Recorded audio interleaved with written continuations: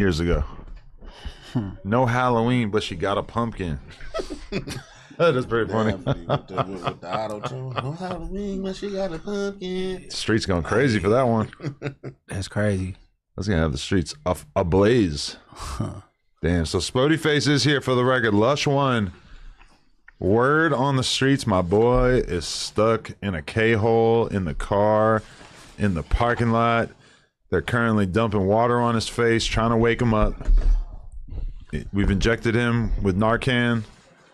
They're splashing Coors Light on his face.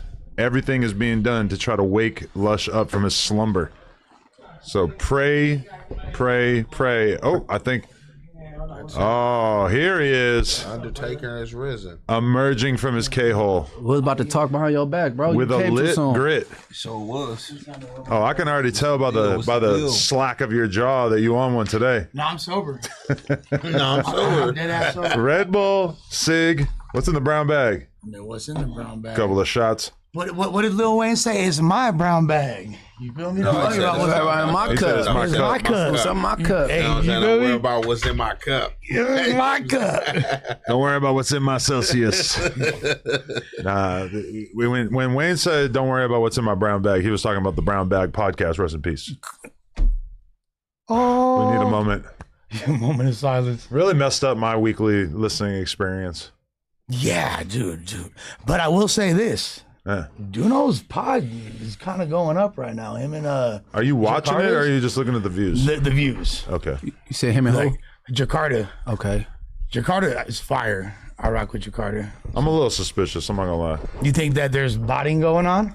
I mean, I'm not saying there is, but I know that when I used to always see them doing that podcast on the Figmunity channel, and it seemed like the numbers were like terrible.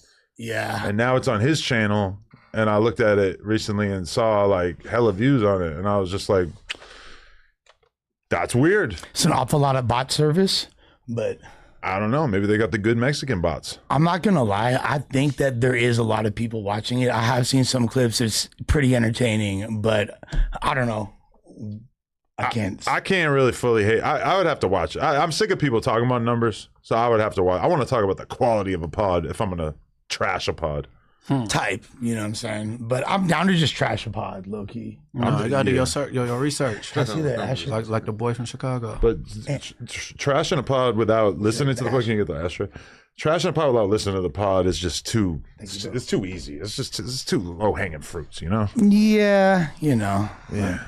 Anyway, we have convened today an amazing panel of some of the most righteous minds in the community today. The biggest podcast on the West Coast. No Jumper Show episode. God knows what.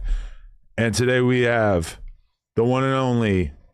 We're not going to call him Spody Spice because we don't know if he was offended by that last You didn't week. like it. I definitely was. You were. Definitely the fuck was. Especially because she's the ugliest one. Definitely the fuck was. Hold on, Spotty, what? Brody Spice. He ain't like that. Oh, yeah. Yeah, I definitely the fuck was. Don't call me a girl name. I almost got boo-bopped on my way to the car after the pod. All right, so that name has been retired. It was good while it lasted. In addition to Spody Face, we do have Baby Spice.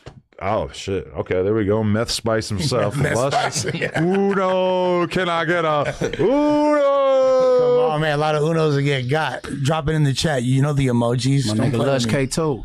You feel me? Don't play with us. Make plays with us. He's smoking snowboards. He off that K2. In addition to that, the one, the only, the architect, the 22 stir. A little under the weather. I'm gonna be totally real with you guys. I've done 2 podcasts today, so I'm about 4 hours in on podding for the day.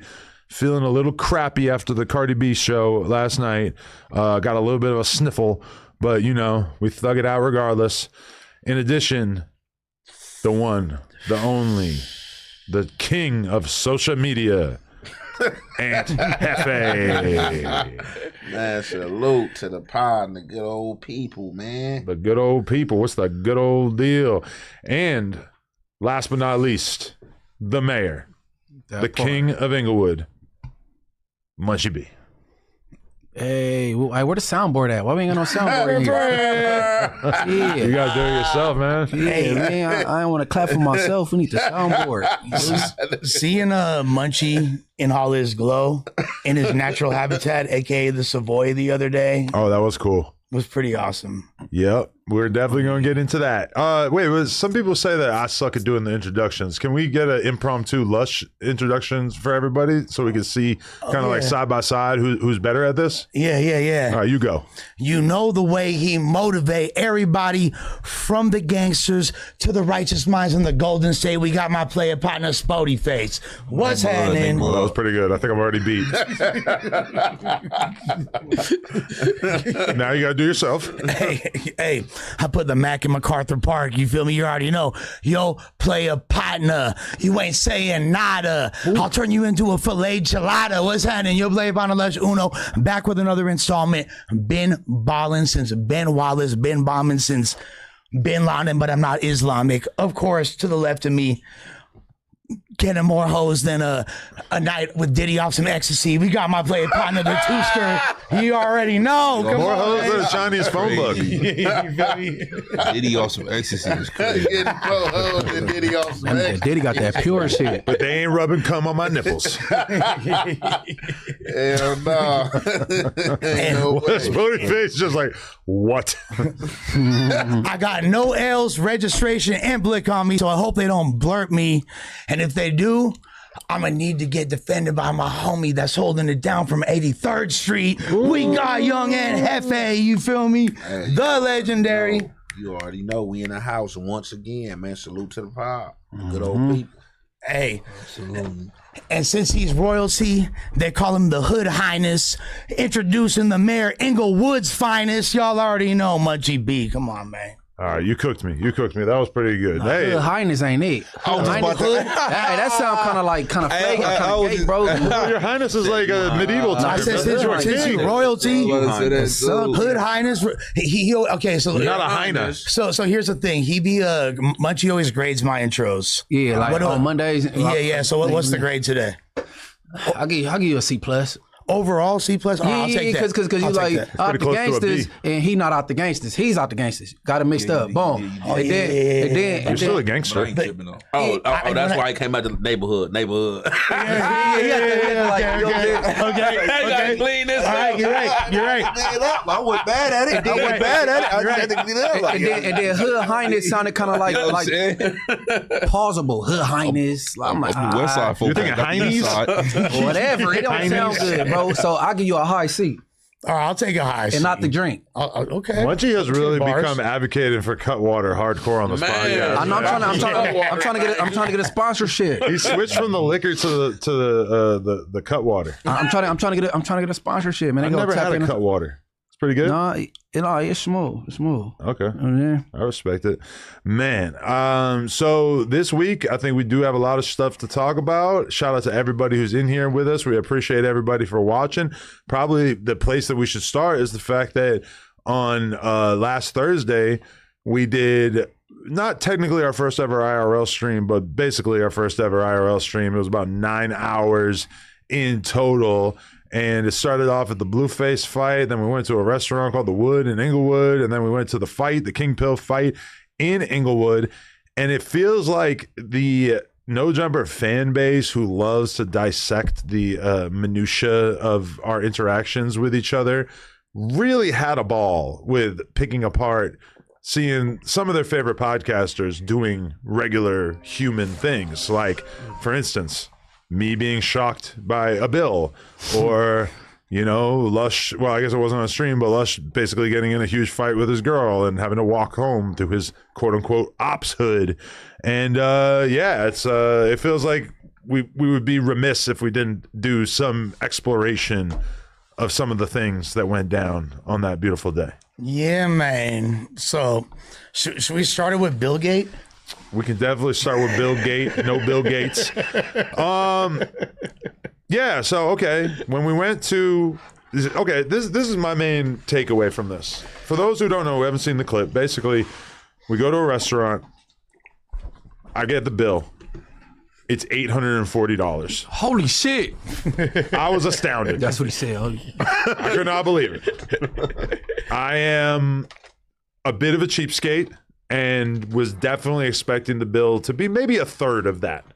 I was a little bit taken aback. What I didn't realize, because, all right, you got to remember, like, throughout that era where I was on Melrose at the store every single day, it was very much a world in which I had to constantly be kind of deflecting moochers.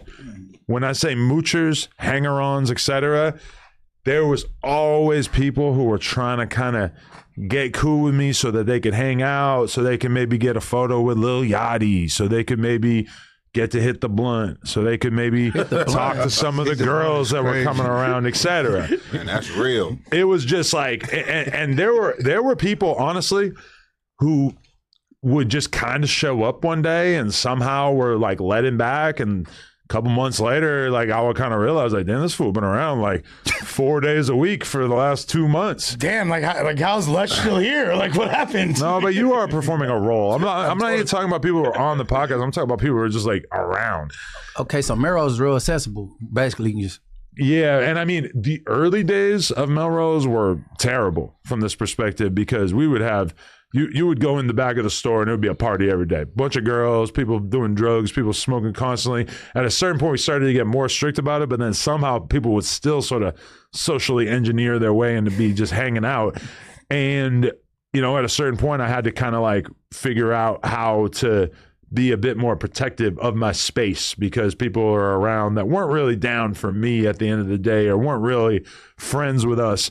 They were just around and they just were being annoying, whatever. So what I didn't really expect was that the IRL stream would basically reintroduce this into my life, because ever since we left Melrose, if you want to be around, you basically have to have a reason to be here. You know, you can't just show up and hang out. Nobody's going to let you in the building. When we started doing the IRL stream, it started out at a very public location, because we're at the Blueface boxing press conference. And when we get to the restaurant, there's a bunch of people there who I don't even know their names. And they're sitting at the table with us, and they're ordering food. Sometimes they're ordering additional sides and whatnot. And I'm kind of like, I'm like about to pay the bill and just not be like, because, you know, it's awkward to be like, hey, you and you, I don't know you, so you guys got to get separate checks, and you got to get a separate check, and I'm paying for these 4 people's shots, but I'm not paying for shots for him, and him. You know, it just like was a reintroduction to this whole mooch culture that I felt like I had kind of left behind. And at least one part that was shocking to me when I saw the bill was the fact that there was $320 worth of Don Julio shots on the tab. Now, I have not really gone out drinking almost at all in like the last 6 years. So the idea that even a shot could cost $32 was pretty shocking to me.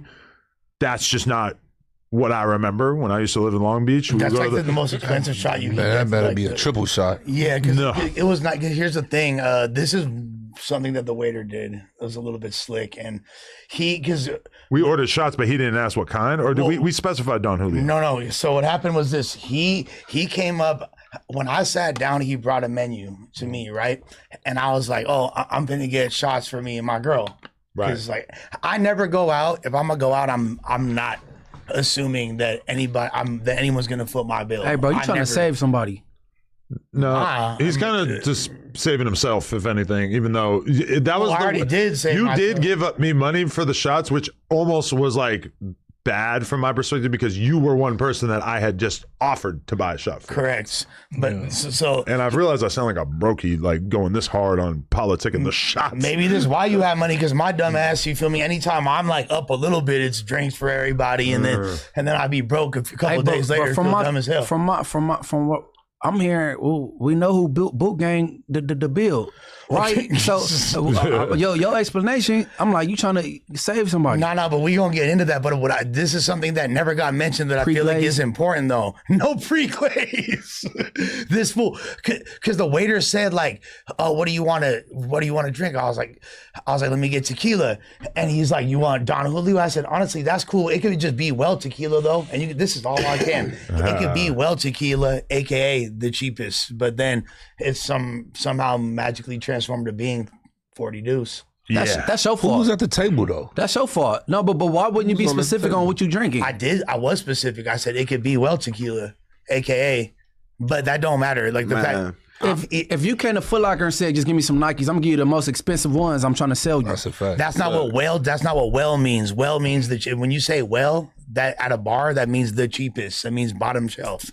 Literally, any bartender will tell you that. I'm gonna tell you like this, man. Give me some player advice. Hey, man, don't feel bad, man. I had a situation like this, man. When I was in Spokane, man, and I was getting that money, man. So we took our people out one night to the club, to the strip club. We get to the strip club, and we already pay for like it's probably like 5 of us that be out of town, and we like 30 deep. So we already pay for everybody to get in the strip club. When we get in there, you got homies additional asking for $100, $200 here, $300 here, and all they doing is shit, putting on the same show we putting on. They want money to throw at the strippers. And you know, a couple of them was smart, like, shit, I'm putting this in my pocket.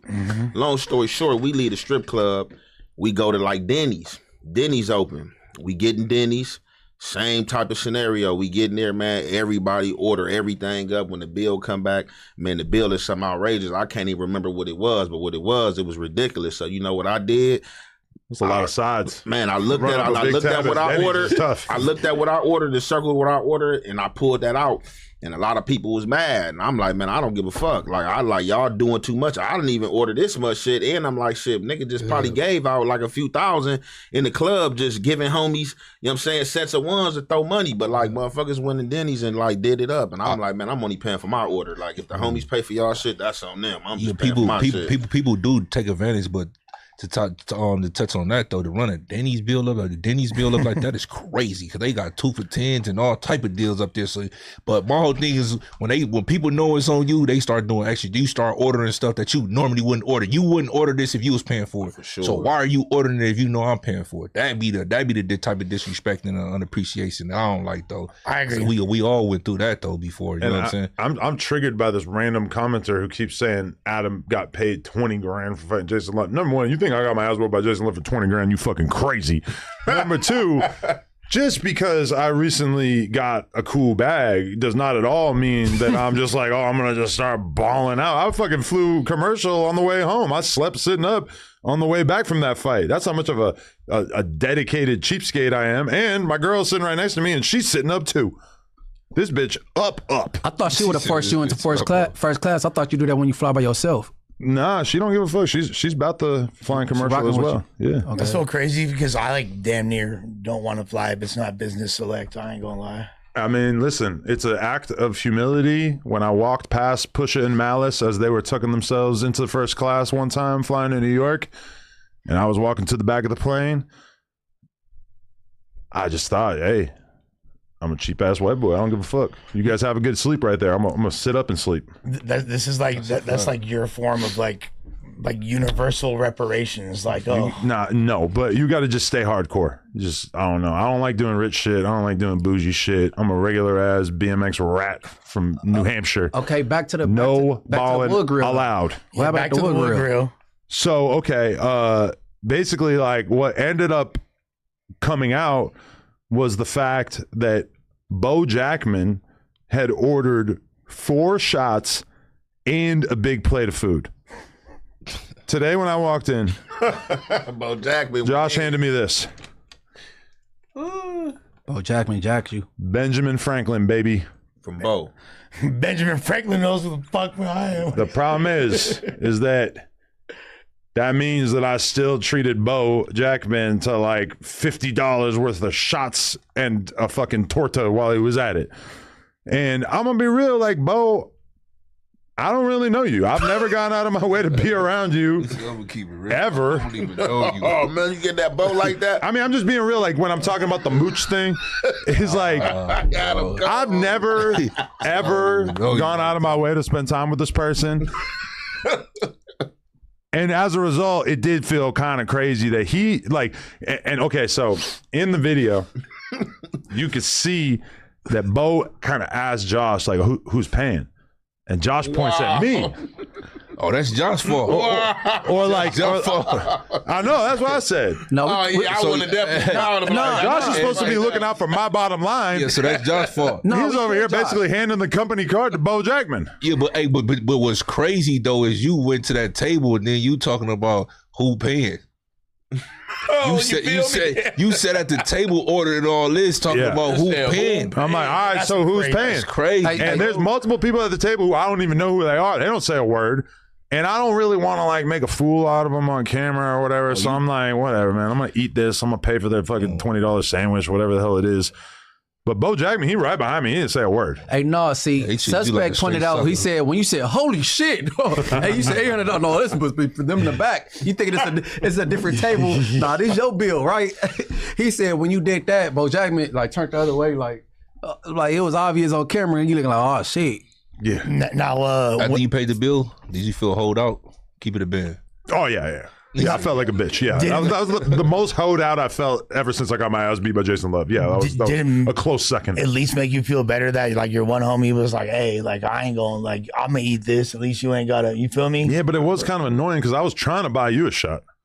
Yeah, but you still, just like, played that shit like, man, I ain't paying for shit and see how far it was gonna go, man. I would have, man, some of y'all got to start putting some dollars out because this just some bullshit. That would've Who been paying and content right motherfuckers there, looking boy. around like I feel like a been- straight host. that So would've that's been gonna really make me content like, right man, you there. know what? What's my shit, man? This is what I'm paying for right here, and whatever I offer Lush. The rest of y'all figure this shit out. Oh, that would have been gangster as hell if I said, would've all been right, you know content what? right Everybody gets a separate check. you know what the funny thing is before the bill even came, Germ already tried to pay for our shots. You feel me? She tried to actually buy you a Oh, shot. she probably seen the play already. No, You check about to game. get out of hand. Let me pay. Check game. That really reminded me of why I just like never drink. Germ walked up to buy because once she saw, she's like, oh, she's like super humble. She don't like people buying her. She's like, oh, like let me know. Let's buy Adam a shot. So she's going over there to pay the bill for us, and they say, nah, it's one bill per table. Yeah, that's You how can't- it be. Yeah, you can't do that. So we're like, all Oh, right, that's what they said? yeah, Oh, What's that hell shit called? no. Pertudity?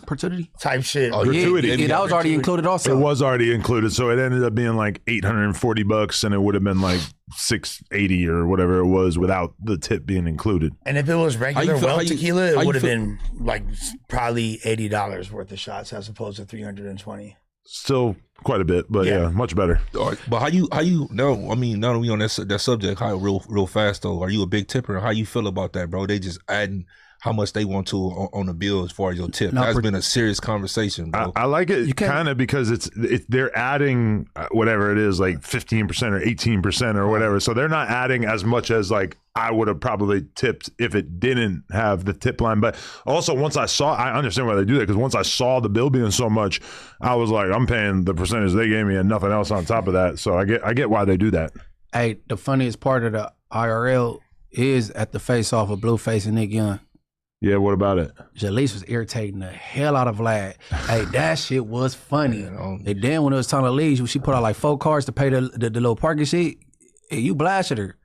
You're like, wow, she put on 4 cards trying to put it together. I'm like, this is cold. The Yo. cards wasn't working? I don't know exactly. Keep it a how band. No, works. keep it a band. Keep it a band. And then Her cards? I don't know. I don't even remember that. And Josh stole DC Baby Draco bitch. So she she came with DC Baby Draco and left with Josh. Right or wrong? It seemed like that, but this is the thing. 607 Unk thought that she was there doing content for him. Oh, I just seen him speaking on that this Yeah, morning. 607 Unk had a reel that we can. I'll pull it up. Why not? We gonna let his weird ass fucking commentate on this himself. Where you at, Unk? Where you at? All right. She just trying to be around. She just gets a little lit, and she wants to. She don't want to hang out with the witch doctor. She want to hang out with the 22ster. You kept pointing out her ass and it got bigger. Man, been eating I her swear oats. she got a BBL. Yeah. That's my theory. All right, show this on the screen. Jolly in position, Jalis, Jolly, what her fucking name is. I ain't even know her fucking name. Like, I'm put in position, right? So I hit Whack 100. I'm like, yo, Whack, yo, the news, we coming out, do the Blueface thing. He like, yo, I'm gonna put you in the Blueface. I'm gonna put you in all these things. I'm like, I bet. The first thing she do when she get there and start motherfucking glazing fucking Adam. So I'm the queen and no jumper. Oh, how the fuck you the queen and no jumper? You supposed to be with us. I'll be confused. That's why I be fucking with King Yellow, right? I tell King Yellow, I'm fucking with Yellow, right? But Whack. Right? You tell me like, yo, I'm fucking with Jalis, yo, so fuck with Jalis, whatever her name is. I don't know what the fuck her name is. I ain't know her fucking name, right? So look, man, I'm like this, man. Trench Worldwide News, right? So I'm already in a contract with her. Like I'm kind of like stuck with her, but like I don't know if I'm stuck with her. I don't know. But I forgot. Look, Whack, you did this game. You gotta tell me what's up, gang. Like y'all trying to sabotage me? No jumper trying to sabotage me? The fuck? Hey man, your bitch chose up, Unc. I hate to say it, she chose up. So she was there to do content on the behalf of the little whatever they got going, and then she got there and hopped on your dick. I guess, yeah, something like that, yeah. Damn, huh? It's crazy, man. It's tough being an up and coming content creator, YouTuber, you know? All of a sudden you got Vlad and me in the same room. All of a sudden she feeling us. She abandoned shit. She getting lit. She showing off her little booty. I don't know. Jalis is a wild card, man. She was kind of like fun to hang out with on stream, though. I'm not gonna lie, because she was just no, it's funny. Drunk her. That day was funny. Her and Drum became like best friends that day. They was all hanging out and getting drunk as fuck. Birds of a feather. Germ hang out with. You shouldn't be letting her hang. She's gonna kill you and write a diss track about you. Honestly, I don't know who will be a worse influence on who. Yeah, we'll get into that. But okay, so now that we've spoken about Bill Gate and Jalis Gate, while I'm at the event, a guy comes up to me. I don't know who he is. And he says into my ear, you got to stop letting all these C words on your platform. And I'm very taken aback. He was using a derogatory term for Crips that I understand is very taboo. And I was pretty taken aback by it. I didn't know what to say. And this quickly started to spread all over the internet. I still don't really know if bro really understood that I was live streaming and that he was basically speaking like directly into the microphone. But apparently he's from Compton, and he went on a podcast with P. Nice and clarified that his words were not meant for all of the Crips, just for the ones that he beefs with in Compton. Now, my problem with that is just the fact that I don't employ any Compton Crips. The last one was AD. He's been gone for 3 years. I'm pretty sure this guy don't think AD still work here. So from my perspective, it's like, who are the Compton Crips that I'm platforming? And also, let's be real, we all know that these gang slurs apply to everybody under that umbrella, and you can't really, you know, it kind of reminds me of when Lil Breezy was on the podcast using a derogatory term for Southsiders, and we kind of had to inform him like, hey, them OTR guys ain't gonna really appreciate you saying that. Lefty ain't gonna appreciate you saying that. And he's like, no, I'm talking about the Serranos where I live. And we're like, yeah, like they don't care. He also said that's not a thing. He said, I'm cool with then he said the S word. So Right. he's like, nah, we're cool with the S words. I'm like, I don't really think that's how that dialogue works, but okay. But when the dude said the C word, and then I'm like, damn, I sent it to someone like, y'all know who this is? And then they sent me his Instagram back, and I clicked on the Instagram, and his bio say #incredible, and that's the same little movement that DW Flame pushed. So I'm like, okay, this is boy, you know what I'm saying? He said he was on Wild 'N Out. Yeah, he's been like working with Nick Cannon before and all that for sure. And they both are part of like he said, they both part of the Incredible movement. That's why DW was in the comments of that video and was like, dude, like, how could you say that? I don't rock with that. Like, we're homies. That's not. I'm paraphrasing. That's not. But he said something to that effect. Like, bro, like, why would you use that word? That's not cool. If I was him, if I was Mo, I think that's his name. If I was him, I would have apologized. Like, my bad. That wasn't cool. I didn't know I was on camera or mic'd up. To say it wasn't for this specific group of Crips, that's kind of stupid. Like, you know what I'm saying? Like, I just would have apologized. Like, that wasn't supposed to be to the world, you know what I mean? Yeah, so basically that's like when I seen it, you know, a lot of people get enraged and feel crazy about different things. When I kind of seen it and how it played out, I was just kind of like, it was a goofy move. And I kind of feel like, to sum it all up, like basically what you said, I think he got caught with his pants down. You know, he seen Adam 22 and he tried to slide that up in there and it didn't play out right, you feel me? And so, you know, he went on P. Nice show and basically said that it was bumped in politics. But the thing is, like, The only Crips in this building is me and Spody Face, you feel me? And then you got I'm TF from Third. Compton. Yeah, and none of y'all are from Compton. Yeah, you got TF Third, you know, if he's still on here throughout the week or whatever. But that was just like my only thing about it when he was like, man, it's bumped in politics. If you know, you know. It ain't no Compton dudes through here. And you said, you know, you need to get all them rabs off your platform or whatever coming through your platform. So I just kind of feel like should have just stood on it like, yeah, you know, shit. I mean, I said what I said, you know, I was playing with Adam or whatever. I didn't know it was mic'd up. You know, I wouldn't have been disrespectful like that if it was mic'd up, but you know, shit, that was for all Crips, man. I mean, wasn't for no. Hey, but To be real, Michael was standing like 2 feet away from me with the camera pointed at me. He knew he was on stream for sure, right? He had to. Hey, but the irony is he leaned in and said it low. And they caught, right? And But the microphone, that's like almost better because he got real close to the mic. But the thing is, DW said the same thing low. And it was all unintentional. I mean, well, DW shit was an accident. He said about habit, whatever. Oh, yeah, yeah. But oh boy, he deliberately told you like you need to keep him off your shit. But I don't think he thought he was gonna catch it on sound. No, you know for sure. what I I mean? don't think so. To me, that make it worse. What? That he didn't think he was gonna catch. To me, that was bunk. How's that worse? If he think he just said it to Adam? Because he tried to say it in secrecy, bro. Like if you own that, you about that and all that, say it. Be on that when you be on that when you around DW. Let him know that. From my understanding, they came together. Yeah. From my understanding, that's his boy and all that. To me personally, and that's what I be telling dudes. Like, bro, a lot of people be having alternative motives. People don't be as authentic if you think they is, bro. You get what I'm saying? Like that to me, in my personal opinion, if I sit here and mess with Munchie B, and I turn around and go, oh, to me, and this your hood, to me, that's fake. Yeah. I'm not gonna do that, bro. I won't sit down with you if I feel like that way about your hood, bro. To me, that's fake, and to me, it's even worse that he did it to him, bro. That's hater shit, bro. Don't no real nigga. Y'all ain't gonna. I'm gonna say it. To me, in my personal opinion, ain't no real nigga gonna try to hate on no man or try to mess up nobody emotion, bro. Like, what you mad?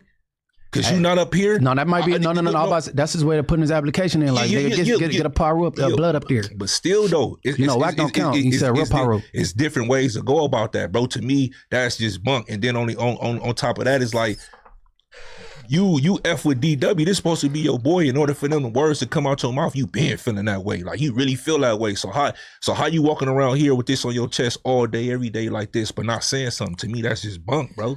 I don't respect that, bro. Like you try to come out, yeah, man, you got all these with the woots on your. That's bunk, bro. Like go tell the Crip that, bro. You think he was talking about the hood vlog that we shot recently? And I don't know what he was talking about. That doesn't even matter. And then for you to try to backtrack and say, oh, it was just, come on, you know that don't fly. You know that ain't nobody accepting that just for being, you know what I'm saying, from the homies from Compton, bro. Yeah, you because know that. Like you got individual hoods. Like why not say that individual hood? You know what I'm saying? If you talking about they know who I'm talking about and stuff like that. But I don't know. Listening to the P Nice interview, I kind of think that I think he said that he was there with one of his homies that night, and one of his homies had on like some RIP stuff, and somebody was there. I guess it was like some Crips there or somebody there that was like looking at them that, you know, supposed to be from the other side. So I guess he took like basically that's who it was meant for, but it still didn't make sense because have this person been on no jumper or been through no jumper. So it was just like, you know, niggas seen it for what it was. But you whispered it though, bro. That's a blue face. Everybody, all of them was walking around. You should have said that. Like I don't be respecting that type of time, bro. For sure. I don't be respecting that type of time, bro. You said it. Minute, don't take it back. Then when you backtrack, you try to to me the explanation don't even make sense. And then Pete Nice brung you right on, like, you know, I get it, but I wasn't feeling that neither though. I'm gonna keep it a band. I wasn't feeling that either.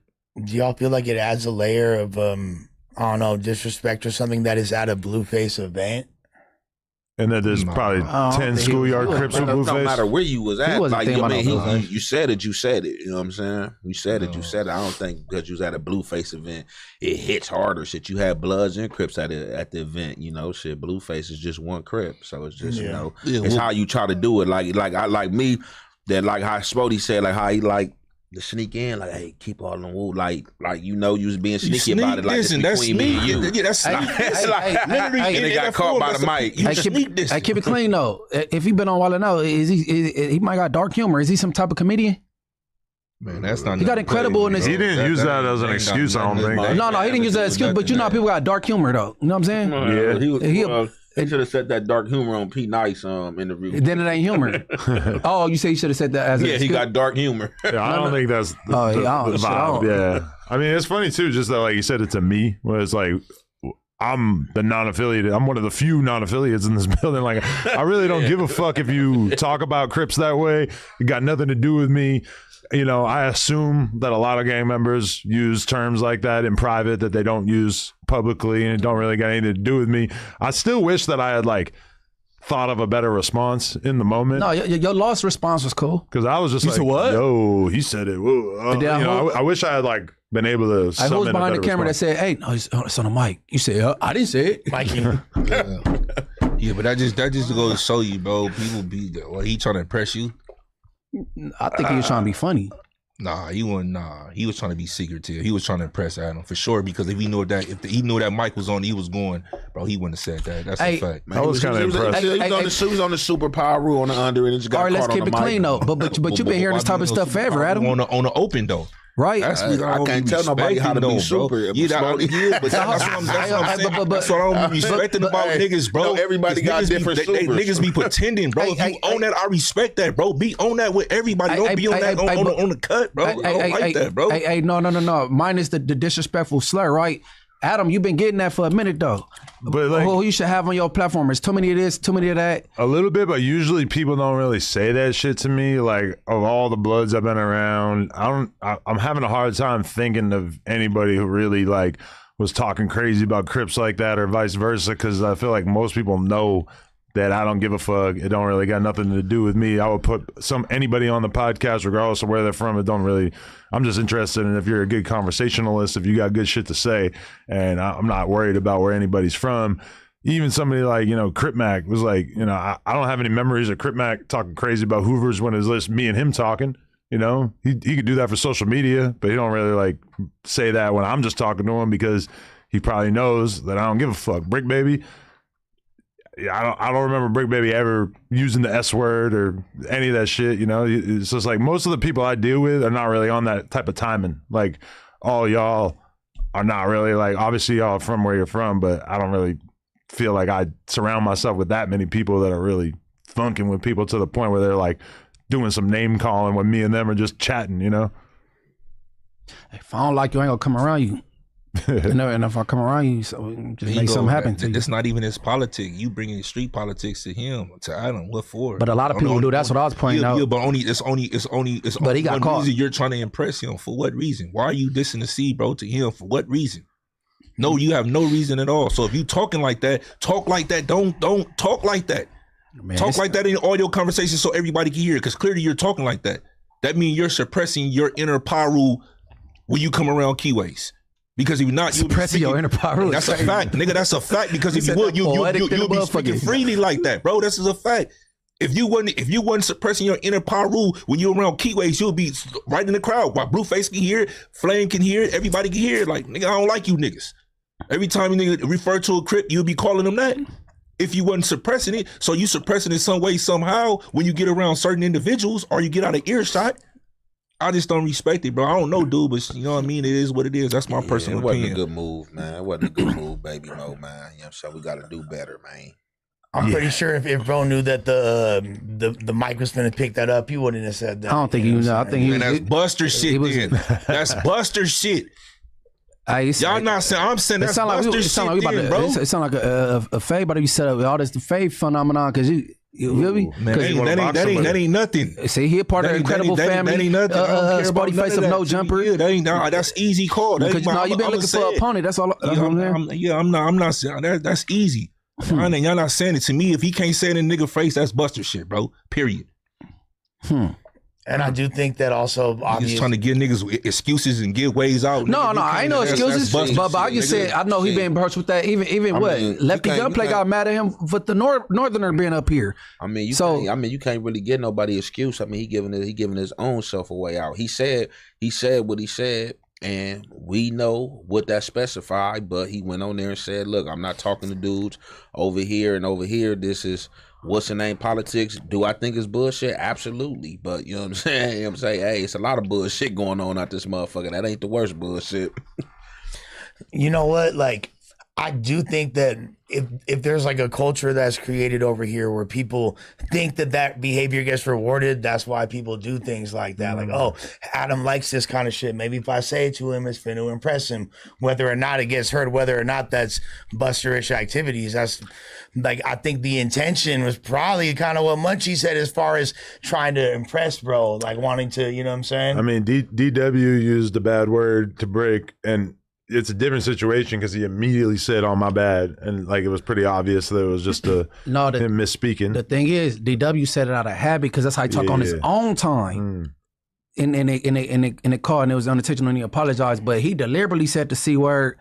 But I don't think he was Mike. He was, he didn't. You know what I'm saying? I think he thought he was gonna get a chuckle out of you. Yeah. Because you didn't laugh that darker. You feel me? Oh yeah. So I think the nigga was trying to, you know what I'm saying? No, for sure, trying to be funny, and that shit got caught on, and the guy just got caught on the mic. Yeah. But you ever had a bitch that you interviewed for Plug Talk Fort, and then she was mic'd up or some shit? I had the pussy. No, that's the mic on the back of their pants, huh? See, we look, don't mic up like that, huh? Hey, before we move on to the next topic, see, I know people gonna clip this. I want to make this clear though. When people talk amongst their homies, if that would have got called, that would have been a conversation with him talking to another Damu, and I wouldn't have had no problem with it. I wouldn't have all right, on this tip. Yeah, that's how they that's how they communicate. That's how they conversate amongst themselves. Right, you know right. To another member, but when you talking to a civilian and non-affiliate, bro, like come on, bro, like what? That's my whole thing. Like what for? Who you trying to impress? Just like he said, like I don't even talk to people like that. Why you basically why you talking to me? You get what I'm saying? And it's a difference. Just like you said, like certain things are said out of habit and intentional, and it's a big difference.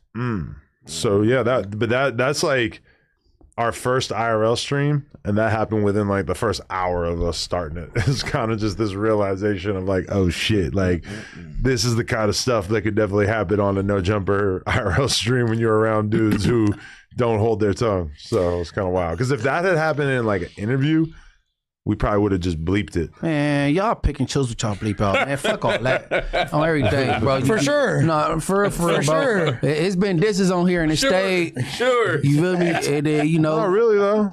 Huh? Like, that's one of our only rules is that if you, like, are using, like, slurs to diss other hoods, that we're going to delete it if we can. Except for Lil Breezy. Yeah, Lil Breezy had to live with that. He's trying to teach him a lesson. Lil Breezy is Breezy, bro. Lil Breezy was Breezy. Hence being selective. How old is he? Yeah, I think he was 15 or something. 15, yeah, 16. he don't know no better, bro. For sure he don't. We ain't seen him in a while, huh? I saw he on punishment. He a kid. I seen a few months ago Breezy dropping some new like J-Bo inspired Pain music. It was like shit. Pain music Breezy unlocked. It was kind of hard. I'm not gonna lie. Need that big time. Bro can rap. I don't care. Yo, for anybody like criticizing me for wearing my hood like this, I'm gonna be real. Like I'm fucking kind of sick, and my eyes are hurting from the lights a little bit, and I wish I had sunglasses, but that's just kind of where I'm at right now. Sorry, I should get a mask. Anyway, so then we head to the actual fight in Inglewood, and it was pretty legit, honestly. Like in the lead up to the King Pill fight, I mean, my main takeaway from it was just that a lot of the fighters basically looked like they had just crossed the border, like that they had just traveled here illegally. Oh, no. And I only say that to say I'm kind of like used to people having like decent quality athletic gear if they're going to compete in sports or even just go to the gym or anything. Dudes were coming in wearing sweatpants with oil stains on them, like 5 sizes too big, like the dirtiest, dustiest shoes you ever seen in your life. And they were fighting like their lives depended on it. Like I was beating each other up. Astounded. Yeah. They needed that bread. For Hey, real. hey, Mexicans love boxing. That's damn near like besides soccer, their favorite sport. You go to any Hispanic barbershop in LA, that's all they finna be talking about the whole fucking time. Boxing is big in their culture. Bro, people were boxing with t-shirts on. People was coming in wearing. They didn't come out their shirt? Not a lot of them didn't. Even King Pill that's some bullshit. and Nutty, they were both wearing t-shirts. I didn't even know that was a thing in boxing. See, man, if I was a fat nigga, I'd be proud of it, bro. I'd be in a swimming pool with no. I can't stand for fat niggas to get in the pool with the shirt on. That's what I'm saying. Like Nutty, we know you're fat. Like take your shirt off. We I'd know be you're a fat fly nigga, bro. So I was confused. Y'all had told me to pull up. Munchie told me I had to pull up too, but for some reason I didn't get the memo that it was on Friday. I thought it because it said it was Friday night fights. It was on Friday, so I'm seeing the check, but I'm like, why they keep saying that they on their way? I'm like, what is they talking about? They going to? But then it confused me too. So I'm like, oh, they at the Blueface fight. Oh yeah, because I know it's two different events, and I'm like, all right, they talking about the Blueface, and then the you like, man, fight actually we up here. I'm like, it's Thursday though. That's in Miami, right? Yeah, that's in Miami in like May, I believe. That's gonna be hard. Does it have the date? And I see 600 say he on the undercard May trying to get a 2nd. rematch with that dude that beat him up last time, right? Wait, who? 600 said he's on the undercard with that, and he trying to get a rematch with the dude that beat his ass last time. Oh, about that. That sounds fun. But yeah, man. Like, and I'm not dissing Mexicans. I'm just saying that I was astounded by how dirty a lot of the dudes were. Like, for instance, in my fight, we had to wear groin guards. So I had to go to the boxing store and get this like big pad that like covers your whole digging balls to the point where someone could kick me in the dick as hard as they want. It's not gonna hurt. Like Anti-donkey punch device. Thing is huge. I swear to God, some of the fighters I don't think were even wearing a cup, based on what I could tell. Like they were wearing like ratty basketball shorts with like no protection. They didn't give a fuck. Almost everybody fought with no headgear. And we saw multiple knockouts, like brutal knockouts. Hey, I just kept hearing, they hit that thing hard. I'm like, oh, these niggas is thumping. They Brutal knockout. what? Like, okay. It was kind of wild. I'm not gonna lie. Beat yourself up. To be fair, it wouldn't have mattered how well the fighters were dressed because Flyest Ref was flexing on everybody so hard. Bro, so there was this random white guy who was wearing. Well, he kept announcing himself to me. As soon as I saw him, he told me, yo, I'm the flyest ref in the world. Oh, I thought we named him that. No, he told me that like at least 4 or 5 times. Like he kept, and in between the fights, he would come over, beckon to me, and I would give him my ear, and he would let me know, yo, I'm the flyest rep. I put that on Pasadena. He kept banging Pasadena on me and just telling me he was the flyest rep. And by the fourth or fifth time, I start really looking at his fit, and I'm gonna be real, it's pretty like regular fit, like plain black jeans. Dog, he had sunglasses on and a gold chain, and he's reffing a boxing match. Bro, you keep calling it a gold chain. It was like a chain with a ring on it. Like, still, he looked like, I ain't gonna lie, he's the flyest ref I've seen in my life, dog. Like, No ref dressed like this. I feel like sunglasses are clearly a detriment to being a referee. for sure, it doesn't like help your peripheral vision. It's like per se. all about like being able to look and see what's happening, and you're in a dark room wearing sunglasses. It's going to make it much harder for you to tell what's going on. I think it's just like so many girls throwing their panties at him. He has to somehow defend himself. I mean, you literally told him, hey, save some bitches for us. And I felt like that was fair. Yeah. Like, dog, you're taking all the pussy, bro. You took all the Mexican fighters' clothes, and now you're like taking everyone's pussy. His clothes. I looked at his year left. I looked at his Instagram, and like a couple years ago, he was pretty fat. So I feel like that might be part of why he felt like he was the flyest ref, is because he came from the struggle. You know, he used to be overweight, and now he beat that condition, and now he's just out here being the flyest ref. Gotta love a good fat guy that loses weight and they starts feeling themselves. Hey man, we much. gotta assign some trunks to these dudes, bro. They can't be fighting in sweats and shit, bro. We gotta look in unison, bro. Honestly, I would like to sponsor the next Friday night fight just so that everybody could look a little bit cool. In uniform. We can't have the ref being that fly and then having everybody else look like junkies. Hey, I said that when I was watching, so I said, dang, they look like they just came out of PE or something. All saying the same thing. That was kind of crazy. And even PE be kind of in uniform. Yeah. Like, not kind of they do. Hey, look, man, hit me, nigga. I'm always have a fighter for you that's gonna squabble for the minimum of the amount. I'm gonna tell you, like, as long as that's the minimum right there, then I'm gonna have somebody to squabble, bro. All right. Yeah, Nick is cool. Shout out to my dog, Nick. Yeah, nigga. I got like 3 people in rotation that'll do their thing. I'm a little confused about the business model of these fights, just because, you know, like, I just don't really understand where the money comes from. Like, we asked them, like, is it cool if we stream the fights? And they didn't care at all. I don't really know how many people are paying for the pay-per-view for this stuff. I don't know how many people are paying at the door. I'm assuming they'll probably like a decent chunk of the people who are at the door are paying to get in. But all in all, even if you assume that like a bunch of the lower card is not getting paid, and that even somebody like King Pill, I think he showed his check. I think it was only like $2,000. But yeah, I'm very confused about how they actually make it make sense. So this is kind of what I figured out, and I could be mistaken, but I'm pretty sure that 1111 Promotions is essentially a production company. They like do the actual like logistics of throwing an event and filming it. You saw they had a super nice professional simulcaster, which is for live broadcasting, which they use at like sporting events and all that. And the Friday night fights fools are the ones that actually paid for the event. And I think this was kind of their promotion to get their shit set off. That's why you've seen all the dudes rocking the tees with the Friday night fight shirts. So it's kind of like that was their promo to get recognition for their brand. I'm also very into this brand Glock Masters that was being promoted heavily. That sound like a sex toy. No, it's a bunch of gun enthusiasts from what I could tell. Glock Masters. Like I've seen a bunch of shirts that said that. I like it. I'm like, wow, I'm trying to get with the Glock Master movement. But yeah, ultimately I think I got thrown off by the same thing as you as far as the day, because it's called Friday Night Phase. Bro, I missed it, bro. I was like, bro, I would have happily came out and support, man, and pulled up. Also, what did you think about the actual fight? We haven't talked about the fight. What's up with your boy quitting? The main event. I mean, for people who haven't seen the whole thing, it was kind of weird because like King Pill's headgear kept getting messed up. At one point, he like ripped it off his head and threw it on the ground, causing the fight to have like a much longer delay. Does that mean it didn't fit? He was having a hard time keeping it like centered on his head. Knocked off his face. No. I know you just like him, but do it fit.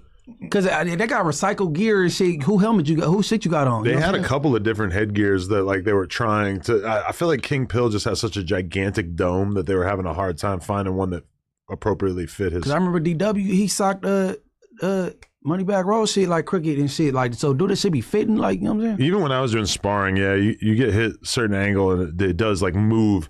And then it's awkward, like you're trying to fight, but then you like have to get on there and move this thing. But then you got the gloves on your hands, so you kind of like can't move it the way that you would want to. Did he like I felt like he said that he took the thing off at a certain point and he was like, Nutty, you take yours off, let's just get down without the things. Or was that a delay tactic, or was that? I don't think they're gonna let you do that, because basically like that's just not appropriate. Like I think the fights are not technically regulated or approved by the commission, meaning that like all the stuff that like me and Jason Love had to do, where we had to go to these doctors and all that kind of, I don't think they were getting that. You say you had headgear on. Yeah, they said you had to, I guess, because it's an expedition. That's why. That headgear shit, that make it harder to get knocked out. And I was kind of astounded because like King Pill was, so number one is 1 minute rounds. So you're talking about two extremely fat individuals. But 1 minute rounds is so short. Like, I don't know if I ever watched a fight that had 1 minute rounds. It's usually at least 2 minutes. It's like Butterbean. They used to do 1 minute rounds. Yo, but then on top of that, you're thinking that there's going to be a 1 minute break between rounds. Normally, they're very, very strict about this. It's like a very segmented, regimented thing. Instead, they're doing 3 minutes between rounds, 4 minutes, etc. And then the headgear is messing up, so there's even more time in between the rounds. So it would be totally understandable if these guys are out of breath because their cardio sucks, because they're fat as hell. But then on top of that, it's like you having these crazy long breaks. So I didn't really understand why King Pill gassed out. He was doing all right in the fight. Like, it wasn't really that one-sided. You could definitely have said that you thought that he was ahead on the scorecards. But then King Pill just threw in the towel and then gets clobbered by Nutty right after. Nutty just like starts swinging on him as soon as he quits, because he doesn't realize that King Pill had just basically told the ref that he was done. And then as soon as that happens, you know, or even like right before that, one of Nutty's homies was trying to jump into the ring to fight King Pill, and the flyest ref in the world had to stop him. Thank God flyest ref was there. But like, why do we ever get any context for that? I think the guy was just talking shit, and then Pill said, like, yeah, I'll beat the shit out of you, too. So the guy hears that, and he tries to jump into the ring. That's weird. And then that was the end of that, yeah. But he was trying to mess up the bag. They got him out of there. But, I mean, it was wild to be at a fight that had that level of just anarchy going on. Because, like, even in between rounds, all the dudes are slamming on the ring, shaking the whole ring. People going crazy. It was ridiculous. It was like the best controlled chaos you could possibly get because it was so close to everything just going left, but it was right there. So it was. But you still, how do you feel about him quitting though? I mean, according to How you Nutty, gonna ask Adam after he lasted at 4 seconds? yeah, But that's he fair. said he not a fight. Adam not on. He troll every now and then. This dude on the line trolling. He calling out everybody and their mama. He talking about he want all the smoke. King Pill does want this boxing career very bad, which makes him a little different than me. But I will say that, like, I thought he just quit because he was tired, which was kind of shocking to me because all King Pill had to do was last like one more minute and it would have gone to the scorecards. And like, there's a lot more honor in losing when it goes to the scorecard than just like giving up. But according to Nutty, he like landed some vicious body shots on King Pill, and that's why King Pill quit. Even though like King Pill is such a troll now that it's kind of hard to tell like what he's serious about because he's doing all these reels where he's talking about like me and 1111 planned this. We like this was all intentional. And all that shit. Say the rest what he said. Said he rest what he said. I'm gonna pound you. Oh yeah, Yeah, he told me he's gonna bang my butt. He's gonna cuck Lena out. Hey, She got to be there. He's almost. I believe it was some body shots, but he ain't admitting to that though. I believe it was. That's what, like, you know what I'm saying? That made him like submit. Nutty was for sure throwing hands, bro. Yeah, he definitely caught him with a few. I ain't gonna lie. Shout out to him. He made him quit. That's the difference between losing. You didn't get knocked down. You didn't get hit with a banger to make you stop. No, nothing. You quit. That's sorry. So what you think about 600 taking a knee 5 times? Taking a knee or getting hit? That's the same difference. No, it's when not. you take a knee, you out of here, right? No, it's not. Well, if you that's professional boxing. Professional exposition. But you could take a knee and then continue to fight. They tell you, but that means that they're going to give you a really bad score for that round. Like, so if you take a knee, it's going to give you a bad score. You basically just automatically kind of lost that round, but you could keep going. King Bill didn't take a knee. He just quit. Okay, so I got to be literal. So he took a knee and never got up from the knee. So what you think about that? Who talking about 600? Listen, you asking me a question. Let me answer. So in boxing, in professional boxing, when you get a knockdown, they tell you take the 8 count. Yeah, take it. Mm-hmm. Get your legs up on you. You know what I'm saying? If somebody hit you with a stunner and you got a spaghetti leg, you get up too fast, you going out. So in order to preserve your fight, you take the whole count. Take it until you can't go more and then get up. So maybe he hit him with a stunner, you know what I'm saying, or put him down, or however you put him. I didn't see the fight, to be fair, but in professional boxing, your coach tell you, take the 8 count. Take it. But I'm telling you, he took a knee and never got up from the knee. Tim Tebow. So I'm saying, what do you feel about him quitting like 3 fights in a row, taking a knee and never getting up from the kney? To be honest, I didn't see the fight. Up for King Pill, man. No, he's an anti-600. I ain't gotta get on King Pill because the homies did immediately after. It was on him. So he y'all was rooting for him, huh? Yeah, you know, of course. We bloods. We want the you know what I'm saying? We want him to win. But he's not blood anymore. Yeah, but he said he dropped his flag, though. Then, you know, the homies, you said you was Bo, nigga. You said you was Bo. I'm like, hold on, bro. Hold on, let me what do I gotta say? You know what I'm saying? Whatever. Did he say something to your homies? Because he said something to I was tired. He said he was tired. It's all on YouTube. So but my thing is, bro, I watched the IRL. He's eating at the Wood Grill. He's already smacking shit. I'm hearing him smack. He's asking about his relationship in between chewing. And then he said, you forgot my hot link and my macaroni and cheese. Yeah. No, you even got the items right. Yeah. He ordered like, I think it was a piece of meat or something with 5 sides. Yeah, yes. But so him getting the body shot, he probably felt like he had the boo-boo. I would have stopped too. All right, look, I rather quit. I rather quit than boo-boo in front of the world. Well, he did shit twice before the fight. Yeah. Hey, all right, so hold on. Boo-boo in that ring, Boo-boo Spody and Munchie, all the gelling we done did in between all these years, we got accumulated together. You seen somebody shit on themselves in a fight before? For sure. I made a nigga shit on themselves. Okay. Now this is what I learned. If you got to use the bathroom and the nigga come in for the fake, just go use the bathroom first and go. Don't be, I'm to the back with it. Because when you be like, you ever laughed and like your muscles like, and you like push out a fork, Same thing happened in a fight. You relaxing the muscle, boom, body shot. He probably felt like he had the bubble or something, nigga. I got another scenario for you because I see which route you trying to go. But listen, we gonna put this back in perspective. I just said quitting is quitting. No, listen, trying to go. Yeah, we gonna put this back. No in matter the reason, quitting is quitting. No, listen. You know, like I know. Mm-hmm. What's more? What that you can't? What's something that you can't come back from or more embarrassing? You know, in the streets. If you gay shit or snitching? No, listen. If you in the county jail, or if you in the paint on the streets, and you tell a nigga, "Nah, I'm straight, bro. I'm cool." They're like, "What? You don't want to fight? Nah, I'm cool." You in the middle of the fight telling I'm cool, whether the nigga knocking you, ringing your bell, and you short or you shit on yourself, bro. Come on, bro. You can't come back from turning down the fade. Hold on, which one I prefer? Now, we're not talking about prefer. We're talking about a real time. What happened? What actually happened? You can't get in the paint talking about I'm cool. You ain't never coming back from that. You already know you bitch status for the rest of your life.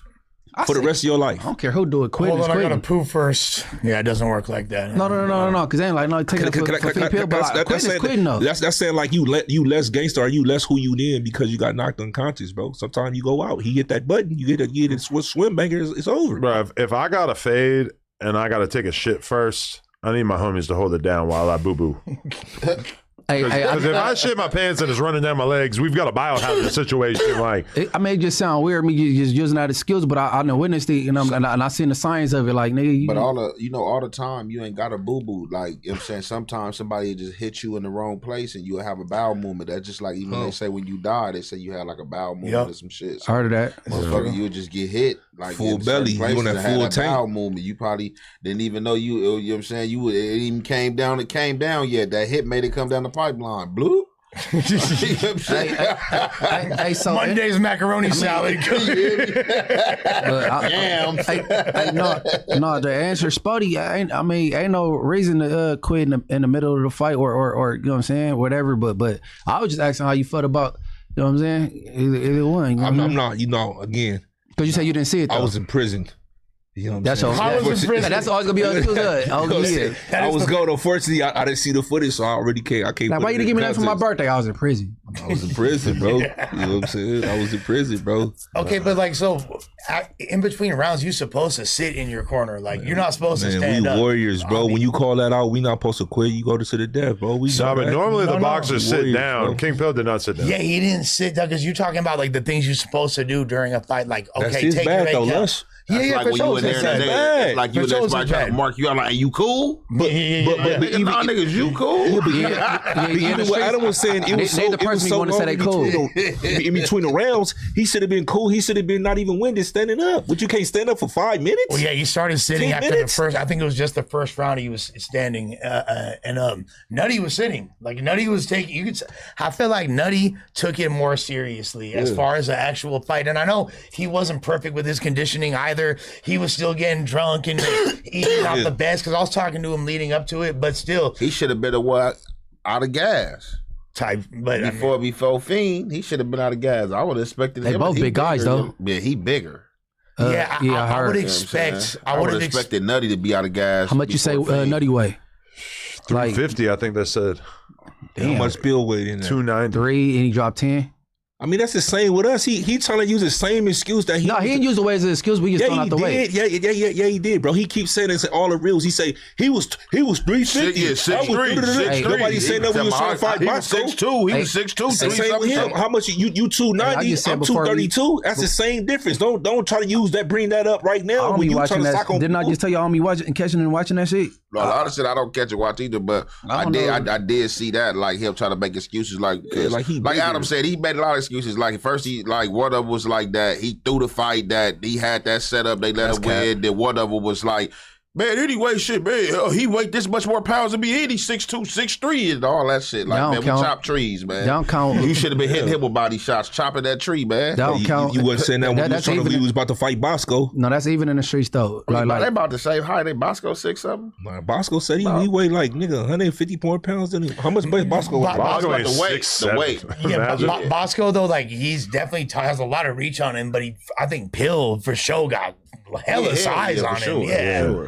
Yo, but so this is one thing I am interested about with Pill is that Munchie, I understand that you were actually trying to do a podcast with him the day before he fought, which is kind of interesting to me because I don't know if I ever really seen a podcast between like a gang member and someone who was a gang member from the same, overall umbrella of being a blood up until like 2-3 weeks ago. Like what would that conversation have been like between you and him? No, first of all, bro, I mean, if I hear something from he got an ankle monitor on, right? And he was like, you know what I'm saying? He trying to show, like, now I ain't, you know what I'm saying? To his PO, like, nigga, I ain't going out there on gangbang time and all that little shit. And then I don't take nothing he say serious, bro. He's a troll. He just said he gonna pin you to the cross. Yeah, he's trying to fuck me now. But bro, I mean, he get on the phone, he blood, and he being regular, bro. He do that shit for the internet, bro. So like, we gotta identify these trolls and shit. So since we all identify him as a troll, I do. said, the world don't. They take that shit serious. Since you do, you saying he be regular on the phone, do you still respect his Damu time or no? Damu time. Man, he's an entertainer, bro. Bro, listen, bro. That sounds bro. like Listen. He came on here, nigga, with no shoes on and baby oil, bro. He's entertaining. He's trying to find his lane, bro. Like. So yes bro, or no, though? Bro. All right, do you respect Brick Baby Crippin? Because he say that bussy good. It's a thing that these it's a genre for this, I never bro. heard that. To be fair, I was in prison. So. No. But Brick Baby, to be fair, like that was trolling. Brick Baby might say some gay shit as jokes and shit, but at the end of the day, Brick Baby's still a Crip. Brick Baby can still go where he's from. Brick Baby's still never told. It's a thing, bro. They all trying to follow Orlando. What's Orlando? That's a Raven nigga. He done made a lane, and people trying to follow it and see if it stick, bro. Like you got this nigga 607 Nuck like stemming, like staring out into space, doing like, ain't nothing wrong with that nigga. But I don't think that Brick's a good example though. You feel me? Man, no. Brick, he went that route for a little while. You know what I'm saying? Because even when he was with the 607 Nuck dude, he started doing like, and 607 like, oh no, like, bro, it's this little lane they trying to go in, bro. Yeah. I think Brick Baby trolling. Like I don't agree with certain words, but I mean you do social media how you do it. But I think Brick Baby trolling was definitely different from what Fiend Pill be doing. Like Fiend Pill be doing like some out of pocket shit, bro. That like you can question, bro. And like I said, even though I don't rock with dude when he did do the drop the flag yo thing. I just I did a segment on it, but I was saying in the segment, like, I don't know, like, you really don't know what this dude, if this dude is playing or he's for real, whatever the case may be, but he's different, man. Hey, so could y'all agree, it's this kind of genre of content creator they got that they get on camera and they snap in a character? Yes. Sure. Oh, for sure. For sure. Okay. Niggas in character on camera. And I think Orlando Brown pioneered that, and everybody tried to follow his suit. He was early. I think that, honestly, two people who are not really faking their personality at all, but kind of Crip Mac and 4 Extra are like, literally, that's really who they are. Literally. And they got so much attention from doing No Jumper interviews that I feel like then somebody like King Pill, who had been trying to get on for a long time, realized that all he needed to do was be like a much more extreme version of who he actually was, and that people would be more interested, which, to be fair, it worked, and he's somebody that we all know now. But at the same time, I mean, obviously that okay, what about Daylight? That's a good example. He's an OG. Battle rapper? Yeah. But for a while, he was doing Vlad TV interviews like every month, and he did one where he showed up with face paint that made him look like he was white. He was in white face. He did. He did all the crazy shit in the battle raps, taking a shit in the middle of the battle rap. Did he wear a dress at one point? Yeah, he did. He wore a dress. So, he took his clothes off to his drawers. And let me ask this question, and I'm not trying to be funny or no weird shit like that for social media, none of this shit. Like, being that you had conversations with the dude and you say like, man, off camera, he regular blood, or I'm taking care of my kids or whatever. Like, so do you agree with the dude? Like, just a little take he just had with Adam. Like even as a performer, Sun's like, out, buns his out. ass out. The man I'm a pound you in the ring, then I want Lana to come sit in the chair, then I'm a pound you in the bed. Then he turned around, his whole ass hanging out. Like, members don't, niggas, ass out, baboon, ass out. Like, members don't do that. That's what I'm just saying. Like for social media, whatever, it's just certain takes that I'm not even about to like. Nigga, as a member, you got a whole like morals like no down sir, there. I don't agree with that. I don't know. I didn't know nothing. I don't know nothing about no buns out, bro. Buns out. Man, listen, that's crazy. I didn't agree with the baby oil and the barefoot shit up here. That was funny. It was nothing. I was just like, oh, dude, he different. That was kind of funny. You like hobo downtown shit, but the ass out shit and the nakedness, that shit is like sexy. Yeah, I completely don't agree with that. But see, I ain't gonna agree with a lot of. I don't agree with Charleston White disrespecting anything is entertaining. You know what I'm saying? Like that shit. Though, it's different because Charleston White, like, regardless, they say he used to be a gang member or whatever. But as far as us knowing Charleston White, when I got introduced to Charleston White, he was already a civilian. Said fuck everything. We talking about a nigga that's talking about he a I don't agree. I answer your shit. I don't agree with no ass out and shit. I didn't know nothing about it. I heard about him saying some pinning Adam to the cross and shit. But I think he just had a little bit of ass crack sticking out. Man, that was a whole like an ass almost. You just probably missed the cuff, the bottom cheeks. But if it was able to survive on Instagram, I feel like they didn't take it down. I don't think so. That was more crack than Rick Ross in the 80s. They took my whole channel for nudity. That wasn't no crack. Y'all can do that shit as a member. You ain't got no business with your ass. But he dropped his flag, right? Much he said no. Man, hey, bro. He said he did. Hey, hold on. But I think he did. That's what he trying to ask. He told me he did. I already answered. You said you don't agree with it, but you said no. I don't agree with the ass out or the baby oil with the bare feet. But I just learned about this ass out. I don't. But he's not B team anymore, so he gets to do all the cool, fun tuna stuff now. Hey man, look, I ain't about to be playing public defender for this nigga if you're blood. You kind of are. No, because I answered the question already. The nigga bullshit with the drop your flag shit, but y'all keep asking me in different ways. I'm feeling like I'm Kane in the interrogation room. You fucked up, right? You bought the beer. I know the shit he doing. Then you bought the beer. No, I don't agree with none of that. None of that flagrant ass gay shit. Up. I mean, if he was mingle with family, we would have blew the whistle on that shit. Pause. Yeah. On Bloods. Well, that's the funny thing about King Pill dropping his flag is I think he basically told me that it was because he did that interview. He said he used to be a Crip when he was younger, and that then basically like his hood was pissed off and they were probably going to DP him, and so he just quit gangbanging altogether instead of doing the DP. Buster shit. That story, you could tell that was like a real story, and he probably got some trauma from that shit. Yeah, trying to get his daddy attention, trying to mimic his daddy. You know what I'm saying? His dad kind of like, nah, nigga, you ain't hard enough, nigga. I mean, it's kind of funny because like one thing I realized when I interviewed Sto Blue is that he might have got put off the hood, but he still like hangs out in the neighborhood and shit, and people basically like they like as he much bang as, it though. Yeah, like but he's still like, you know, it's not like he's like completely 86 from ever being around. It's just they had to formally put him off, but then it's not like they hate him enough that like, oh, you can never come around again. He ain't going over there. Well, I don't know. He said he did. Yeah, he go to jail. He go bang though. He go to jail and bang, and he burnt out. That's just like somebody right there. You not getting no phase. Nigga, he about to fight you, boy. I mean, he's on the podcast saying on whatever, but on everything. Hey, and you might have to put him down though. Cause he kind of burnt. Man, you saying you run ain't go fight? Sure, but all that turning on, I need a fade because where you from? Hey, look, bro. Yeah, you might have to put him down. You got a whole get down with the get down. We ain't not doing nothing, and I don't even know how the members even letting you push. Like you not doing nothing with nothing. That's one of them situations. I ain't from neighborhood, but nigga, I'm telling you, nigga, you're not from over there, bro. You dishonored. Yeah, to be fair though, it's a whole lot of people that's considered no good or snitches or runaways. Extent? No. Yeah, worse. Was you in the pen when he went viral? No, I was definitely. I was in the prison. I was in prison. No, you had to be. Yeah, that's what I said. I was definitely in prison. But no, listen to what I'm saying. He was deep throating Fanta bottles. None of the gangbangers was drinking Fanta for like 2 years. Listen, I don't know the details and the extent of it. What I'm saying, man, this whole trannies and people that got bust out, I guarantee you, they're still banging their hood. Plenty of people that's no good with tattoos all over their face. They somewhere and so is you making up excuses for Sto Blue? I'm not making up excuses for nobody. I'm just telling you factual. I'm talking about people from all hoods. It's people that's dropped out, they got booted off the yard, and got rolled up right now. There's the snitch and told wherever they at in Utah or they didn't move to Vegas. They still banging their hood up, bro. Remember the footage? You got some people, I know, they're not giving that up, bro. They moved away, but they're not giving that up. But are obviously using a pen during the whole Sto Blue era, and that dude was putting on panties, had a thong on, taking pictures. He was deep throating Phantom bottles, etc.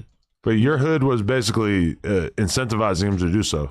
Right. Y'all had a plant that was You know, I mean, it wasn't really a plan. He liked it a girl. It seemed like if she just had him do it outlandish shit. I know. I just don't want Munchie to act like this is something that happened completely independent. Evidently, that's it. This is like strategic warfare that they waged on that. No, that's in his behavior though. Like the homegirl was barking them orders, and he's putting on pennies and I love you, and you spank me and beat and call me this words, and you know what I'm saying. Didn't even get to Gucci. Deep throating bottles, and yeah, that's hard to come back from, bro.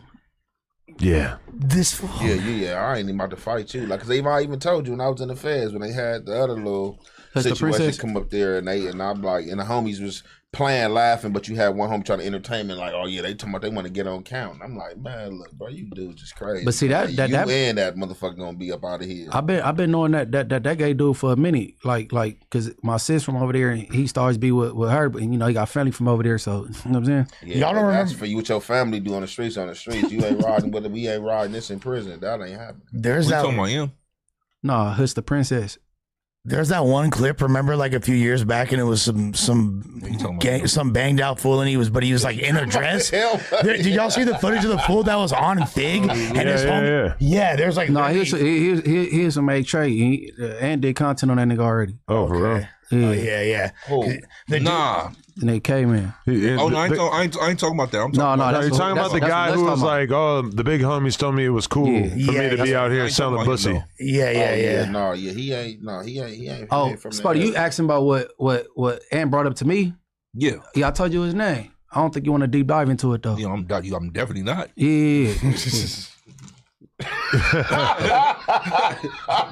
I'm his in. You know what I'm saying? Yeah. No, man, this shit crazy out here, man. Yeah, it's a wild world. But anyway, as far as up and coming fights for King Pill, one person who has expressed interest, and I would really like to see it happen, is my boy Vel from Long Beach. Oh yeah, Vel, was he at the thing? He was rolling around with us, yeah. But he's definitely like, Vel is a fat guy, but he is like in great shape compared to King Pill. Like he probably weighs like a lot less than him. He's probably about the same height. I feel like Vel might be like 6'2", maybe. I feel like he's shorter than. Is he shorter than Pill? Maybe a little bit. I don't know, but either way, that would be an epic fight from the no jumper perspective, because some percentage of the fan base has always like been kind of fascinated by Vel and has always enjoyed his presence on the podcast and shit like that. And he has been training. So Vel also got dumbass squabbles. I think it's important to mention. Oh, he like Vel been knocking people out in the streets forever. There's a lot of fade footage of Vel, like random homeless people that probably gonna need a tetanus shot after you knock him out type shit, and he's throwing him. So I feel like Vel would be a good fade. When I lived in Long Beach, the fucking goth girl that was living with us for a while, like some Mexican dad fucking honked his horn at her, and Vel knocked the fool out on our block, made the block super hot for us. I fucking thought we were gonna get beat up as a result. Nobody ever really like seemed to connect it to the fact that it was our apartment where this violence came from. But man, I think Vel and King Pill would be a great fight. Another one that has been suggested, Spody Face. King Pill has challenged you to hop in the ring. Already accepted a fight. I heard Spody Face asking for like 100,000 though. I don't know where these false narratives coming from. I never asked for 30,000. That's what I heard. No. When he came in, he told me that that's cap, even though I had also heard that, and I don't even want to say who we heard that from. From like it was a long, extensive conversation where he said that he had been talking to you, like they were trying to set it up, and I never asked for 30,000 though. Okay. Well, okay. One other person that has challenged Spody Face, I did an interview with K-Mac the Great the other day, and he actually came with some gifts for you. He said he said that you're gonna need these. So yeah, man. I appreciate it. Right here. Shout out to K-Mac. K-Mac said that this is what he wants you to use to prepare yourself. I don't know why, but good gloves. He said that he thinks that he wants to help you get in the fight game. And he was very respectful about it. He said, I know Spody Face is a respected dude. He's well known in the community, etc. But he said he wanted to do it. Shout out to K-Mac the Great for these, man. You know, I ain't got no problem with him. I was trying to get on the card with him, except a fight with him last minute when y'all did y'all stuff, man. From my understanding, he's a very respectable dude too. He's actually fighting on the next brand risk card, and he said this in the interview, so I guess I can say it here. But he's going to be actually fighting Super Hot Fire. He's gonna bank him. Well, but okay, a lot of people I've talked to have said Super Hot Fire got hands and like has a lot of fighting experience. I wonder if we can find examples of that. Maybe I was in the pen. Who's Super Hot Fire? Do you remember those old YouTube skits where they were doing the fake rap beat battles, and the dudes would be saying like the worst punchlines ever, and then they'd be like, "Whoa!" The whole shit that was inspired by like the videos I used to upload. Yeah, I remember. Oh yeah, you are the blueprint, ain't you? Hey, came out great. He got a real conservative approach and very confident, for sure. Yeah, I know. Yeah, shout out to him. He been doing it for a while. I respect what they got going on over there too. You accept what? You said what? You doing a Lush approach? You taking a long way around. What did you mean? I've been accepted. What are you talking about? Okay, I was in the pen. You didn't hear me? Nah, I was actually out for this one. You know what I'm saying? When Adam was fighting out, I tried to tell him I guess they couldn't make it happen. You know what I'm saying, at the time. But I know he was training for like a year for that fight. So you said he fighting recently? He's fighting allegedly in like a month in Miami on the next brand risk card, which is actually sick. Like it's actually kind of a shame because he is cool with Super Hot Fire. He gets along with him, which is different than Aaron the Plumber, who he despises.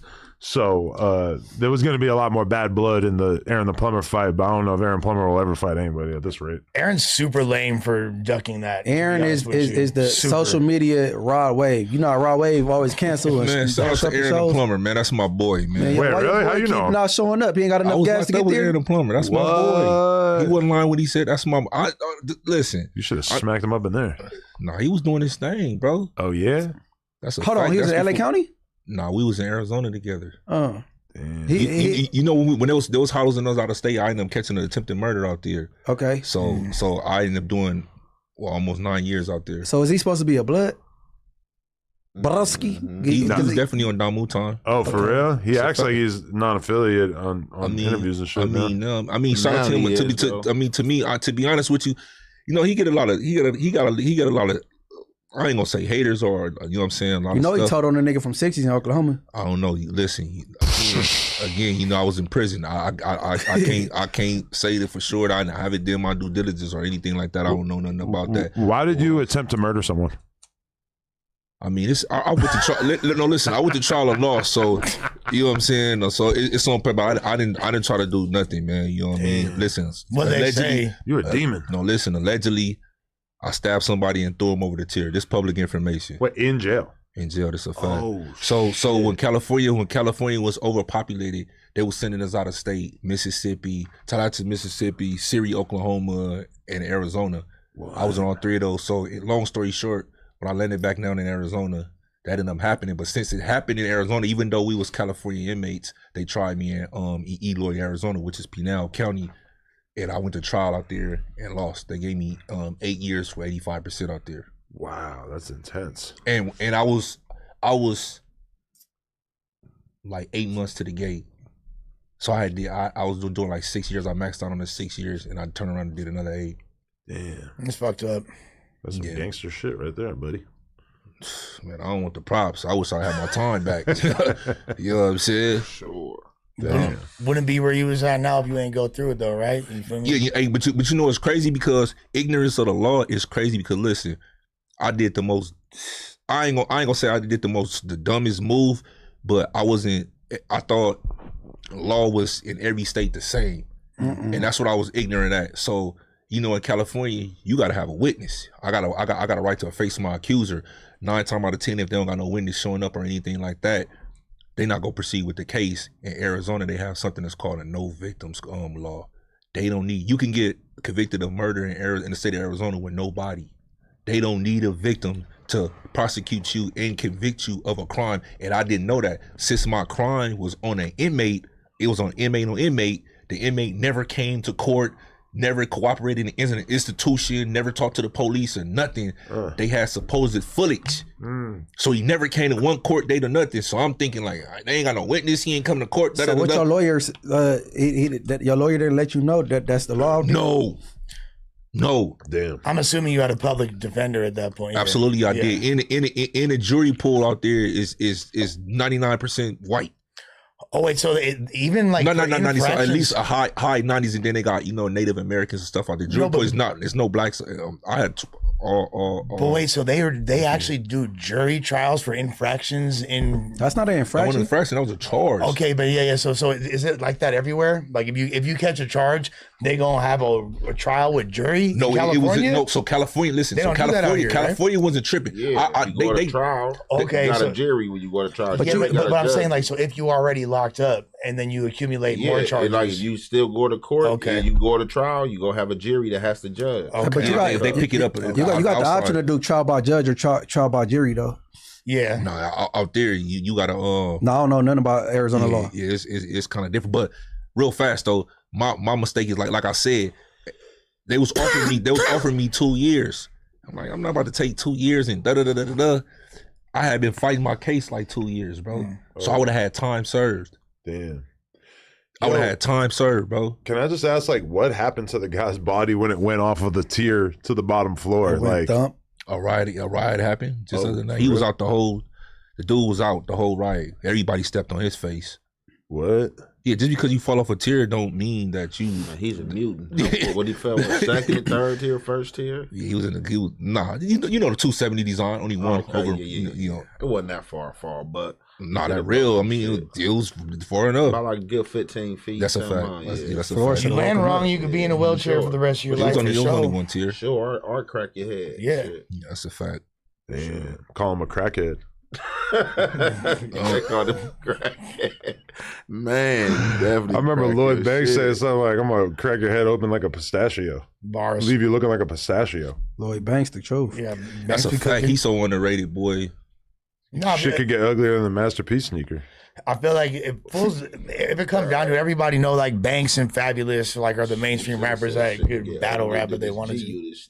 A lot of debate, about who would be, who's the better rapper, Lloyd Banks or Fab. I got Banks. I got Fab. I got But- Fab. Fab, you know what's crazy? Because Fab used to be he used to be my favorite rapper at one time, but I got Banks. Banks dumb nice, bro. I gotta go. But Fab. Fabulous make better songs. But if you put them in a battle, Yeah, I got Banks. Fab, Fab got more projects that were well received, whereas I feel like Lloyd Banks had one album and See, then but it you gotta- basically went on hiatus. One right? amazing album. Great album. Hunger Classic, Hunger for More 1 and 2, but yeah, after that he just was on some underground stuff. I don't know why when he was signed to G Unit. I feel like he didn't have a good relationship with 50 at a Yeah, certain they point. grew up. They and came on from top Queens. of that, like man, Fab and barred up. You gotta listen That's to a his fact. shit That's with a- no. Wayne and No, Jill I'm Santana. a You Fab gotta, fan. You gotta Yeah, listen to that Jason versus Freddie, him and Jada Kiss. He barring up with all the niggas that got bars. Your Yeah, money is the root of all Listen, evil. Fab used to be my When I'm favorite broke is rapper. when I always have the evilest thoughts. Fab used to be my favorite rapper at one point in time, but I got Banks. So I'm not saying the song catalog.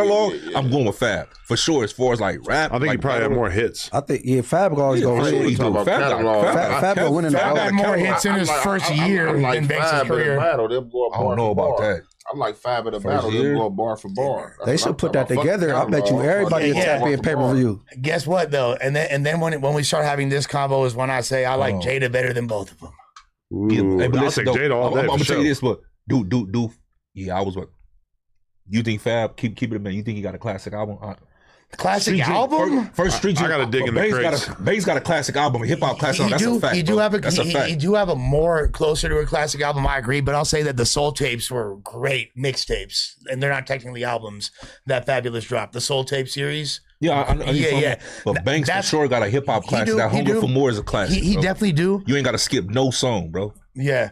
If you my That's a partner, fact. you my partner Come to on, the man. end. You feel me? Come That's on, man. hey, that Come on, man. that's like my But as you anthem, talk, bro. you said the Soul Tape. I would thought you would say either Ghetto Fabulous or Street Dreams. I can't say I fuck with both of them, but I can't really say like as far as fully albums from both of them. I can't say who projects is better because I can't. So even who you would really- rather listen to though?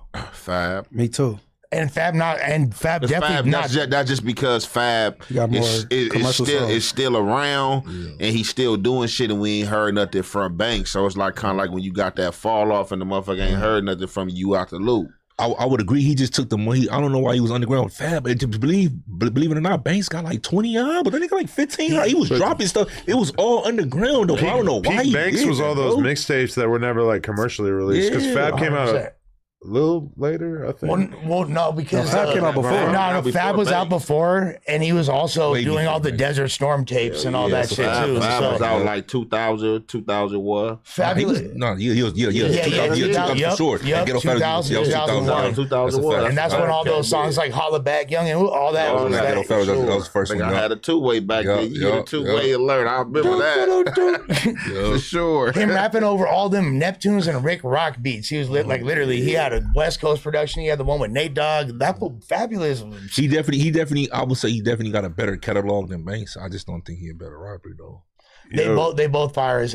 Honestly, fact. also Banks. But Banks got a classic album. He got a classic album. Fab album ain't gonna pop up in no top 200 or no 100. Fab's music will never scare the hoes away. A lot of Banks' music will scare the. I know my music scares a lot of pussy away. Yeah, I don't think no sometimes, hoes but want to listen to Banks, but not really. like, They're not. Yeah, because he took the but- underground, but they was on him at first. The Home Fly, he just y'all don't know what. Yeah, no, was they on were Banks. still fly. Yeah, they was on them for yeah, still that Hunger fly. for More. That's what I said. Yeah. Damn, the one Man, come on, man. Come on, all that, bro. Come on, man. We on fire, all that. He got a classic. Lloyd album, Banks bro. is better because he looks more like Brian Pumper. Can we show the screen real quick because it looks like they hit my boy Sto Surf with the Crip Mac.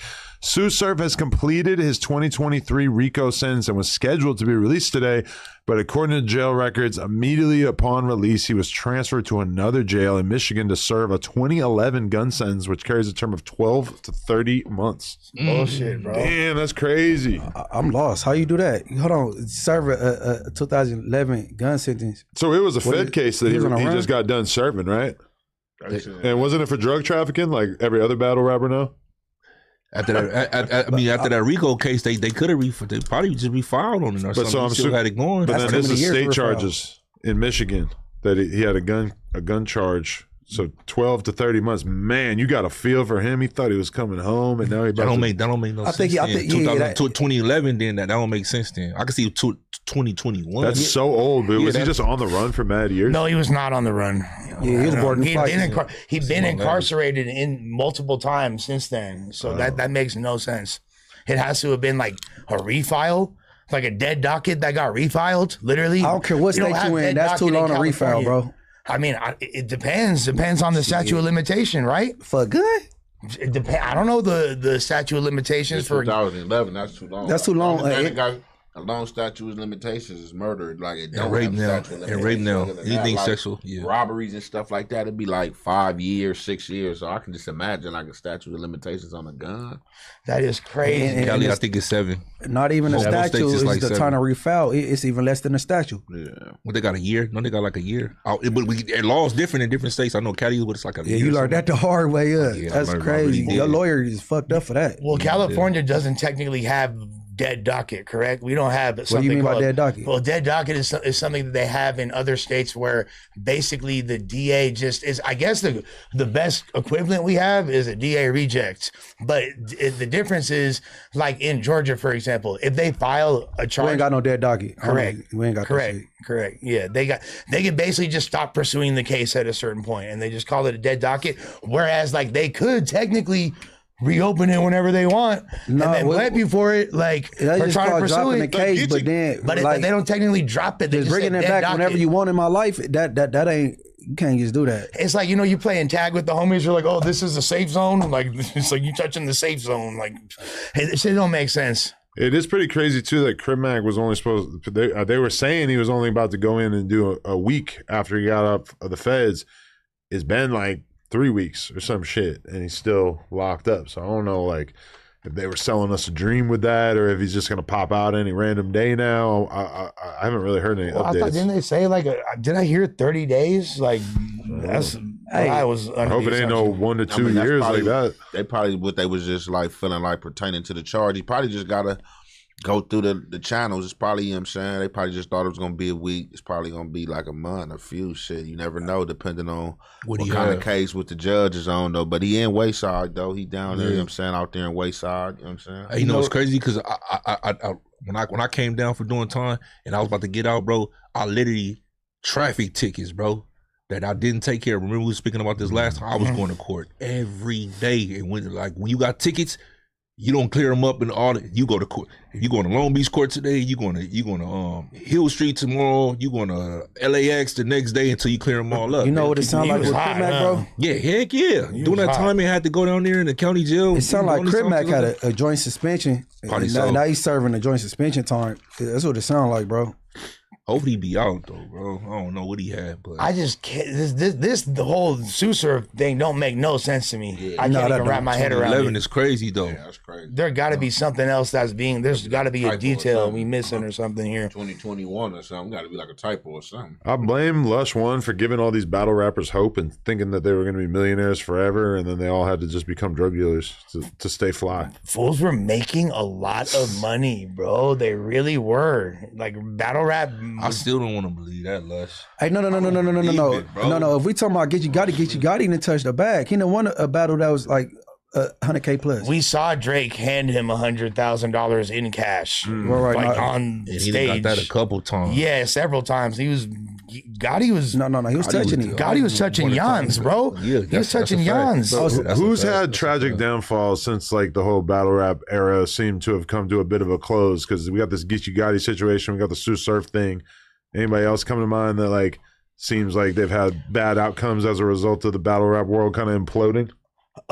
First of all, I can't really even like speak to Gotti's situation yet because the man's innocent. He I know. ain't do We're nothing talking about other wrong. rappers. But I'm just saying, other like, rappers. as far as I'll say this, yeah, the entire industry of battle rap is going through a transitional stage when it comes to the money. There's this big company, Caffeine, that gave a huge deal to URL, the biggest battle league, and they got like $15 or $20 million, some ridiculous amount of money to produce content for a couple years. Once that, and the thing was, we was all doing pay-per-view events before that, but then they started doing the events for free. So it's like, all you got to do is download this app. But are the battle leagues still doing battles that are pay-per-view after Caffeine left? Yes. But would you Yes. say that they've been diminished, that they're not as popular because the fans got used to getting all that content for free? Well, yeah, I mean, we already had to deal with the issue of bootlegging before and things like it was already really hard to deal with that. And like, then like whoever your competitor companies are, they gonna bootleg your shit and post it on websites. We already had to deal with all those little trick bags. And then on top of that, yeah, now people are like, we just saw fucking Mook battle Geechi for free on why the fuck we gonna pay for this? You feel me? So that's how come. Yeah, because you know what it reminds me of is the fact that like I used to pay at least a couple times a year, pay for the UFC fights, probably like 10 times a year I would pay for the UFC fights, and I think you had to have an ESPN2 subscription, and then you had to spend like $80 for the pay-per-view, which honestly is just way too fucking much money. If you want to be a UFC fan, you gotta spend like $1,000 a year to just watch the fights or whatever, especially when I know I'm basically paying to watch it on my TV instead of watching it on my laptop because I'm too lazy to like get it on my laptop and then like stream it to my TV or whatever. But now I just paid $140 for the whole year of Paramount Plus, and now I can watch every single UFC fight, and it's a great user experience because if you catch the fight afterwards, you can go and just click through. You don't have to skim through it. You could just click on each individual fight and watch that shit. You know what I'm never gonna do again is pay $80 for a fucking pay-per-view because now I'm used to getting the whole year for the cost of like less than 2 pay-per-views. So if the Paramount Plus bag ends up going away, it's going to be tough times for the UFC because they're like, it's going to be hard to like retrain the customer base to want to pay for individual events. But also, I think the UFC kind of had to accept at a certain point that business model just didn't really make any sense because UFC fights like the most bootleg stuff For sure. on earth, you know? And the best moments wind up getting clipped on Twitter right away. You see the knockout before the shit even happened. That's really what people want to see, right? Yeah. It's like, even for me, a lot of times I was about to pay for a UFC fight, and then I'm like, why am I going to pay for this when I could like watch the fight in its entirety? Especially because now I follow a bunch of combat sports accounts who are like really posting the whole fight like 2 minutes after it's done. So, yeah. The people that buy battle rap pay-per-views at this point are just the dedicated fans that legitimately want to support the culture and are doing it. They know they could get the content for free, but they're choosing to pay for it, which is an increasingly small, there are still people like, the Smody Faces of the world that really support the culture and rock with it. But that's increasingly rare. That's why Smack was coming under the fire for so long, but they could like, we trying to support you. You holding the battles too long, you know what I'm saying? And not only that, you don't want to drop them on YouTube after you boom. Yeah, you know what I'm saying? This is like, that is what you mean by holding the battles too long? What you mean by that? If you wouldn't, well, he could get tested more to me. I'm just he a really insider, but I'm like really a consumer. No, I didn't know. I don't know what you mean by holding it too by long. Not releasing them like quickly. They have the vault. They would just keep battles and not. But here's the other thing: it's a URL even released. URL being the biggest company in battle rap, and them basically having like a 4-year span where they didn't release any content on YouTube made like the whole battle rap algorithm kind of fucked off, and then all the views started dropping, and then that decreased sponsorship interest, and like that started to wane. So overall, like the whole economy started to kind of. Because I'm a super casual battle rap fan in the sense that like I watch like a couple battles a year, but I'm not trying to sit there and just watch 10 battles in a row. Like the one battle that I went to, I was just like, this is too much of a good thing. I'm just not really enjoying watching this over and over and over. But like, I'll go to YouTube, especially in the lead up to an interview or whatever. I'll watch a bunch of battles from somebody before I interview them, or I'll watch like the one hot battle right when it comes out. But when it stopped being on YouTube, I forgot it even existed. You know what I, in my personal opinion, would save battle rap after that caffeine in a lot of ways, like Queen of the Ring and what is ARP and all them? RBE, shall say ARP. Yeah, a lot of them. So I think they was SmackDown was being stubborn, bro. They was in front of a lot of things. The Kings versus Queen when a lot of different platforms they started letting it, because he was holding people hostage. That's how he was with Easy. Oh, I know. Yeah, so he was holding a lot of people hostage over there. But when other bosses of the other platforms like, nah, you can go over there. Matter of fact, we're gonna collaborate. I'm gonna bring the ladies over Babs. We're gonna bring the ladies over here. You know what I'm saying? So I think that gave a new spark to battle rap as well, though. For sure. Well, now it's kind of like now battle rappers are at the point where they can't be contractually obligated because there's no organization that can really afford to pay them continuous income. So basically, if you got money and want to throw a battle, you can get everybody to come if you have the bag at this point. How much do you got to pay at this point? Well, everybody's $8. Did it have it went up? No, but I mean, like, how much you got? If you wanted to do 5 pretty legit battles, like, what would you say your budget for talent needs to be? Right now, shit, like you could probably pay dudes 10, 15 grand and they'd be hyped, right? Fuck yeah, right now. Now, like the fools that would usually be asking for 25 are going to be asking for 10. The people that were asking for 5 are now getting 1,500. The people that were getting a rack are getting 300. Nitty ain't taking no 10.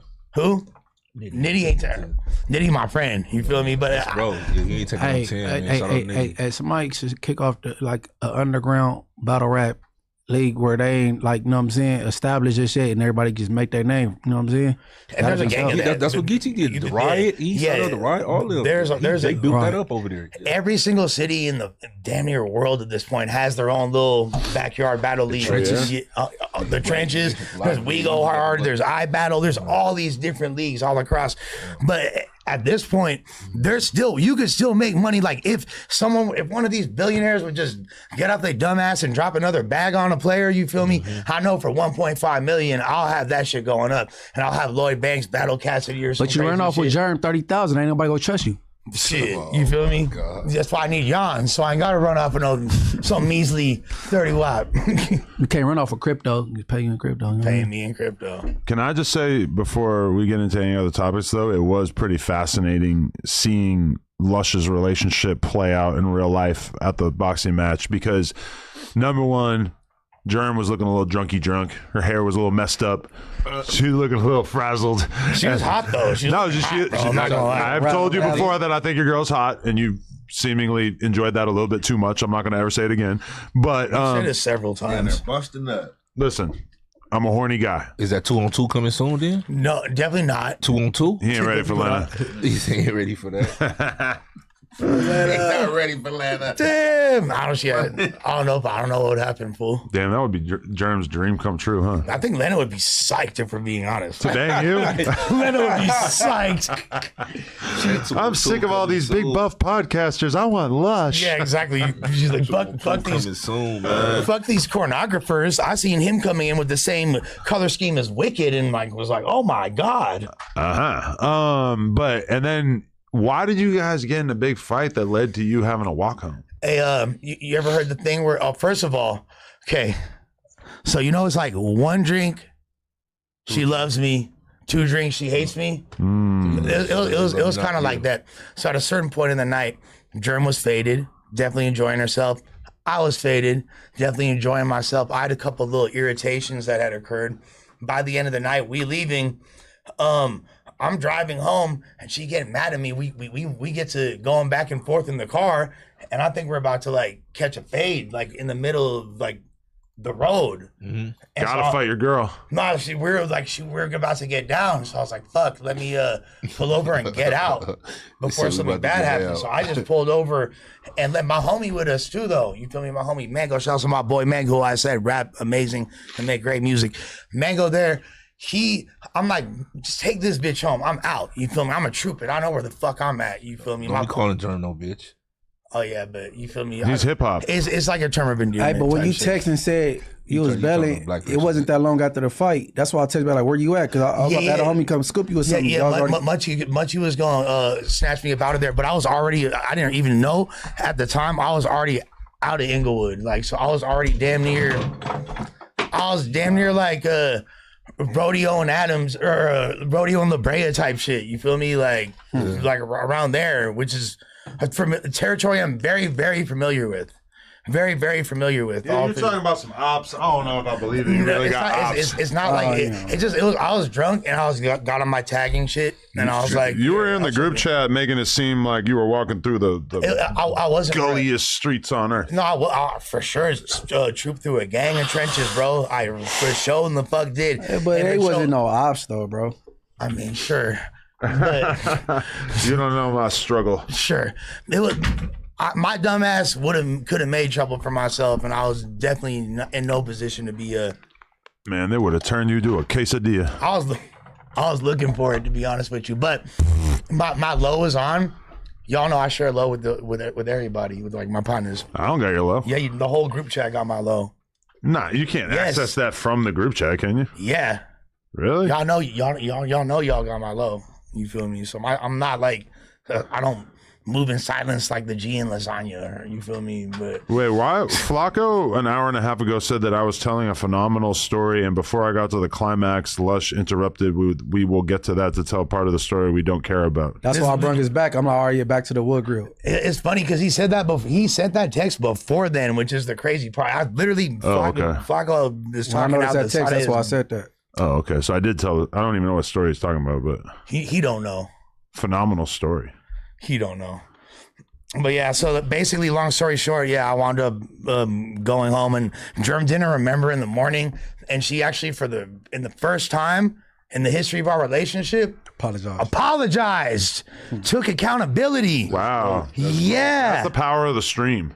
Bro, like it was so, I was like shocked. I was like, I need to pinch myself, pinch her, make sure. And guess what? We had like the best weekend ever, and we're just really on a great accord. I love my baby. So yeah, sometimes we're toxic and we go out and she's going to do crazy ass shit, but it's going to be straight by the end of the night.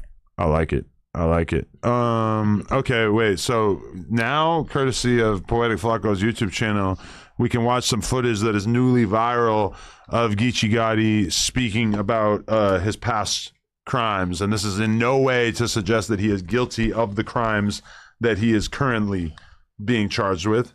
This is just some stuff that people took note of. Y'all seen this before. And I say my big break was... Wait, I do not have audio. Am I? Oh, yeah. My fucking thing fell out. All right. Here we go. Whoop. All right. Was the Av battle. One more time, I bumped my head again. You feel what I'm saying? Right before that, I went to jail. You know what I'm saying? Me, two of my partners. Shout out L.I. the Mayor, man. My boy just had a baby yesterday, too. You know what I'm saying? Rest in peace, Dulo. He was on that case with me. You know what I'm saying? And my little cousin Chopper. But so we cut your case. I get bailed out. Because I already was booked to battle Av. So when I go to jail, I remember like thinking like, damn, I was finna battle Av on traffic. I done try to hit a leg with these. You feel what I'm saying? I'm in this like, you know what I'm saying, on the real. I'm calling my girl and all that, telling them like, man, I gotta try to bail out this man, you know what I'm saying? At the time we didn't have enough for the bill. I remember, that's why I still respect a lot of those cats to this day, from the King of the Die and the URL, because KG and them, they gave me some money towards it. You know what I mean, URL, then even some J Pro and them at King of the Dot sent some money towards it, got me out for racks the on the homies, you dig what I'm saying? Wow. And that battle right there was the one that really just changed my life. Hold on. He caught a case in 2017 for something very similar. He took it to trial and he beat the case, right? That's why people hate Geechi Flacco. Gotti is about to sit on this podcast and explain how they actually committed the crime. They actually robbed the pharmacy, but the police is watching this right now. I take full accountability, man. The story's so cold, because I be gambling, you know what I'm saying? I be gambling like a, you know what I'm saying? I still got to work on that to this day, man, you know what I'm saying? So You had a gambling issue. I had gambling issues at the time, right? So we at the Crystal Park Casino. It's a casino that they do got in Compton, right? So we at the casino, man. I'm playing like baccarat or something. On the real, I'm getting hit. You know what I'm saying? They tearing me up, right? They smacking me on the hood. I win some of my money back, right? Like enough of my money back to where I could have left on the hood. I'm about to leave out that, and I'm like, man, f that, man. I came here to win something. I turn back around. I lose it all. You know what I'm saying, right? I lose it all. Now, you know what I'm saying? I'm high. I'm like, man, it. Man, I'm finna go get some money. Like, that's where my mind went. Like, man, I'm finna go get some money. You dig what I'm saying? I'm finna go, you know what I mean? I'm finna go get some money. One of my partners, he with me. Like, he broke too. You feel what I'm saying? He was in there with me. He got smacked, whatever little dollars he had, we gone. My cousin, he would have pulled up, but he just had called me. Matter of fact, he just landed, you know what I'm saying, on the real. He probably tell the story better than me, because I seen him. You know what I'm saying? When I pull up to the hood to do what I'm finna do, and he like, what you finna do? I'm like, man, I'm finna go bust a little move real quick. I got a move I'm finna make. I need a move to make too. So that's how he come into play. You feel this how fast it happened. Don't be playing in the streets. You feel me? So one, like it's old Solo say, one bring two. That's how it really happened. I'm with my partner. I tell him I'm finna. Listen, I'm finna make a move. I'm like, look, I'm hit. I'm finna make a move. I got something to do. He hit. He like, let's do it together. All right, we going. I pull up, trying to get my little tools, whatever, what I'm finna do to bust my move. He see me, what you got going on? Cause oh man, nothing finna make this little move, which I'm making it too. You dig what I'm saying? My homie, rest in peace, Dulo. He so happened to be pulling up. You know what I'm saying? He see the move in action, finna go on to what's going on, and then he joined the move. Now we four on the move because we all got our own little, you know what I'm saying, reasoning for why we want to make this move. You dig what I'm saying? Long story short, the move get made. You know what I'm saying? We actually passed. You know what I'm saying? I ain't even gonna front to you, man. Us going to jail was really some fluke shit. That's why I was able to beat it, because at the end of the day, like, we got away with what we did with. You dig what I'm saying? They end up catching us way somewhere else for some whole other shit and took us down for like some suspicion type. You dig what I'm saying? They never really had us for the crime. We didn't already smack them and did what we needed to do. You dig what I'm saying? But we, you know, we doing some dumb, you know what I'm saying? To the point where later on we just get cracked with like the shit in the car. Like, you know, like saying, always hear about me robbing the Walgreens, and at the time they get it up, like, what you in there doing? They got, like, you know what I mean? I'm gonna keep it 100. You dig what I'm saying? At the time we in there trying to get the pills. You feel me? The lean, everything. That's what these is doing. That's what they popping. That's what they own. You dig what I'm saying? So that's what's popping with, like, so we go get it, we booming. I done already did this before. You know what I'm saying? Like this so it was second nature. They finna have a blast with this one in court, man. Flacco way too happy. Yeah, how does this even change the dynamic slightly? Like they can't. This isn't any evidence for his case. They could like try to. You crazy? That's not evidence for this case, though. You crazy. Why You not? don't think that? Hey, no. He's admitting that he did it. Listen. So look, in any case, right? So basically, he's been locked up. You know what I'm saying? For some pills or whatever, or they saying suspicion, you know what I'm saying, for pharmacies and all that. Right. And then you got this old footage right here. In the court, they're gonna play this. They're gonna say, you know what I'm saying, look, you know what I'm saying, hey, we seen them from here, point A to point B. You know what I'm saying? We got reason to believe that he did this because we found this in the car, you know what I'm saying, such and such happened, and then we have old footage of this. Just like in any case, like right now, if I went down for a case, they're going to recite cases from A-Trade gangsters that have similar cases and from other gangs that have similar cases to why I did it, and I did it for furtherance of the gang and all type of shit. So for sure, they're gonna. It don't have nothing to do with the case, but it does because they're gonna try to tie it in. Like, look, he has this is his character. This is how he get prior down. history. If this is MO. But hey, look, it's gonna be preliminary, right? No, you could probably get that footage suppressed potentially. Okay, it's on the internet. How you gonna suppress? Oh, you talking about the ad? Like using in court? That's what I'm about to say. Because this, what he's saying, is already on paper. The judge see it. The DA see it, your lawyer see that you did this in the past, even though you overcame it. The DA go bring it up, and your lawyer gonna say, "I object." You know what I'm saying? Why is this getting brought up? He beat it, and ruled or overruled, or you know what I'm saying? Overruled or sustained. But he could also be like, "Oh, he's an entertainer." That's not really a big problem, though. This right here, I don't think it is either. Nah, because bro, if your lawyer go fight to get that shooken, like, why is this getting brought up if this not the? That's what I'm saying. If you have a good lawyer, he could potentially get that suppressed. It's rappers right now that's still on trial right now and went through trials and they got found guilty for their lyrics. Nah, that's different, bro. That's not different, bro. That's different. Can I finish? Please, can I finish just for a second? Please. It's the same thing. It's the same thing as lyrics. It's supposed to be freedom of speech. They hit him with the same thing as you been an entertainer, you been this, that, and the third. The real issue ain't even if Geechi listen. To be honest with you, I know no jumper didn't break this, but the real issue is why people putting this out though. See, and that's what I was gonna say. If I was the one who did this interview, activities, bro. Everybody would be on my ass, and I don't see Queens Flip getting any of that energy. That being said, it's not like Queens Flip was pressing him for the details of what happened. What you mean put it out? Just how many years? That's what I'm saying. No. Geechi fully volunteered this information. There was no gun to his head. It would have a different vibe if it was a Vlad style interview where. So tell me, what did you do with the pain pills once you got them? Oh, you're talking about Flacco. Yeah, what I'm talking about is you going to find this interview. This shit was already going viral on Reddit and Twitter and everything before Flacco made a video. I know Flacco just reacting to it. What I'm saying is who initially went and got this and broke the story like, oh, we got some old footage of him. Bro, that's police work. There's got to be one person out there that just remembered this and was immediately like, oh, I could get a viral post if I go post this. Correct. And to me, that's police work. I mean, I was getting Flacco wouldn't deny that. Flacco's all about taking gangs off the streets. For sure. Yeah. But in my opinion, I believe y'all disagree. Flacco all about taking gangs off the street, and he just was posting on his stories, "Welcome home, gangster" to J Hood. I'm not saying that he's consistent. I'm just saying, but he does a lot of content that he's basically, What a good lawyer. This one be entered into court. What a cool lawyer, a cool club defender, like, why is it, you know what I'm saying? They don't give a fuck. You got some cool little state appointees or whatever, little lawyers, like, you know what I'm saying? It feels like getting that kind of stuff rejected is the kind of stuff that happens when people have like a high-priced, high-powered lawyer. I feel like if you don't have a lawyer or you got a public defender, they're probably going to be able to use that shit.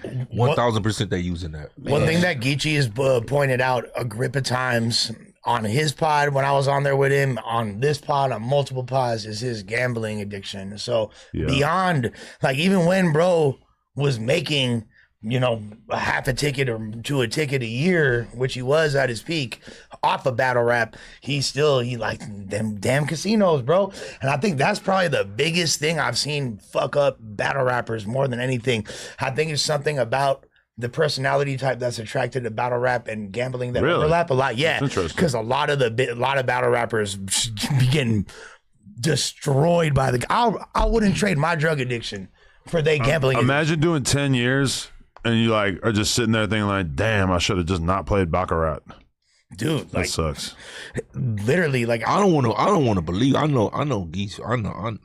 I know, bro. Personally, like, he was 16, 17 years old. Like, I know, bro, personally, and I don't want to believe it, bro. But I'll as far as like him being down, I ain't talking about the case. I'm talking about for where you gotta go. You gonna hop over a counter? You know what I'm saying? No, or fall in somebody's window? That's you can. Yeah, I don't believe that's true at all. The thing that this tells me is that Geechi thought that he was never gonna have to go back to the streets again. He thought that he was good. And then I'm sure times got tough. He had to go back to the thing he knew, assuming that he did it. Which, you know, we did see the video of him running from the cops and getting arrested. But it is a possibility that he just wrong place, wrong time. You the driver, bro. You know how it is. Like, we all got, you know how it is. You the driver. You just nigga, just take us on, you know what I mean? Until we let us do us. I mean, it is a Wait till we get that possibility footage of him running around the Walgreens. And I totally get everybody. They got footage of him in the Walgreens? No, I'm assuming it's coming. So everybody's. The car? I thought he was just No, he talking about the old case. Oh, No, I'm talking about the new one. I mean, was he supposed to just be the driver?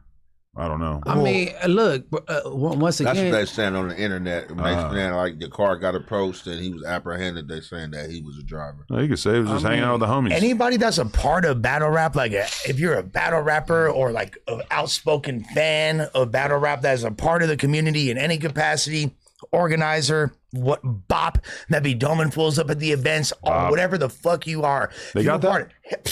If you a part of the culture, I don't want to hear shit negative about Geechi. I don't want to hear anybody putting shit on his name. only gonna hear it from Flacco, like, bro. No, but Flacco I expected, and like I don't consider Flacco a part of battle rap. I don't consider like, you know, anyone over here. Like I totally understand No Jumper speaking on it the way we do. You know what I'm saying? But me personally, I'll never say anything. That's my friend in real life, and I don't fuck with anybody putting narratives on the dude or anything. I don't think nobody right here got nothing negative to say about. Yeah, I don't think any of y'all do either. Shout out to Geechi. But my issue is with the people in battle rap. Like, y'all really some hoes.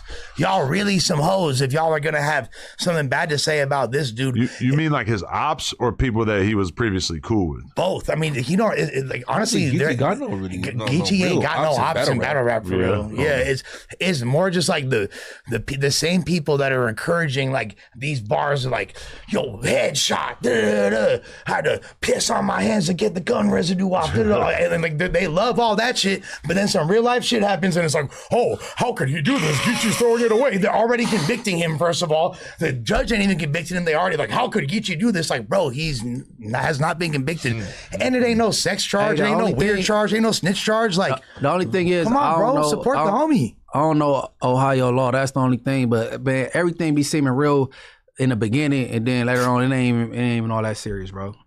Well, we can hope that, yeah. No, for real. Like everything, like when the case first started, be seeming like, oh shit. See, when people hear feds, they be like, "Ooh," automatically. And right now, a lot of stuff. No, that's state, ain't it? His shit state. No, it's fed. Yeah, it's federal, bro. But I mean, they're probably gonna go fed because they fucking presumably flew out there to do it, right? It was originally state. It's fed because they all are being said to be California natives, and they did something out there. So that's crossing state lines. Crossing state lines is fed off the back. Yeah.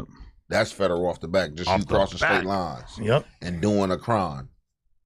Or being alleged to do a crime. So it's already like black and white that it's a fed case? It's fed, yeah. For sure. People are They said they started observing them when one of the individuals landed at the They already airport. gave it to the grand jury, so I just basically they probably just waiting for the initial indictment to come down. And I'm not gonna lie, Dealing with pills across state line, opioid. Cases go fed some off way less than that. Yeah, bro. Hopefully they keep it state. Because if it's coming before a grand jury, they still trying to figure it out. If they flew out, there's no way in hell it's saying state case. Grand juries to come down with the initial indictment. They're already saying a lot. Like they've been watching people and you know what I'm saying, they seen this land and blah blah. Like basically it was like a whole plan. Like it was premeditated is what they saying. So and they're just giving it to the grand jury to just get the indictment going, to get the case started. And I think that you know that whole hip hop police thing, that's actually real, and they really be on the battle rappers' helmet tough because they know that we don't got as much money. So like a lot of people in battle rap might could. So like Geechi. You think hip hop police is on the battle community? Bro, we done landed at the Hartford airport, like smaller cities, right? The Hartford airport, and they waiting for us. They're like, oh, like it's like me, and it's not me. They're looking at the other fools. You feel me? It's like me, Geechi, Active, or whatever, and they'll be like, oh, like you guys are Crips, huh? You're from Grape Street, or they already like what the fuck, fool? Like, oh, you're from Nutty Block. Like they know like already who. Lush, you're a tagger, right? Like yeah, you're exactly Lush. You're on Clemson Street tagging, like yeah, literally. MacArthur Park. Yeah, no, but they literally knew about fools already. Like, oh, So I was like, okay, y'all really on Fool's helmets. But That's hip why- hop police, it be like internal beefs. Like you got G on it, Murder Inc. or some Death Row, bad boy thing. People in battle rap ain't really beefing though. It They ain't about about to just sign beef, up nah, for a battle that's 2 not months what out, it is, and then y'all though, do Munch. homework on each other. It's a damn task force that they assigned to people in the hip hop industry. So it's a specific task force that focus on rappers. Just knowing you traveling, you might be traveling with a gun, you might be traveling with drugs. Ain't necessarily got to do with you beefing with somebody in hip hop. Yeah, it's not just hip hop beef. police because they assigned to artists that still might be moving illegally. You know what I'm saying? But you know, hip hop police, they be having the type of the knowledge or whatever about certain shit, and they dissecting these lyrics and things like that. That's who. So they be assigning them type of people, the people that came from our walk of life. Now they a police, and you hip hop police, and you know what they talking about, and you know what I'm saying, shit like that. Bro, so I wouldn't think it'd be for hip hop battle rap. But Munchie, like our event was like this one instance that I just described. Our event was we were in the 413 Massachusetts. You know where that? Yeah. We were like near Lowell, Massachusetts. Where I went to college for 1 year. All right. A lot of Cambodians out there. The closest, they flew us into Hartford for some reason. That's like the closest airport. I guess that's closer than Boston. Hell no, you should have flown into Or Logan. or the promoter was cheap, whatever. You feel me?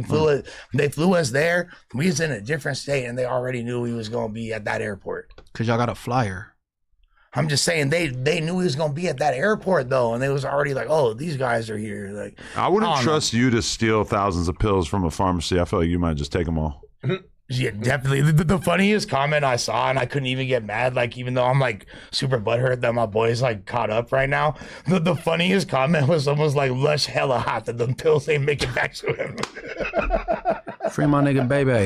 I think he Free better Balo, now, come right? on, what the fuck is they talking about? Free the low, I man. said that too. I seen somebody get super mad because I said, "Damn, you should have just took them shits before they pulled them over." It's like thousands of. First, bro, the craziest shit. I got a dark sense of humor though, because I mean, so do I. that's a dark joke on multiple levels. I mean, if he would have kept going and got to throwing shit out the window, they would have to be collecting shit all up and down the highway. For sure. It's snowing out there right now too. They would have been blending. I would have boofed them. I would have just shoved out the window with it 1,000%, but it's probably could see. Who knows? But I'm just. I would have boofed them and went in I- and sold Percocet. I'm ignorant when it comes to the federal whole little get up. So I know they got minimums and all that little weird shit. It's too sophisticated to even all they terminology and shit. But on the state level, I like, you know what I'm saying? It's fucked up. I'm fighting the case, but I wouldn't be too nervous about it. Man, It's harder to get bail, I believe. Correct. I mentioned Geechi Gotti to Sean Cotton from Say Cheese, and he immediately started laughing his ass off and I'm like, no, he's like a pretty serious dude. He's like, oh, my bad. He's like, because his name sounds Geechi, crazy. like it means some funny bunny shit. Like what in Miami? That's their little lingo. Yeah. So that word has connotations, but that's obviously not what he named his shit after. If you feel me, like, but there are people that use that word as like a slur for gay people. But in the South, like it wasn't originally like no gay term. Like Geechi was like a certain like type of people. You know what I'm saying? You know what I'm saying? Called themselves Geechis. You know what I'm saying? Had nothing to do with being gay, but I don't know what they turned it into or what they got going on in Florida. But Am I too old, or does anyone remember a show called Gullah Gullah Island for kids? Oh, I remember that. Yeah. Okay, Gullah Gullah Island. I don't remember that. Okay, That's white people shit. It's actually That sounds like some Tiana Trump shit. Oh, it's some freaky Is shit. it some white people shit or no? No, it's the complete opposite. It was like Nickelodeon. Yes, it's actually black people, and they're from the Gullah/Geechee culture, which is a specific type of culture off the coast of. Man, I ain't never heard of that. That's Yeah. cool. Is it a gay show?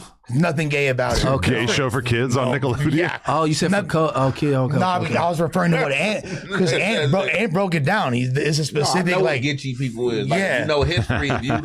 If you into like blacks and like you and you and like read about slavery and you read about these certain ports like down like through the Carolinas and Florida, you know about the Geechee people. Okay, I've heard of Geechees of the shit. Yeah, 100%. I've heard of what you speaking on. I heard of the gay little whatever, and then I heard of Geechi Gotti.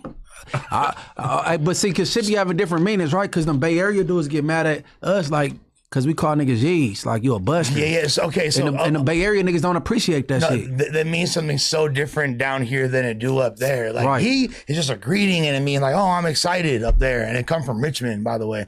But down here it means something completely different. Bro, the funniest shit was what K-Mac told me about why he had so many fades while he was locked up. Oh yeah, I've seen that. That's crazy. The reasoning? His last name Oh yeah. is if you spill a drink on yourself and you get a big blank on your shirt, that's his last name. That's a derogatory term for the BPSs. Right. And his first name begins with a K.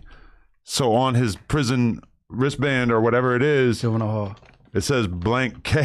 Oh my God. So even though he's a non-affiliate, he's having to have mad fades in there over something. That is some gangster shit right there. There's some gangbanger shit. Is that like you got to fight over something that don't even make sense? It's a letter off, by the way. Is it? Yes, it's a letter off. It's not the exact spelling, by the way.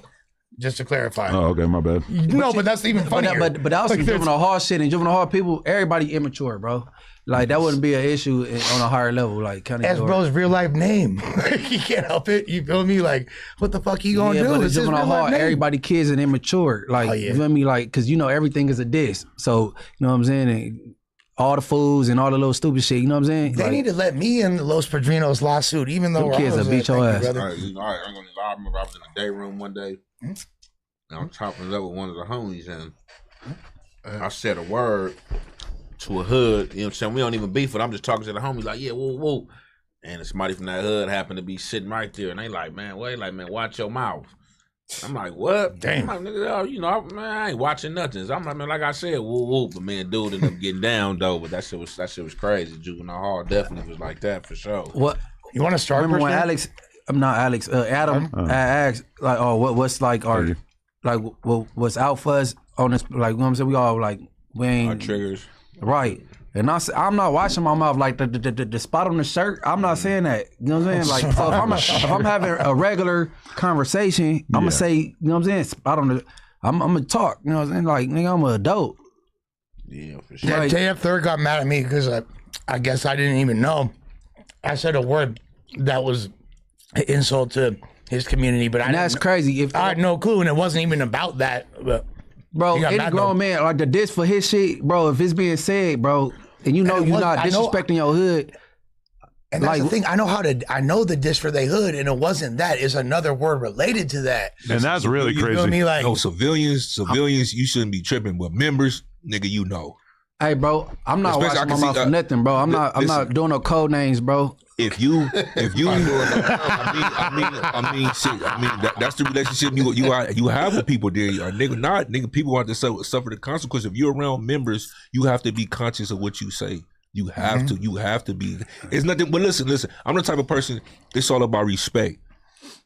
If you know what I'm saying. Some people just got that type of like he ain't saying that to say that. You know what I'm saying, or whatever. Y'all got that type of relationship, and that's the type of relationship. But if a nigga just we don't got that type of relationship, and I don't know you, bro. That's problems, bro. Hey man, I don't know. I'm a talking my regular. You know what I'm saying, talking shit because you know the diss word from my hood. Shit, it's the community these days, and they come up. As long as you ain't disrespecting me or trying to intentionally diss me, I'm not about to be like, hey, watch your mouth, all that shit. Like, nah, man, I ain't doing all that shit, bro. That's why it's funny because like the diss they would use for y'all is like a real word that people might just say by accident. Whereas But lucky like for the, me, mad at somebody. but the diss for the Hoovers is not a real word that anybody would ever say. So they kind of get to skate on that. Lucky for me, like if I'm on my platform and people's like that, I'm like, bro, because I'm trying to stay monetized. Or I ain't trying. Yeah, You feel me? it's like a very offensive word outside of that people don't normally say. Right. Yeah. But I mean, but if a nigga talking, you're like, you know what I'm saying?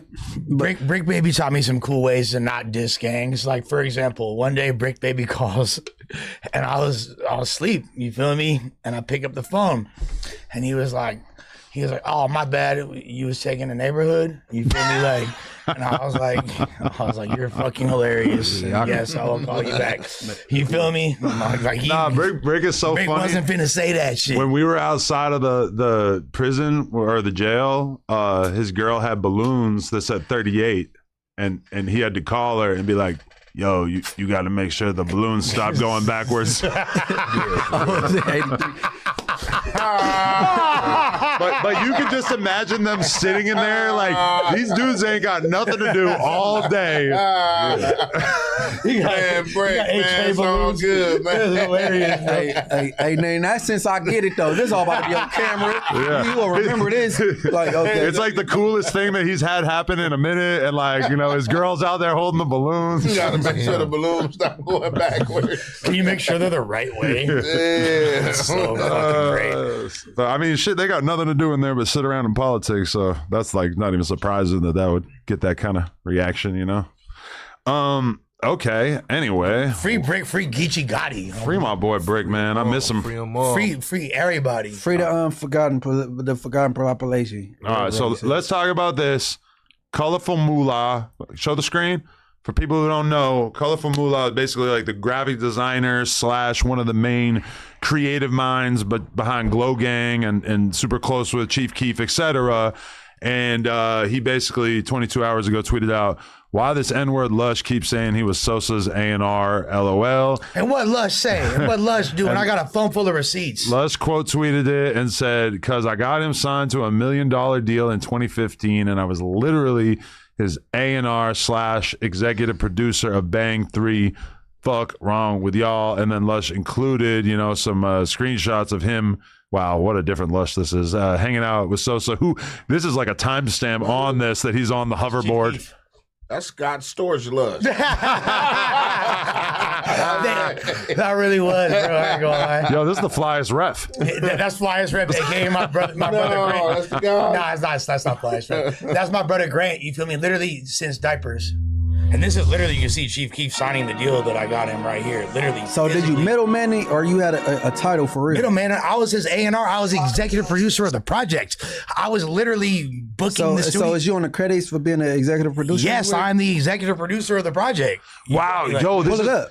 Yo, Lush, you ratioed Colorful Moolah, and it was with our help, but he had 96 likes on his tweet, and then you are currently sitting at 632 likes. Twitter loves a clapback. I mean, you can see all the responses, and that's not the only one I posted. More receipts I posted because then he tried to say, and look, I want to just say this. I respect Colorful Moolah. You feel me? Like Coming for you, man. Good man. No compliments.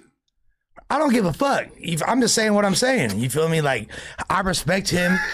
I respect what he do. He was not involved in any capacity of the business relationship that was orchestrated whatsoever. He wasn't managing Sosa at that time. I don't know if he does now. Shouts to him. I love his design work. He might have been in the corner a couple times. I don't even recall meeting the dude, to be honest. He was in the corner? He might have been in the corner of like the studio when there's like 50 other fools from Chicago there, because I just got Chief Keef $1 million.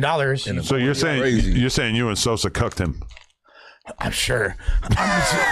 Because he tried to be like one of the major points of contention, and then when it elevated from him, just like, because Remo's like, nah, he fuck with you. Like, I'm on the phone with Remo. I'm like, bro, get this guy on the phone right now. He's like, Remo's like, nah, he fuck with you. It's love. Da da da da. But then he's like, yo, bitch ass. Da da da. Like, the tweets all of a sudden are like, and I'm just like, hey, brother. Oh, like, there's more tweets. Oh, so he calling you bitches and you compliment. That's why I said, just do your thing, man. Hey, check this out, bro. I'm trying to help you out, man. You gotta look like a man up here. Hey, that's why I am a motherfucking man. I'm the man that fucking A&R the project and got Sosa more money than anybody could have gotten him at that moment in his Drop career. your cojones, home. You feel my shit?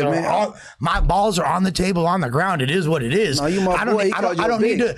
But I don't need to talk down on this man to big myself up. You already said he was in a corner somewhere behind 50 Chicago niggas. Sure. All of that. But guess what? Here's the thing. So basically, Chief Keef at the time had just had his deal with Interscope. Chief Keef they were not fucking with him. They dropped him from his contract. And it wasn't because he's not talented, it's because the kid wouldn't fucking listen. Because nobody knew how to communicate with him. Because nobody really understood his vision. They were trying to fit him into the context of all this weird industry shit, and he wasn't going.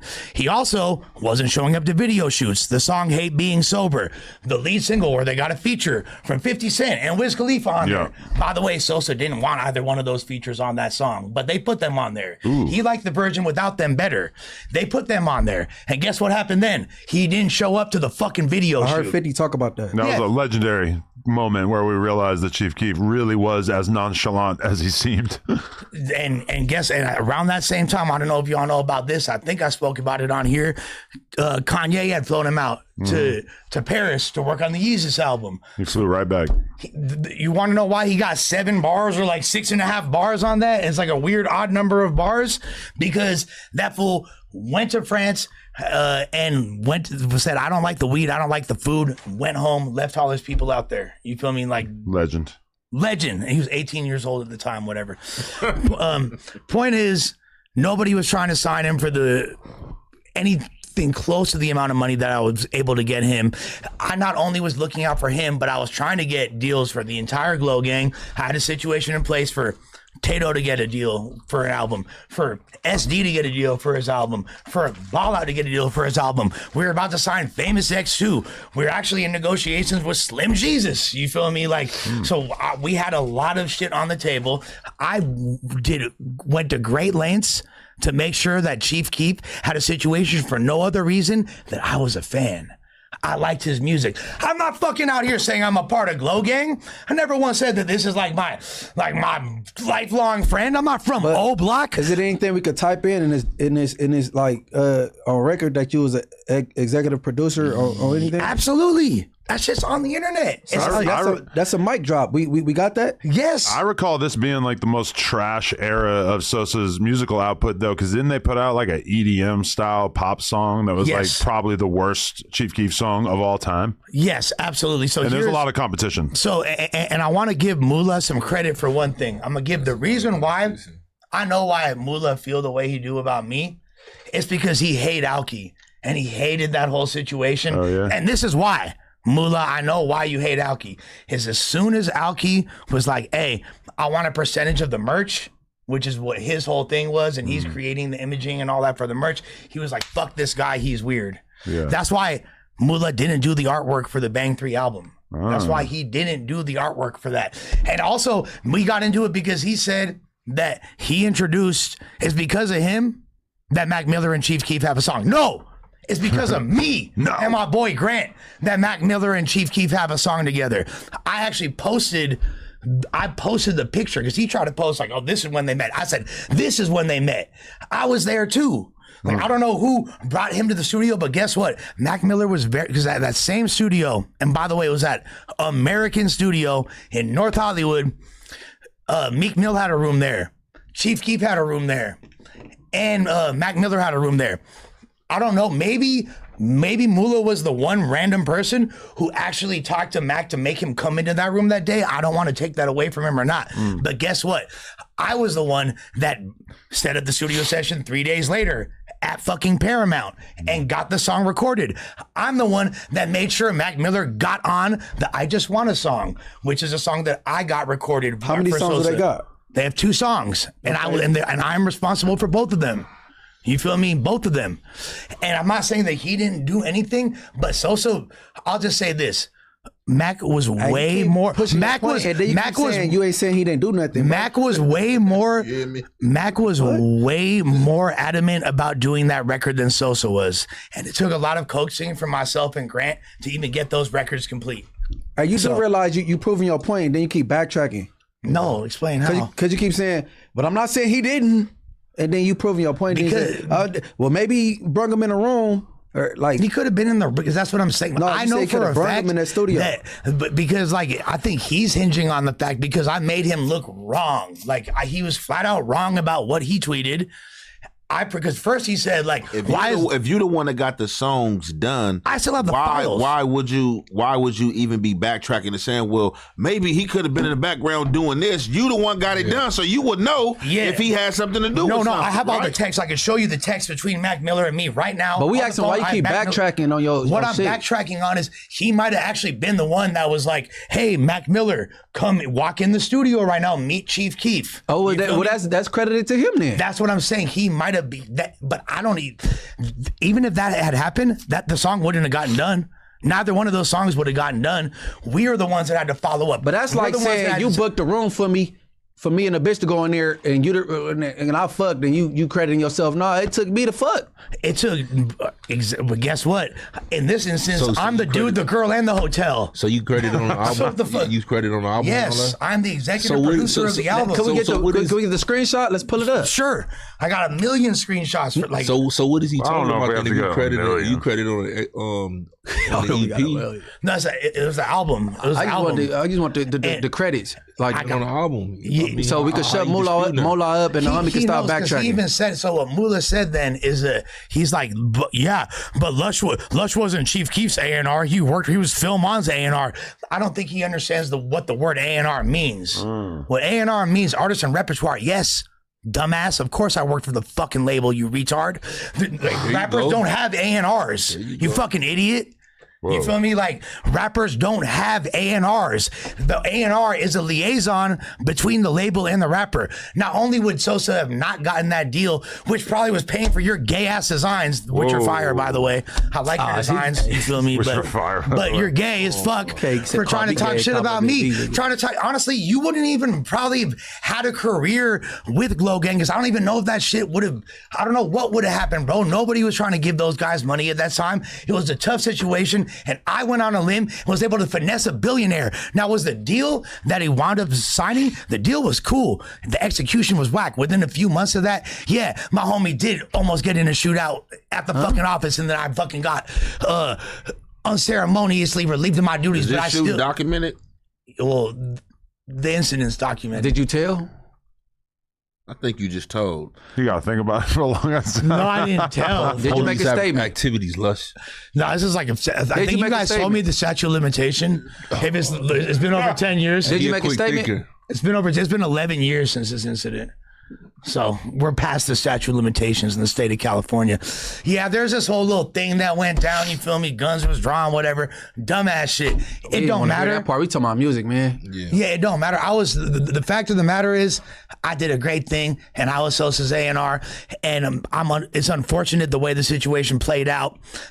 But to act like you can't revise history and retroactively take away my credit or my dick in your mouth, you feel me? You already sucked it, swallow the cum. You Wow, feel so me? you Like, really want to smoke with them like that? no, I don't. after This is saying like that, to you do. whoever. Like, I don't. This is the last. I love Glow Gang. But so I you love got- Chief Keef, and that shit pissed me the fuck off. But you that got- somebody who wasn't even around making moves had the audacity to fucking pop it about me when I'm the only person that's putting money in these people's pocket at that time. You wasn't the manager. Uncle Ro was the motherfucking manager. Then Sosa fired him. Peter Pan came back. Bro, I was there the whole motherfucking time. I have all. You want to see the text with Mac Miller? No, not the text. no, we want to see the You can credits see for that motherfucking album. Credit. I could get a fucking platinum plaque for if I wanted to right now. If he disputes I it can get a further, maybe we billboard. could dive into the text. But I feel like There's that, no- I we'll take your already- word for it. I had already posted. Look at Twitter, bro. Everybody know I'm right. I'm not logged in, so I can't view Everybody like the know I'm responses. right. This already on Twitter, bro, is good. And I don't want to disrespect this guy. It's just You already like, did. You told him to Yeah, suck you your already- dick. yeah, that's Yeah, cool. suck That's your cool. dick That's is cool. crazy. And That's swallow cool. Hey, suck my dick then. You feel me? coming Suck back my from that. dick, bro. And when he see you, he needs It really- that. Swallow gum. I don't give a fuck about fighting him. Yeah, he needs that. I will Hulkamania elbow drop this fucking J-Cat. I don't give Oh a fuck my about God, that. Moolah. I don't give a fuck about that. What I give a fuck about is like, damn, this gonna make it like it would have been dope to have some type of reunite with Chief Keef, because there's a dude who's had a little hand in his already career to too far point, gone and now. but when his partner's saying all this and that, you feel me? It's like, You told damn, him bro. to gobble your MacArthur you Park just- meat. Damn, bro. You just told Damn, this bro. man you want him to And you said swallow the cum. absolutely Swallow it. Form- Every last drop. He fellatio. called me a bitch. I don't give a fuck. We're gonna get some content. called I'm me a gonna bitch. He I'm called me a DM bitch. Sosa right now and say, you know this guy? Oh, you messy. The Lush Scott. He knows Sosa and Sosa. No matter. Really, all you gotta do is go to the credits of the album, and ain't nobody did that. Sosa know, and guess what? Sosa wanted me around more. Hey, but why I was we- the one helping his ass. But why we ain't Like, went to the credits of that album to see your first and last name? I just been saying that 10 times already. I what said you it- mean? Like Your phone in your hand, right? But yeah, but there's nothing online that I could like. But I could show you literally from physical units, and I can show you from pay stubs. I can tell you from contracts. There's articles. Hip Hop DX. Like Jesus Christ. Like this shit's been out. I believe Lush. I provided a show the screen. What did shit say? I believe Lush. Y'all got Lush fucked up. What did it say? I asked Gemini, did Lush 1 produce his Chief Keef album? No, Lush 1, often referred to as Lush, did not produce a Chief Keef. Oh, but it does say Lush acted as corporate executive, specifically as the head of urban content at Film On, and was instrumental in brokering the deal to get Chief Keef signed to billionaire Alki David's Film On / Hologram USA network. Although on Finally Rich, we're not talking about Finally Rich. That was produced by Young Chop. I mean, this was like a murky time where there wasn't really like a lot of those early Chief Keef projects did not land on streaming services or anything like that. No, you middleman the deal, bro. Yeah, that's not at all what happened. I fucking babysat. Either way, you get the credit though. I babysat a bunch of fucking gang members from Chicago. Had them sleeping on my. Listen to you. Had fools sleeping on my couch when they could. I brought multi-platinum producers to their first major studio session. I put legendary platinum artists together, and guess what? I'm just a smoker in MacArthur Park. So what the fuck? Call him MacArthur's Ark. You dig? So all that to say, fool, like, what happened. You can't unsuck this dick. It's funny how there's so many. 3 years ago, Lush explains how he got Chief Keef signed to a billionaire. Everybody knows, bro. Community. 3 years ago, Lush talks about working with Chief Keef. 3 years ago, Lush admits to saying the N-word to get Chief Keef signed. What? Yep, 100%. Bro, you better keep the N-word out your mouth, bro. You want to hear the story, though? You better keep the N-word out your mouth. Yeah, You want to hear the story? I'm not going to say the word. Say ninja. He earned it. So here's the story. Who was you to say he earned it? You can't get that pass out. Bro, No, all right, my bad. I was trying to show this dumbass old white man, you feel me, the fucking, like, why he should sign this guy. Self-hate. And he wasn't really that excited. So I had to rap the lyrics of Finito along with him, jump on his desk like Bobby Schmurder, and literally rap Finito to him. Okay, but I heard through the metaverse streets that he gave the money to go get him. Huh? Not the billionaire, yeah. In the metaverse streets, they were saying like he had the bag and he gave you the bag, just go get him. So you never heard that narrative before? No, I haven't heard that narrative, and I honestly don't even fully know what it means, to be honest. Lush on his boss making him stay in the bathroom as he took a shit. I lied. Wait, what? No, I heard that he had Capping? I lied. I heard he was taking a shit, and you was sitting next to him while he was taking a shit. I was jacking him off while he was shitting. No, for real. Did you do that because he needed a fade?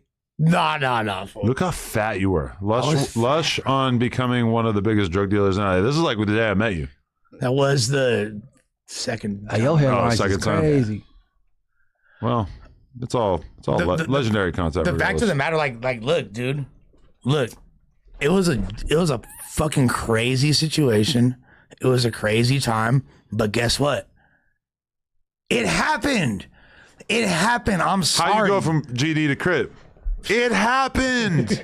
Whoop-de-doo. Whoop-de-doo. Whoop-de-doo. Anyway, moving on. This is basically like the most viral thing that happened this weekend. We got to talk about it. We're finally going to talk about La Russell on No Jumper. La Russell is receiving backlash for saying that Lil Wayne never talks about nothing in his music. Damn, this N-word wasn't talking about nothing. Now, we can watch this clip and then let's dig into it, because I do feel, regardless of my thoughts on La Russell's catalog, that this is being taken out of context. I gotta respect He had a conviction. And shout out to Jeff Weiss and Rosecrans Vic, who this is from their podcast that's called The Truth Hurts. And I will say also that this is an example of how going viral is essentially useless in this day and age, because I went and looked at the actual podcast, and despite this being like probably viewed like 100 million times on social media over the weekend, the original podcast has 2,000 views. Rosecrans Vic the one Dejan beat up, right? 2,000. No. He jumped in. Rosecrans Vic. Oh, he the one kicked him. Was like the manager of the artist, or at least like connected to the artist that got beat up in that scenario. Vic, I don't think is. Vic kicked the shit out of Dejan. Vic's an industry. Oh wait, but remember, Vic took like he had to like take the radio station out his bio and shit after all that went down. Like, or he did. I don't know if he You probably put it back, but all right, let's play this clip. I had a moment in my journey where I had grew a disdain for Wayne just because I started listening to everything. Like, I started maturing as a human, and I'm like, damn, this nigga wasn't talking about nothing for a long time. And I think that's why this argument was. You know, like as someone who like grew up in these communities, right, and grew up with homies who I seen want to be Bloods because they following Wayne and want to be gangster and want to shoot all the gun bar and shit. Right. Like, I've seen the negative that he contributed to the community, and I had to look like, man, what are the songs where he really talked about something and gave? And out of a 1,000-song catalog, you know, it's minute on this end. It's like, yeah, I gotta respect he had a conviction. I had a Georgia Bush, and that do bother me. Man, Tie My Hands. Yeah. That's what I was gonna say. Tie My Hands is the only one I can think of. And that's the thing. It's like, if I hug you once, but I slap the shit out you 1,000 times, you know, your affinity for me is going. You're probably gonna remember me for this. And a lot of people don't. You know, as I mature, a lot of my old favorite artists, I'm now like, damn. Yeah. Like, I love you because I learned how to rap to you, but when you look at the contribution, it's like, man, Georgia Bush, and that do. I think, like, if you were to see even more of the context, he makes it more clear that he's actually a huge Lil Wayne fan. That's just like a criticism that he had of him. What are our thoughts? Do you guys think that LaRussell was out of pocket for saying this, or do you think that he has a fair point? I'm gonna let the guys over here go first. What do you think? I mean, no, you know, you got to be critical, you know, as an MC. Like, I know when I do a lot of my music, I send my music to MCs because I want to the constructive criticism of another MC or somebody that's rapping versus somebody that's not rapping. Yeah, you want to show the fans love, but you know, I want the constructive criticism from another MC. As somebody growing up being a Lil Wayne fan myself, Lil Wayne was an artist that just went crazy and just put anything together that rhymed. He wasn't like coming together with like a scheme, like a story scheme or telling a story or anything like that. Lil Wayne never been that type of rapper. He just been like punchline metaphor, just make some shit sound crazy. You like, oh, Lil Wayne going crazy. But you know, if you listen to like a Jay-Z or, you know, somebody else, they telling stories, telling shit that's actually happened. Now, he do have a song or two where he might have told a story, but for the most part, Wayne just like punchline putting some shit together for sure. Yeah. Like, so Lil Russell accurate in what he said, you feel me? I don't think he said nothing like degrading, you know what I'm saying? Like, yeah, I mean, a lot of people are reacting to that clip on social media, acting as if Lil Russell basically said that Wayne is a completely useless rapper, that he was terrible, that he sucked. And I think that's a non-charitable reading of what he was actually saying, because listen, if you're a hip-hop fan, for sure there has been times where you have put on an album from a rapper that you like, and by the time you got to song 4 or 5, you were thinking to yourself, man, this motherfucker ain't talking about shit. He's talking about chains and cars and good weed and bitches. And, you know, it's a common trap that a lot of rappers fall into. But at the same time, do we want to hear super conceptual records? I mean, that's something I've been critical of, like Eminem for, is that sometimes Eminem's catalog can be a little difficult to get through because it feels like each song has to be this big grandiose statement, where I feel like a lot of us would rather hear Eminem just go crazy with the bars and not necessarily have to feel like he's making a complete record. Talk about stabbing your mom or something, bro. LaRussell, I think that's a disrespectful statement. What he talking about? It just sounds like your taste in music changed as you got older, and that's that like I thought people listened up for bars. You know what I'm saying? Like it's like. I don't get it. I just think he kind of like, and he pretty much was just saying like, he gave Wayne his flowers. Like, I came up listening to Wayne. I learned how to rap because of Wayne. Like, I could contribute to some of my rapping to him. But like, if you listen to Russell is somebody like he's gonna tell a story, kind of like a Slick Rick, like a newer version. He's telling stories to where Wayne is not really like a storyteller rapper. You know what I'm saying? So he's just like, to him growing up now, he looking back like, damn, I can look at it like Wayne was saying probably like a lot of dope shit, but he wasn't really saying nothing as far as putting like a song together. It was just like, you know, a bunch of just like shit like put together. See, but that's why I asked yesterday, how old is he? 31. right? I'm like, but on Lights Out, he got songs on the project Lights Out that he talking about is Pops Rest in Peace, and that's way back. That's way back when. Sure. He got a few songs for sure. But that's not that's blues. You know what I'm saying? Like shit. I miss my dogs. All type of shit. Like even the shit with him and Turk. I ain't scared to use my life about whatever. How old? No, he's talking about the Russells. Yeah, like the 31, 32, something like that. Yeah, the Russell's 31. Wayne's like 40. No, I'm not talking about Wayne. No, the Russell 31. and at that age, I'm thinking you should probably know about these projects when he is kind of talking. You know what I'm saying? Well, exactly. So that's what I was finna say. And actually, Jeff Wise brought it up in that clip, but you can only Georgia see, Bush. Yeah, that was a classic. The Georgia Bush record by Lil Wayne. Was that even on an album? No.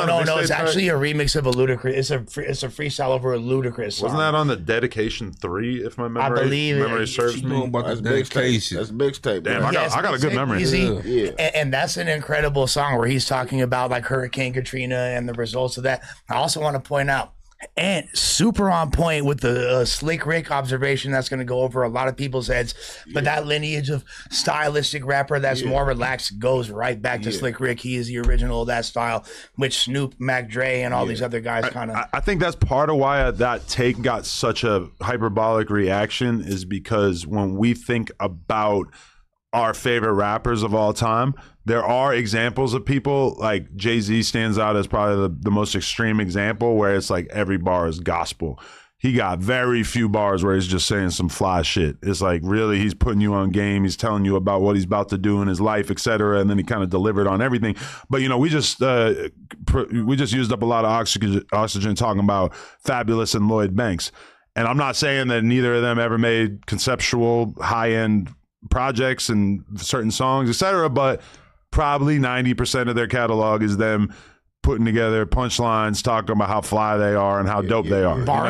Like if you don't like that shit, then your hip hop fandom is probably going to be relatively short lived. 100%. You got to be able to appreciate that, because if you go outside the barbershop and fools are spitting to each other, or like the earliest version of what hip hop is, a lot of it is just people trying to sound cooler or tougher or harder than the other guy. I'd rather listen to Stack Bundle's random mixtape songs from the early 2000s than J. Cole or Kendrick doing these super But I want to know that's just me though. Who do he listen to? Because that's what I'm curious to know. Because if you got something negative to say about Wayne, like catalog, that's crazy. Who is he knocking? But I think it's fair to be critical of a rapper that you love. I love Wayne's content as well, but I could say that, especially in his older years, if I were to put on his album, I'm probably going to have a similar thought of like, damn, this motherfucker's still talking about how cool he is after all these years. It's just like being critiqued, just like how they had a conversation about Kobe, Jordan, LeBron. You got to understand, Wayne was a person that was, phrased the best rapper alive at one point in time. So it's going to be a lot of critiquing. Definitely when you putting him up against motherfuckers like Tupac's, Biggie's, Jay-Z's, Kendrick's, and J. Cole's. He said best rapper alive. Yeah. Because you said Pac. Yeah, all these dudes at a point in time was arguably the best rapper alive when they was alive. When they was, even at fuck with the death, like all these dudes. When Wayne said that, he's saying the ones that's still living right now.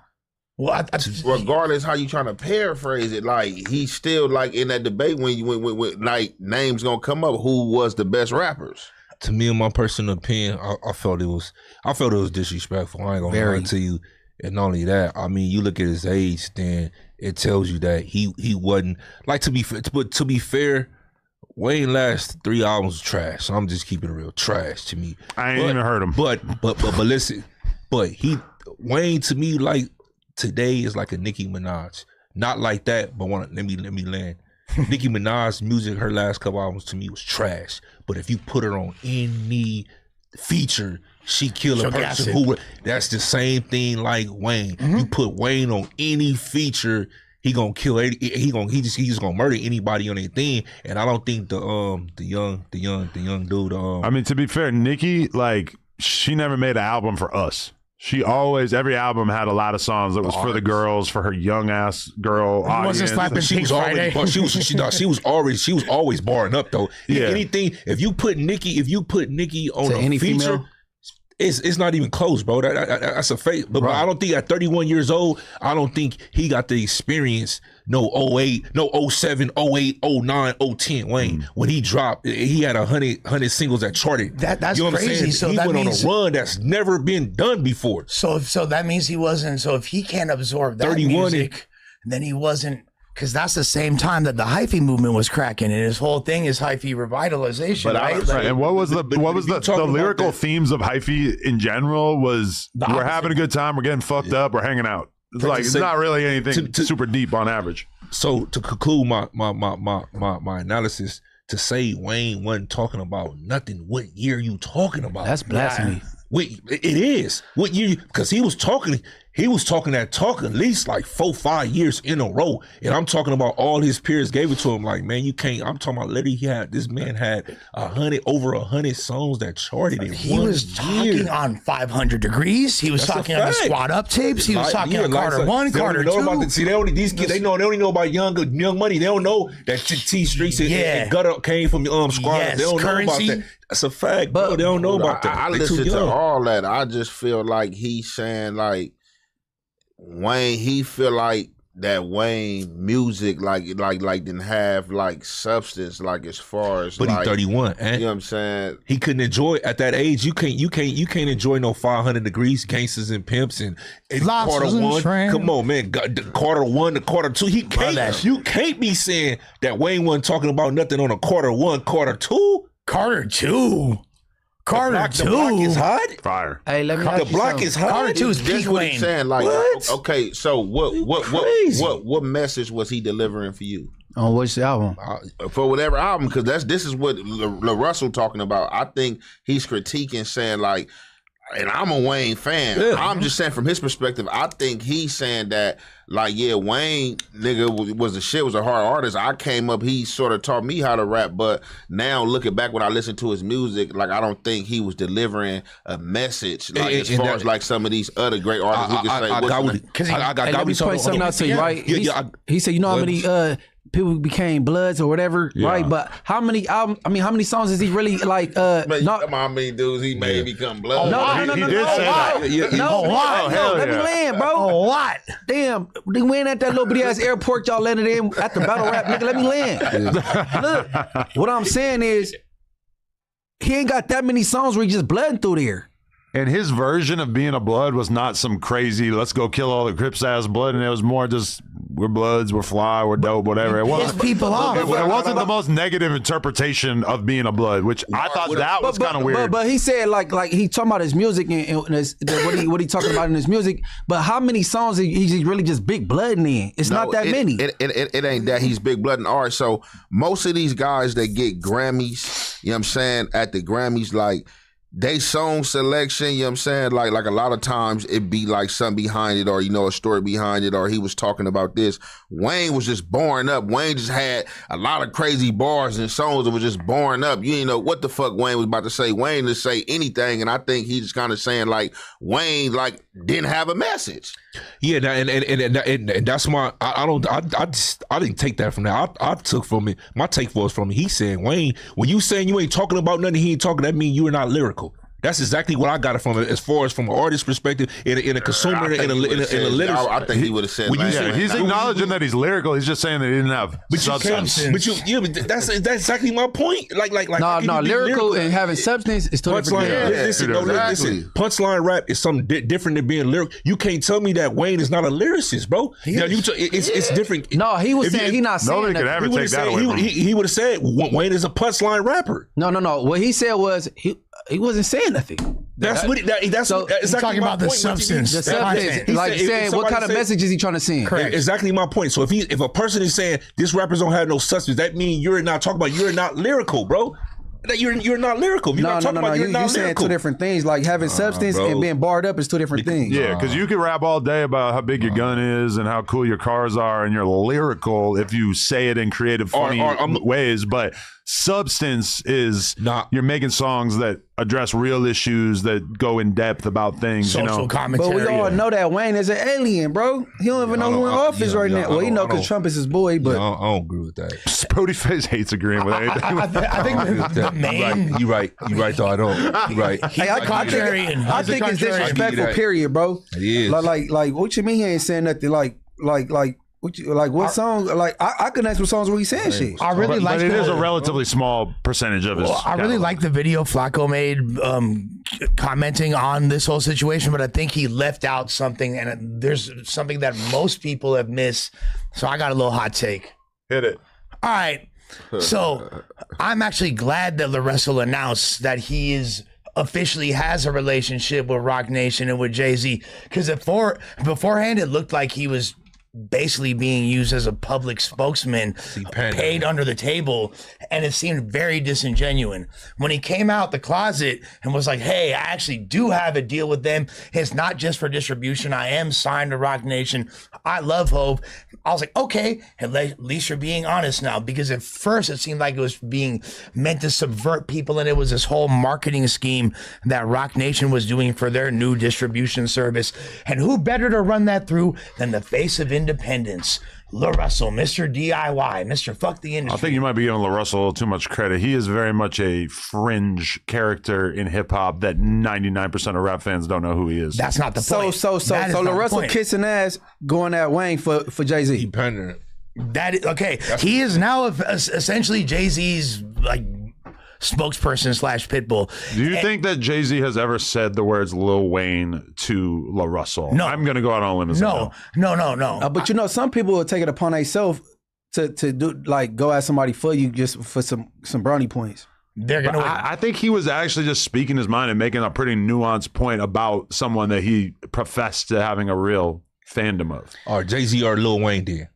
Oh, Jay-Z over everybody. No, Jay-Z is the actual GOAT. Like we say, a lot of people are GOATs. No, Jay-Z is the GOAT. Actually, the GOAT. What you the talking perfect about? rapper. Like all time? No, yeah, 100%. You want to go outside? I mean, we gonna have to. We ain't talking about them all time. I got him. Ain't you talking about that's substance? not exactly a fringe opinion. You talking about substance? The king of substance. Hey, hold on. Can you Tupac? Hold on. Camera put together a 10-minute compilation of him biting people bars. All day. What? Yeah, don't do that. Cameron put together a 10-minute compilation of him biting people bars. That's not what he's doing. But Cam was being extremely disingenuous with that. When I say a big bar, I'm only bigging up my brother. I'm bigging up my borough. I'm big enough to do it. Plus, my own flow is foolish. Come on, dude. Did he say something about you thorough in that? So y'all didn't see that Swagger Jacker segment? He went play this person's song and play his. Play his and play his. But every single one of those bars is just a reference to a big lyric. It's not like he stole the lyric. So then what does Drake do? No. We ain't defending Drake, bro. Drake ain't even in this conversation. I'm saying people, whole thing, I think T-Pain didn't even get paid for a whole song because something that sounded similar to somebody's shit. He biting whole shits, like a whole bar and a half.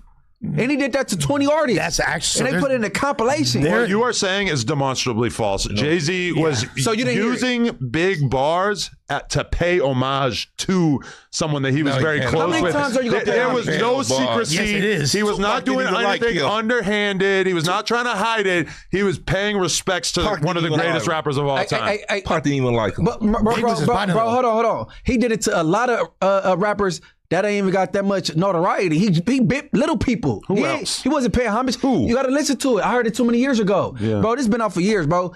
No, Jay-Z. it's so crazy. So like Jay-Z in the intro to a song being "You Gotta Love Me or Leave Me Alone," then you're gonna be like, "Oh, he bit Brand Nubian." Is he your greatest no, he didn't fucking bite Brand Nubian. Dame Dash just did an interview and said, "Is he your greatest of all time?" Yes, I've been said Hope is my favorite rapper. He's a who got him over Pac. If we ask ChatGPT right now, who got him over Pac? I like Jay-Z better than Pac. Keep in mind we're talking about rap, bro. Hold on. We asked ChatGPT. If we ask ChatGPT right now, who's the greatest rapper of all time? It's gonna say Jay-Z. Because he probably owns ChatGPT. No, he doesn't. He's not Sam Altman. Bar for bar, rhyme for rhyme, skill set for skill set. Nobody's fucking with Hov. If you were to poll every hip hop listener on earth, Jay-Z would be the average greatest rapper of all time. Hey, Lush, you contradicting yourself, bro. Hov started cooking later on in his career. Hey, Lush, His second album, his first album was a classic. His second album, look at Jay-Z is frequently ranked as the best rapper of all time by publications like Billboard, Vibe, and Forbes due to his extensive, high quality, and influential catalog. Other top contenders consistently cited include Kendrick Lamar, Nas, Tupac, and Eminem, which all great rappers. But I go Jay. He buys accolades. That's why they consider him the greatest. Bro. Come on, bro. Hey, you're a West Coast nationalist. I am. The people ain't saying that. You of all people. So Spotty, what about Hov's verse on What's Beef by Meek Mill from a few years ago? I'm not saying. Why you throwing other rappers in there? We talking about Wayne. I said Jay-Z's verse. Listen, Jay amazing, bro. Jay, he get to talking. I ain't gonna lie. He get to talking, but he not talking better. Somebody else's lyrics, bro. He not better than Pac, bro. That's a fact, bro. Pac, but keep in mind, you're only naming one rapper better than him. Big. So it seems pretty easy. Big had like I got Wayne over. Big had I got two Wayne albums. over Jay too. Jay-Z was elite for like 10 albums. It's easy to put out two good albums. He puts his own units. He buys his own units. Talk about that in his Grammys. Conspiracy theorist. Wayne's favorite rapper is Jay-Z. By the way, about to save him from Baby. I got Wayne over Jay. Dude, Wayne's favorite rapper What you got Wayne over Jay? I got Wayne, bro. But see, this fool Lush, he's a fake. Hey, look. Listen, you done bash people for not having like barring up themselves, bro. We all agree people bounce off each other. We but both they got adamantly disagree with the idea that Jay-Z stole anything. 10 minutes. He never had to. Yeah, he's the GOAT. You didn't. He did it to pay homage to his friend who died early in his career. I think he bit Lil Mama in some more shit. Lil Mama. Lil Mama bit his stage time. She stole his shine. All right, we're gonna make a poll. We're gonna make a poll to see how the chat feels. Tupac versus Pac. Hey, bro. Tupac versus. Lush, so you didn't see that Cameron shit? He paid homage for 20 minutes straight. Yeah, he showed it. You know what I mean? To over 20 rappers. Remember the double XL? On these, they bite what was that? Yeah, it was Swagger Jacker. Yeah, Swagger was. Yeah. Swagger, yeah. Jay-Z been in there a whole lot of times, bro. It's I feel like it's Slick Rick. Pac, Tupac, Biggie. Okay, so when Snoop Dogg made a song called Lottie Dottie and he took all of Slick Rick's lyrics, that was okay? We not saying Snoop Dogg is the greatest rapper of all time. That's not a conversation. But we talking about two artists. Why you always bringing somebody another artist? I'm just saying that point is disingenuous to say that Tupac or that Jay-Z stole anything. But you didn't see it though. I have seen it. I was listening to all that shit back in the day too, and I thought it was dumb then too. And you've also yet to cite a specific example. You're saying watch this compilation video because it's 20 examples in one. The American what are you talking about? Trash. No, it wasn't. Trash. How is it? How is that trash? Trash. And it was conceptual from the American perspective album. Trash. No, it wasn't. You now trash. Couldn't listen to two songs. Trash. Hell no. And that's start buying these units. That's like a fourth or fifth best. See, you know that good. No, that's a gold part. I promise you that. No, I can name 5 that I like better than that. All right, but after I heard that little shit, I'm like, man, this nigga bit everybody. Blueprint, flawless album. Reasonable Doubt, flawless album. Black Album, flawless album. Yeah. Wayne could never. Hey, it's crazy how. And I would say Me Against the World and All Eyes on Me are classics too. Life of Thomas Sean Carter. Jay-Z got more classics. You said who? Jay-Z has more classic albums than Tupac. You crazy. We just named 3. What are the 3? Name 3 classic Tupac albums. I'll give you Me Against the World and All Eyes on Me. And Machiavelli. What are you talking about? Machiavelli. Garbage. What? Oh my God. Better Days. That's a scrap album. Man, you sound crazy. Tupac's not even a comparison. Machiavelli got like 2 good songs. Nah. What do you sound crazy, it is not even, bro? To put that against Jay-Z's classics is they heresy. Every time Jay-Z. We're going outside. Spotty, come on, outside. How many classics? At least 3. Reasonable Doubt, Blueprint. The only one they give him Reasonable Doubt. Blueprint is a classic. Blueprint's his best album. You cannot deny Blueprint. I don't know about the best album, but it's definitely a classic. And I like the Black Album. 2. You talking about Blueprint 1 or 2? 1. Right. Blueprint 1. 2 was pretty elite. If 2 had been a single album instead of a double album, it would also be a classic. I love 3. It's definitely a classic, but he got more. He want more classic. Hey, Spotty, that ain't even a fair comparison because the last time I checked, his Pac Spotify numbers are like 32 million or something, and he not even here. You know what I'm saying? So no, of course, and that's why I don't even like to compare Pac to people. Yeah, that ain't even fair. Tupac, he blowing him out. He coming with after his death, he come with nothing but double albums. And it's crazy because it's like From All Eyes on and they're all forgettable. Well, Every posthumous Tupac album is totally forgettable. Throwaway tracks. What you say? What? There's good songs here and there, but Still out, right? Shout out to the homie Big Runner. You sound Hey, I want to know what this poll talking about. Right now, these bitch ass fans are saying 74% for Tupac. I knew that. Right. Though. Thank you. Oh, I Thank you. Also, Jay-Z has more monthly listeners than Tupac. He's alive and he buys his stream. He hasn't put out money forever. He buys his streams. Hold on, Adam. You just know looked that about the up? deal? That's why he go platinum in one day. Because what I looked up was like a couple years ago when it was 32 million. Title deal. Jay-Z got 40 million. Tupac got 28 million. Come on, man. Okay, a couple years ago. Granted, he is still alive, but also he put out way more albums. He got bots. Why would he want bots? Because when he had Tidal before he sold it, everybody know he was buying his own album. When he did the deal with Verizon. Why would that impact his monthly listeners right now on Spotify? Because he cheat. That's how he cheat to get his number. I mean, his album to number one in the sales. If you wanted to prove that you are deranged, you just did it. A million albums off the dude. But why would that impact his monthly listeners right now? I mean, he's alive though. Pac is not alive. No, I know, but I mean, Jay-Z don't put out music. Been dead since '96. The fact that Tupac is still in the conversation and that his music has endured this long is a testament to how amazing he is. For sure. Jay-Z don't got not one album that could beat All Eyes on Me. That is a fact. I disagree. What? I'm not gonna lie. Like, All Eyes on Me is a great album, but it is a great album. Jay's the GOAT, and I understand the way they got Big album over his. I understand the way. Like, to me, I like Big better than Pac sometimes, bro. I ain't gonna lie to you. Sometimes I'm liking Big better than Pac. I love them both. I wish he was. I love them both. Anyway, just to bring it back to the main convo, I just want to say the unfortunate thing about this, and I say this as somebody who. I know our group chat had a little bit of a war about La Russell a couple weeks ago where we were talking about him before all this went down, where some people were very enthusiastic about his hustle and his marketing acumen and everything. Personally, not really a fan of his music. It sounds a little bit... it's just a little too fun for me. Somebody said Kid Bop. I said Kids Bop, yeah. I said... Backpacker?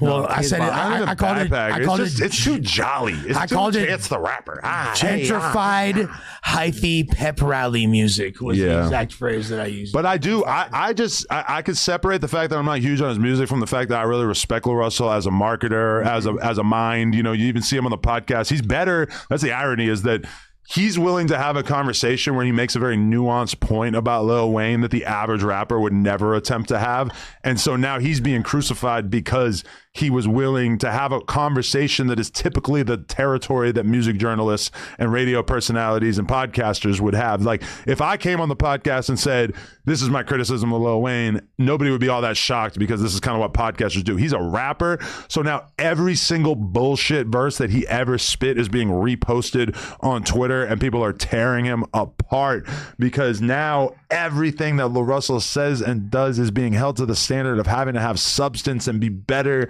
than Lil Wayne, which is really unfortunate. And he even said himself in a clip that he went his whole career up to this with almost no hate. Nobody picking on him. Nobody even really, like, you know, a huge percentage of people not even knowing who he was. And now he's got to deal with the fact that he's going to be under the microscope for the foreseeable future and being compared to Lil Wayne, who's one of the greatest of all time. So when Lil Russell first started releasing music, it was really that's all he was doing. He was rapping. Stop jumping out the water. Stop jumping out. He used to be rapping over chopped soul samples, more introspective, like lyrical music before like this current arc that he was on. So at first I was like, damn, this kid's kind of sick. He like has some West Coast J. Cole energy. I thought he had a lot of potential. Really enjoyed the independent grind. And that's why, like what you were saying, you're right, Adam. He's not famous to people, but to artists, they definitely like know who he is. And he's an example of an independent artist that's really cultivated their own fan base and scene to the point where he makes sense for Rock Nation to associate them. The thing about his fan base is, from every indicator that I can see, from like the views on his stuff, the views on his interviews, the number of monthly listeners has, etc., I would say he has a pretty small niche fan base. But he's so good at marketing and he's like been so consistent about putting himself out there that it almost feels like he's bigger than he actually is. And as a result, it's kind of like his existence seems annoying to some people because they hear about him a bunch, But meanwhile, they don't really care about his music, and he hasn't really made music that resonates with a large percentage of the people who hear about him all the time. You know, it's like, it's good to be a small artist when your fan base is the only ones who know about you, but he's constantly putting himself in positions where bigger audiences are paying attention to him, or at least like hearing about him. But then meanwhile, from my perspective, his music doesn't really live up to that hype. He was independent at 13,000 first week. That's pretty crazy, dog. Like, that's not easy to do. And that is crazy, although I'm extremely suspicious of these numbers. Those numbers, there definitely is potential questionability there. I will say, I enjoy LaRussell when he's working with other Bay Area rappers and shining a light on them. Like, my favorite rapper from Vallejo is Neff the Pharaoh, and I like when they've done shit together that I think is really dope. And I like what he does for the Bay. But overall, I think that people just need to step his bars up if he's gonna be popping it about Wayne. You gonna say that's your favorite over 40? Currently, I don't even count. Like, Fody's like legend status, GOAT status. You feel me? What'd you say about Fody's? Yeah. What?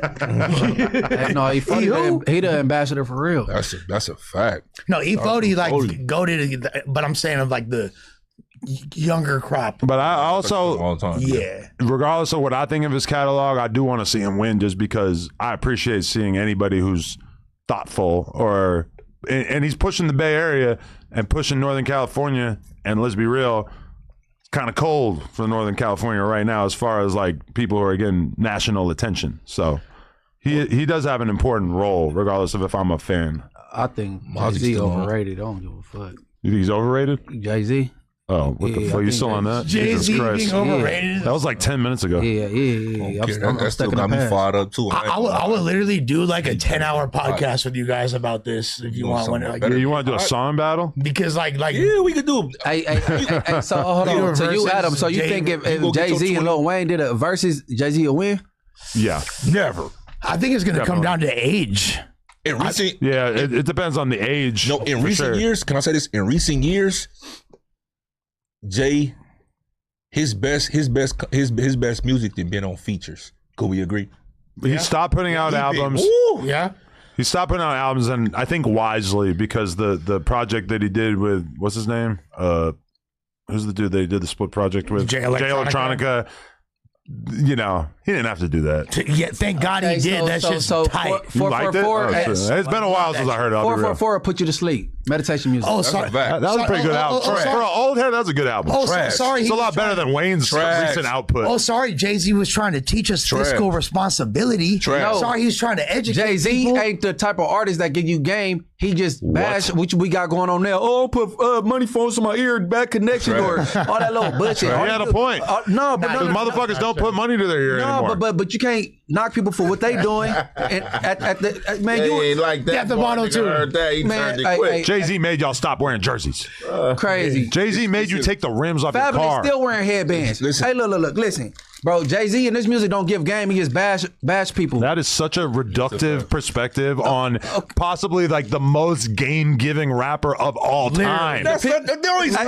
Yes, he is. Yes, he is. You got the most content rapper ever, Tupac Shakur. What are you talking about? No. Pac was giving not dropping gems, not giving game. That's a different type and helping people get where you at.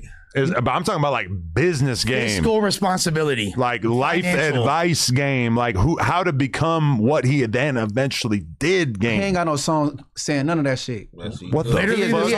You never listened to a Jay-Z album. All he doing is kicking niggas down and talking about niggas how they should be doing it, but not telling us how. That's 1% of what they should be doing, but not how. Majority of the songs he got like that is features though, but he got a song like that. Do you fools listen to music or do you just skim through it? Munchie, you skim through it. Oh, he telling them. That Izzo, I ain't gonna lie, Munchie. That Izzo, he was talking. He telling niggas what they should be doing and not how to do it. No, you both. Or bashing the younger generation. Oh, different auto tune. He tells you you're weak as fuck. He tells you that all the shit you're doing is gay and that he's better than you. But he also is telling you about what you should be doing. No, hey, the death of auto tune shit didn't work. That was his thing. And I think to him that was a huge indicator of like, oh, all right, I probably only got a couple more albums. I don't need to be hanging out too long here. Yeah, let me take a step back. Jay told you, man. He said, I'm only trying to give you the game from $9.99. You got to just buy the house. That's why they be giving 50 Cent is a game giver. Right. Nipsey was a game giver. That's a fact. Dame Not Dash like before Jay. he lost his mind, he was. If we go, He's not even a rapper. Look. I said before, but yeah. So, if Nip was a game giver, he got a lot of game from Jay. You feel me? Straight up. Hell Like, no, man. He got was- it from his upbringing, bro. His whole hustle method and all that. That had nothing to do with Jay-Z. Bro, he talks about Jay-Z being a mentor to him. Jay literally spent because you can take $10,000 whatever you on the want from Crenshaw different tape. people, right? I bet it is some things you want to learn from Jay and see how he got there. You know what I'm saying? But that's why they got this whole thing, the money or a dinner with Jay. And I'm taking the money. I'm taking the money. Everybody would take the money, including Jay-Z. He would tell you to take the money. Like they'd take the dinner with Jay to be in front of him chewing and shit. Yeah, No.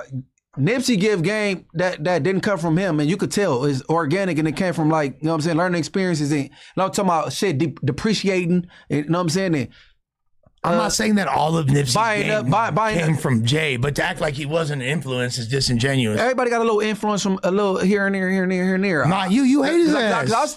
I studied You hate 50 this Cent. man. I love how that nigga move. Yeah, King Jaffe Joffer donated $5. He said, "You can clearly tell Munchie and Spody haven't actually listened to Jay's music with adult ears. Saying he didn't give game is objectively a horrible take." You took the words out of my mouth, brother. I never said he didn't give game. I just That's coming from this side of the table. That was completely a Munchie take. He'll tell you what you're supposed to be doing, but not how to get there. Listen to the song called "Regrets" by Jay-Z when y'all get a chance. Y'all ever bored? Tell me he don't. Listen, I listen to Jay sometimes. He definitely he talk. Also, Tupac for sure in my top 5. I just want to make that clear. Listen to the OJ story, man. That's a gang of shit, man. Jay got shit, man. He got shit. Let's keep in mind, we on a West Coast platform, but this nigga Adam is motherfucker from New Hampshire. He next door to New York. Yeah. So your 5-hour drive. Whatever, it's closer than Vegas to California, but like, you know what I'm saying? Of course he gonna be in your top 5. They all, and the homies was always on my helmet growing up. So who's your top 5? I'm interested. Who's your top 5? Because you talking about Pac barely making it in the top 5. Who your top 5? He's way up there. I would say Jay, Pac, Cameron. Cam in there? I gotta put Cam in there. I love Cam. Multiple classic albums. He from the East Coast, bro. You gotta think where people was raised around. I haven't done this in a while. I used to say Young Thug, but man, that's been a little hard. So he from the East Coast, so he should have Daz Dillinger and Warren G instead. Like No. Just like if like East Coast, West Coast, you know, people from over here gonna say Pac. I'm gonna put Nas. Yeah, them respectable. Yeah, kind of cliche, but. Not Nas is super Young cliche. Thug should be in No, Young Thug. If I'm gonna put any modern rapper, I'm going Thug. If it's a modern rapper, it gotta go Kendrick. I would have had Chief Keef in mind until today. You ain't got Cole in here? What? Cole in my top 5. I like J. Cole a lot as a person.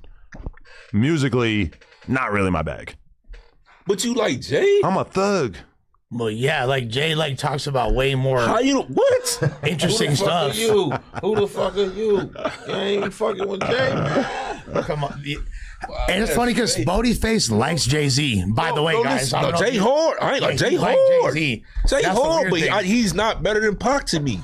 That's cool. And that's cool. And you know what's crazy? Because to me, Cole, as long as we can admit that was his mentor. To me, Cole got that same flow. If we can both admit that they're top 3, then I'm cool with you. Because I think I would say top 1 and 2, probably Jay and Nas, or Jay and Pac. Everybody in the room could agree. Oh yeah, Gucci. That's the other one I'm forgetting. You just said because Jay ain't in my top 5. You just said shit. Now. You were in prison. Yeah, I was in prison. Hey, but when I was out of prison, Gucci had a cold little run at River Munchie. Dumbest run ever. 06, 07, 08. Bro. Blue Dolphins, boy. But even later. Georgia Most Wanted. To me, the Trap God run, the 2013, 2012, the whole era before he got locked up, he was unhinged and going crazy. Trap House 3 tape?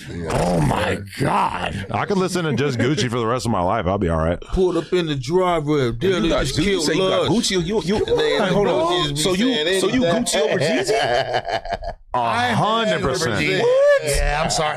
I'll say this. I'd rather listen to Gucci's 10 worst songs than Jay-Z's 10 than Jeezy's top 10 songs. Jeezy got a hip hop classic. Gucci got no hip hop classic. I was about to say Thug Motivation 101 is a better body of work than anything that Gucci made. I'm gonna be real. I love Gucci. There's a handful of rappers throughout my life that I respect, but I'm a lot less into than the average hip hop fan. And I'm gonna give you 2 names. DMX and Jeezy. I respect them. I understand their contribution, but as far as me as a fan, I am a lot less of a fan than the average hip hop listener. Bitches ball from a nigga. But to what That's hard. I It just never really connected with me like that. What I think you But I saying, never smoked crack, so Gucci had a better and more a longer rap career than Jay-Z, but Jay-Z still got a classic album and he don't have one. I disagree. What part you disagree with? I don't know if I don't that think he had a longer. I mean, that he had a more successful rap career than Jeezy. What's the classic Gucci album? I don't really think. Gucci don't have no classic album, but he got a better career. Yes, I don't think so. How? He does. Gucci got the better career than Jay-Z, bro. How? Well, I guarantee you, Gucci got. He could fill up more. Gucci got more monthly listeners. I guarantee it. Let's look it up. Jeezy don't even put out music no more, bro. He's so career. You got to understand, Jeezy been out here getting money the whole time while Gucci been running in and out of jail. That's a fact. That is a fact. What's the longest Gucci was in jail? Jeezy been going platinum. About 4 years, 5 years. Yeah, Jeezy been going platinum and all that. Every time he dropped, Jeezy he doing the distance. I don't know, guys. But yo, this is kind of crazy that I asked Gemini and it said that the Bird Print, the movie 3D, is considered Gucci's top tape, which I would not have thought of, but I do recall having extremely strong feelings for that back in the day. Like all his mixtapes were just kind of. There was just so many that it's kind of like Wayne. Like Wayne's mixtape era, it was kind of hard to like focus on one as the best because they were all great, but there was also a lot of not so great shit on some of them. But I'm gonna listen like to Dedication 2 and like Dedication. We know what the classic tapes are. No ceilings. You know with Wayne it's easy. Yeah. No ceilings, man. Weezy F baby, motherfucking Carter. Bitches on my stick, but my name ain't Harry Potter. Man, what is they talking about? But that's exactly what the Russell's complaining about. Bitches on my dick, but my name ain't Harry Potter. He had bitches shaking ass in the function to that Wayne shit. got some mixtape. That's some mixtapes out there that's better than a lot of these niggas' albums. No ceilings. If he didn't Jack No Beats, that could have been an album, bro. But I mean, back in the day, a lot of dudes weren't even like saving songs for their album. They were just doing mixtapes because it was the shit to do. Wayne was not only was his mixtapes fire, but he would do something that nobody else would do. He would take the exact cadence of the original song, completely flip it with his own bars, and like he would do it even on R&B songs, like the Upgrade You freestyle that he had, the Beyonce Upgrade Your freestyle. I am bearing a ton like Levy. That whole freestyle is. Man, he helped build that Gangsta Grills. He helped build that up. I was such a Wayne head that there was a Black Eyed Peas song that I thought was a Wayne song for like 3 months, and I was listening to it on repeat, and then I go outside the house and realize like, oh shit, that's a Black Eyed Peas song that he just rapped on. You talking about the one with him and Wyclef? Nah, I can't remember. Was it I Got a Feeling? Tonight's gonna be a good night. I don't know if it was that one. No, that's way later. Which one? On every beat, I wouldn't be surprised if Wayne ass rapped on that, bro. That's like funny. Not on the radio, probably on a mixtape. I don't remember that on the radio. None of y'all are old enough to remember the Black Eyed Peas being dope underground. I did. I saw them at Warped Tour in 1998. Okay, they really were before Fergie. Fire. Yeah, I remember Fergie kissing on herself. Yeah, look, I got a feeling with Wayne, but I don't know if this is the one that I'm thinking on the of. No Ceilings tape. It probably is, fool. It's probably the one you're thinking of. I wish I could play it right now. But classic album, classic. And I met Will. At the W. You know what I'm saying? Cool dude, man. I was walking up in there. The first time I was in there, this was like 12 years ago. I'm going in there one night. You know what I'm saying? And they had a dance. They had like a club in that motherfucker when you walk in. Like people in that motherfucker dancing. So I'm looking, I'm like, what the fuck? And when I was walking up to the desk, that fool Will.i.am was walking out. I'm like, yeah, we chopped it up for like 5 minutes and shit. He was real cool. Like chopped it up. I'm like, all right, man, got up out of there. Will.i.am a real MC, incredible songwriter. People, he used to be at the little underground Lush lame, you feel me, poetry spots, freestyling with us, like type shit for real. Will.i.am a real hip hop head. People don't know that. Yeah, I'm gonna call this a little early because the 22 stir does not feel good, and I really want to go home and go to bed. So I'm just gonna blast through these donations. Shout out to Young Don Corleone, Future 910 Gaming, Prime Moments 8559, and Boss Mill for becoming members. Money makes me feel so something said Shorty made 3 racks off infused Baclet bit cookies on V-Day. 2.9 was mine. Whatever. I don't know what the fuck you're talking about. Richie Vid said, Lush, is it true you wrote most of the songs on Bang 3, or is my homie lying? Your homie lying. Your homie's lying. Big Mouth Media became a member. Shout out to him. Money Mob Tay said, the fact that you let Lush send you $100 for that bill is sad as fuck. You a millionaire. Tighten up. I don't know why everybody think I'm a millionaire. I'm a broke BMXer. Keep me out of that conversation. Baby. I'm gonna buy you something though, because I kind of resent you giving me that $100. Resent is crazy. Not resent, but it's just be a good friend. I want Bo Jackman to clean my car next week. Bo Jackman gave you the 100. He did too. Oh, okay. I shot him 100 on site. Jackman instantly. gave it to him like 5 days later. Like no. Bo Jackman had to do some hustling. As soon as Adam was like, and Jerm texted me like, you better send Adam money. Don't like you're not gonna look like a bum right now. Fuck hey, I'm gonna do an armed robbery at the Wood. I'm going back to Inglewood. Hey, I'm getting my money back. Hey, I'm just kidding. No, niggas is on Lovely Bo Jackman establishment. yesterday when we called him. That shit was funny. Yeah. Jem Liam said, he's been a member for 9 months. He said, getting a no jumper tat when that tax return hit, that's insane. Amazing. Why Tam and Ricky give shit views but don't do interviews? I think everyone should be doing interviews. Also, what the fuck, no whack episode pissed me off on Hood. We're going to make it up to you this week. Don't worry. But as far as other people doing interviews, I mean, if they bring a good interview to the table, I'm always down to do it. But, you know, it's a little tough to find good interviews to do these days. Shouts to Jem I am. He's actually been one of the most vocal supporters of No Jumpers since I've been over here. For the If he's going to get the tattoo, then I love him. That's amazing. The big ski. Big ski? The big ski, the head tat. Bro, the fact that he's still walking around with that is so amazing. I need the No He still Jumper ain't got it covered up. That's a big cover up. So JD been a member for 10 months. He said, Adam, that underground pod was the key back into the scene. Underground rap isn't dead.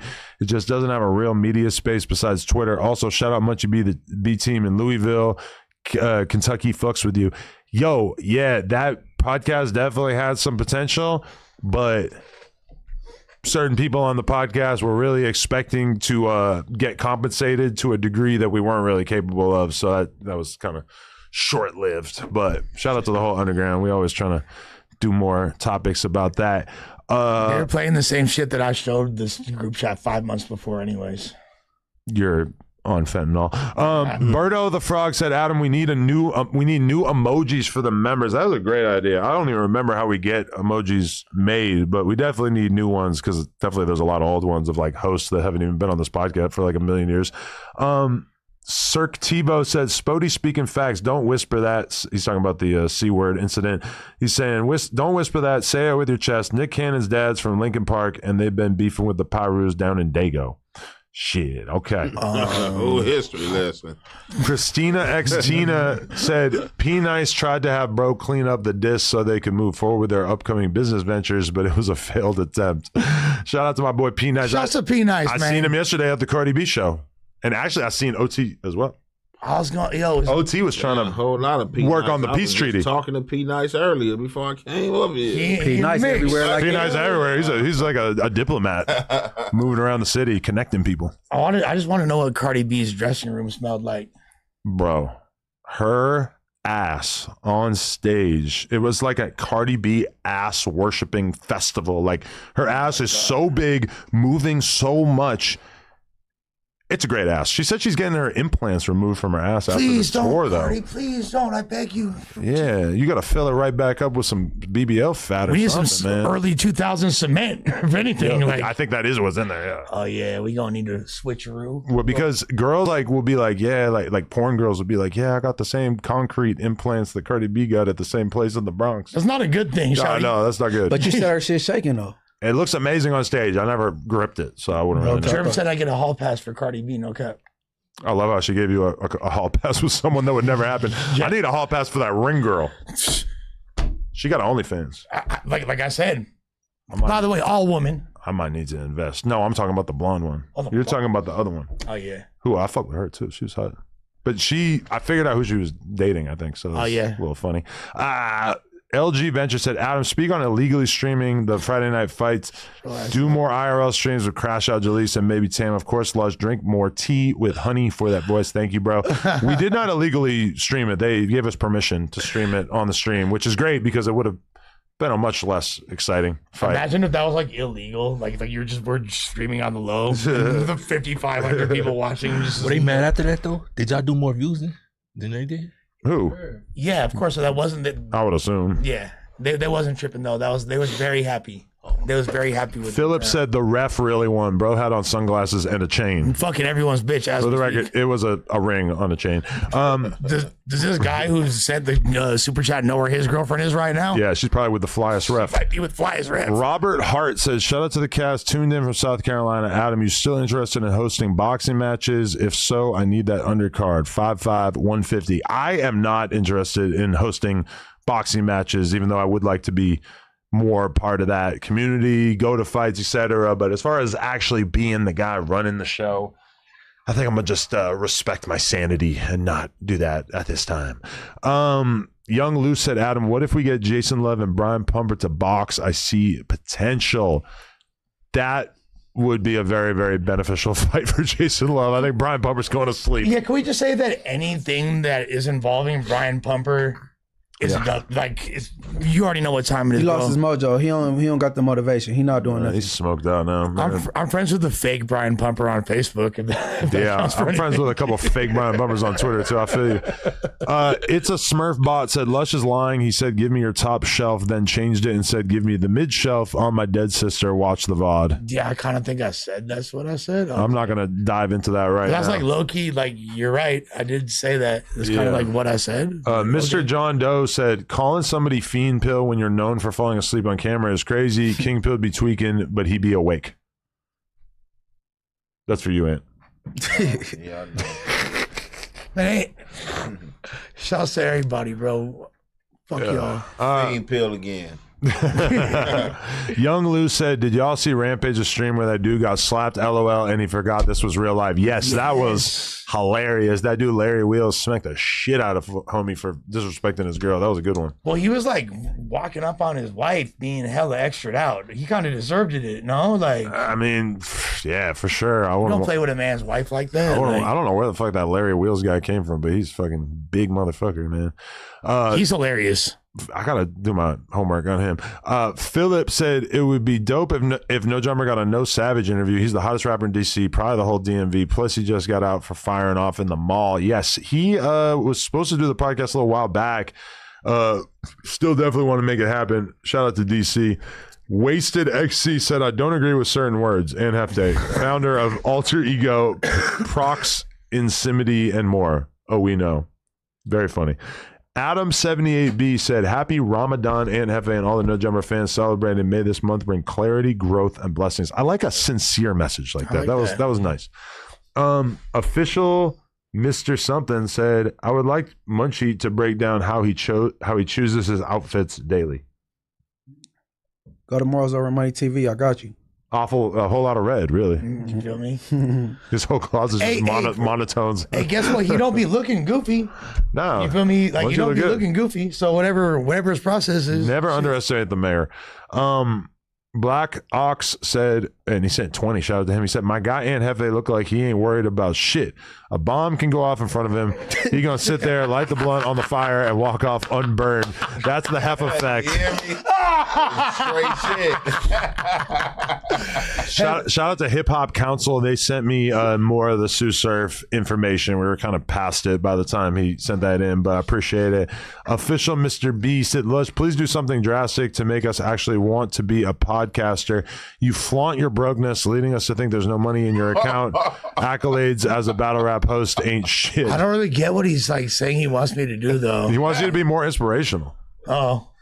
To make him want to be a podcaster? Well, me and K-Mac and Lush are actually going to do an IRL stream where we host some fades in MacArthur Park. So yes, if people are out there and you are down to fight for free in the park, you are going to have your opportunity to show up, and it's probably going to be a ridiculous time. So, and we're doing giveaways for the community as well. You feel me? Just the backpacks, clothing, toys, all that. Exactly. I was thinking we should call it a bum fight stream. It's definitely it's definitely good. There's going to be some smoker phase. I might even hop in. I have to look into the YouTube terms of service to make sure that they're cool with us letting people beat each other up with boxing gloves in like a grass field or whatever. What y'all giving out? Old boys and Lunchables type shit. Yeah, we might give him some Happy Dad. Hey, go grab some pieces like Crip Mac used to grab a gang of Little Caesar pieces. I'm gonna have a big bag of Starbucks, and after your fight, you get to take a handful.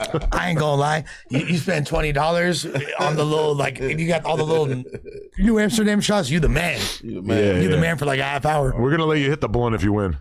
If you lose, you gotta roll a blunt. That's actually a big ask. I don't know. Like, I don't even smoke. Yeah, I don't really want to put my lips in. Yeah, pause. Hair Pusher said, I feel like we need some content with No Jumper and LA Try Guy. Do y'all mess with him? I don't know who that is, so I guess I'm gonna have to tune in. Cirque Tivo said, LOL, little irritation, Lush. You talking about get it pressed and dude make you want to make a phone call and promise an interview. LOL, free the wave. Yeah, you did get pressed a little bit. We don't got to revisit that, though. Juice Gotti said, why the fuck my shit not working? Ask Hefe why he ain't SOB with Whack that night. He came in dissing Brick and he faked tough with him. What SOB mean? I don't know what the hell he's talking about. Staying on business, okay. Then I got new shit every month. When I was a kid, SOB was son of a bitch. Yeah, right. Yeah. Yeah, no, I was thinking if we do that fight in the park, I'm going to probably wear like a suit just to make it perfectly clear that I'm not engaging in a fight. Yeah. Dragonite Crip, the best name, said, Lush is a legend in battle rap, hosted around the world, and Co was known for not paying battlers. The homie active from Grape tapped Yo Pockets on stage. That's my homie active from Grape, and he'll tap Yo Pockets, Dragonite Crip. Fuck is you talking about? He was probably just checking if Lush had a boner. Anyway, official Mr. B said, why does Spody Face think everything he says is going to be controversial and then say something very basic that doesn't get clipped? Hey, these shabby braids. I'm gonna keep an eye out for that. Hey, no, they be on niggas' heads. They be on Keep them. an eye out for that now. That's what you want, bro? And then I guess I'll be doing that, man. Shout out to you. I'm gonna keep doing it. Sending that $5 and $6. Kid Wonder been a member for 10 months. He said the Geechi people lived in the Carolinas of the Deep South. Geechi was a very real thing. Andrew Jackson couldn't take Florida because we ran down. Boom! Shouts to the Geechi. The Carolinas. Yeah, I heard Charlamagne talking about it. I said, yeah, Carolinas, Virginia. Yep, absolutely. Jay Supreme said R.I.P. Jesse Jackson coming from La Raza. Yeah, Jesse R.I.P. Jesse Jackson. Yeah, he died at 84. Yeah. Rest in peace to Jesse Jackson. Hold on. What are you talking about? He died today. He died this morning. Jesse Jackson. Today. Damn, I didn't know that. Oh, you say he died at 84. I just remember something about him, but I don't care to bring it up. Mamas was never playing that Geechi, itchy, Jesse Jackson, not a Geechi. That's a banger right there. That's a banger. Why it seem like Jesse Jackson older than 84 though? That sounded about right. He's just been around since you were a child. I think you're thinking Al Sharpton. Al Sharpton, my bad. Yeah. Al Sharpton is a snitch. Dr. King, Malcolm X. Hey, it don't seem like he older than 84. No, but because you know why? Because when we was kids, he was already old to us. Yeah, that's what I'm saying. He's been old forever. Since I remember he been grown, been old. I mean, think about it. He was probably born in 1940. Y'all don't remember being I remember being a kid. I was like 13, 14, and Biggie Smalls was like the OG. I remember he was and then I find out like, damn, bro died when he was 24. Yeah. Like, I thought he was like that was way older too. But being morbidly obese makes you look so much older. Man, no. When I was a kid, I definitely didn't think Pac was 25. Hell no, Pac 25, bro. Yeah, that was the crazy. fuck? It's like that with everybody. All the BMX dudes I looked up to, and they seemed like they were old as fuck. And then now that I'm older, I'm like, oh, that guy was like 21. Like, to put it in perspective, like Chief Keef is 7 years older than Biggie Smalls was when he died. 6 years older than Pac. And we knew Chief Keef when he was 16. Yeah, that's crazy, bananas. Bro. Reapcast sent 20 said, Lush, Wayne didn't bring banging to New Orleans. The California boys did in the 90s. Inner New Orleans didn't fuck with it. Only in Mary Poppins Bloods and Pebble Walk Crips did. I spoke about this on my No Jumper Brick interview. Insane names, first of all. Shouts to Reapcast. I will say Pebble this. Walk Crips. We didn't say that. He's referring to some shit from like days ago. No, we didn't say that though, Reapcast. All we said is that Wayne popularized. Yeah. That's it, bro. I strongly disagree, but next one. Helped popularized. Dex and Effects said, it's not much, but here's $5 from Munchie to show them two young whippersnappers how to change a tire. Lush, please fade Adam. I know you can win. He talking about suspect because suspect say he didn't know how to change a tire. I don't either. That's a real thing. I was about to say that's a real thing. I kind of know. I just have never had to do it. Like you put the jack in there, you crank it all the way up, you use the tool to unscrew the nuts, and then you put another tire on. Right. I teach young kids in the community too how to change tires. That's it though, right? You use the jack, you unscrew the wheel, you put another wheel on, and then you tighten it up. They use placement on the jack as well though. Yeah, that's it. I would just ask ChatGPT and let them sort of run me through it. Yeah, if you don't know how to change the tire. To be fair though, even if like I could change a tire, but in that scenario on the freeway and he had his baby with him, I probably would have called AAA. No, but he said he don't never did it. He never did it. He not gonna learn. He don't know how. Shit. I always call AAA. I got a flat tire a couple months ago. I called AAA. Boom. It was so easy. I don't even have a spare in my car, which I learned when that happened. My AAA membership is attached to my parents, so it's like, oh, Nicholas, you've been a member for 56 years. Like, yeah, pull up, bitch. Dude, I met a cool ass non-affiliate from the Slauson area last time that I did it, and he told me all kinds of lore from his community. That the tow truck driver, he put me on a bunch of game. He said, shout out Wild Bill from the Overhills. Partway through though, he realized who I was, and he's like, oh, you got a podcast, right? Don't you be doing all the messy shit? I'm like, yeah, pretty much. Yeah, you're definitely thinking of me. You that one fool, huh? Okay, almost done here. Wit Foundation sent $20. Said members only question. In your prime, you're in your section. Oh, disappeared. Let's go back up.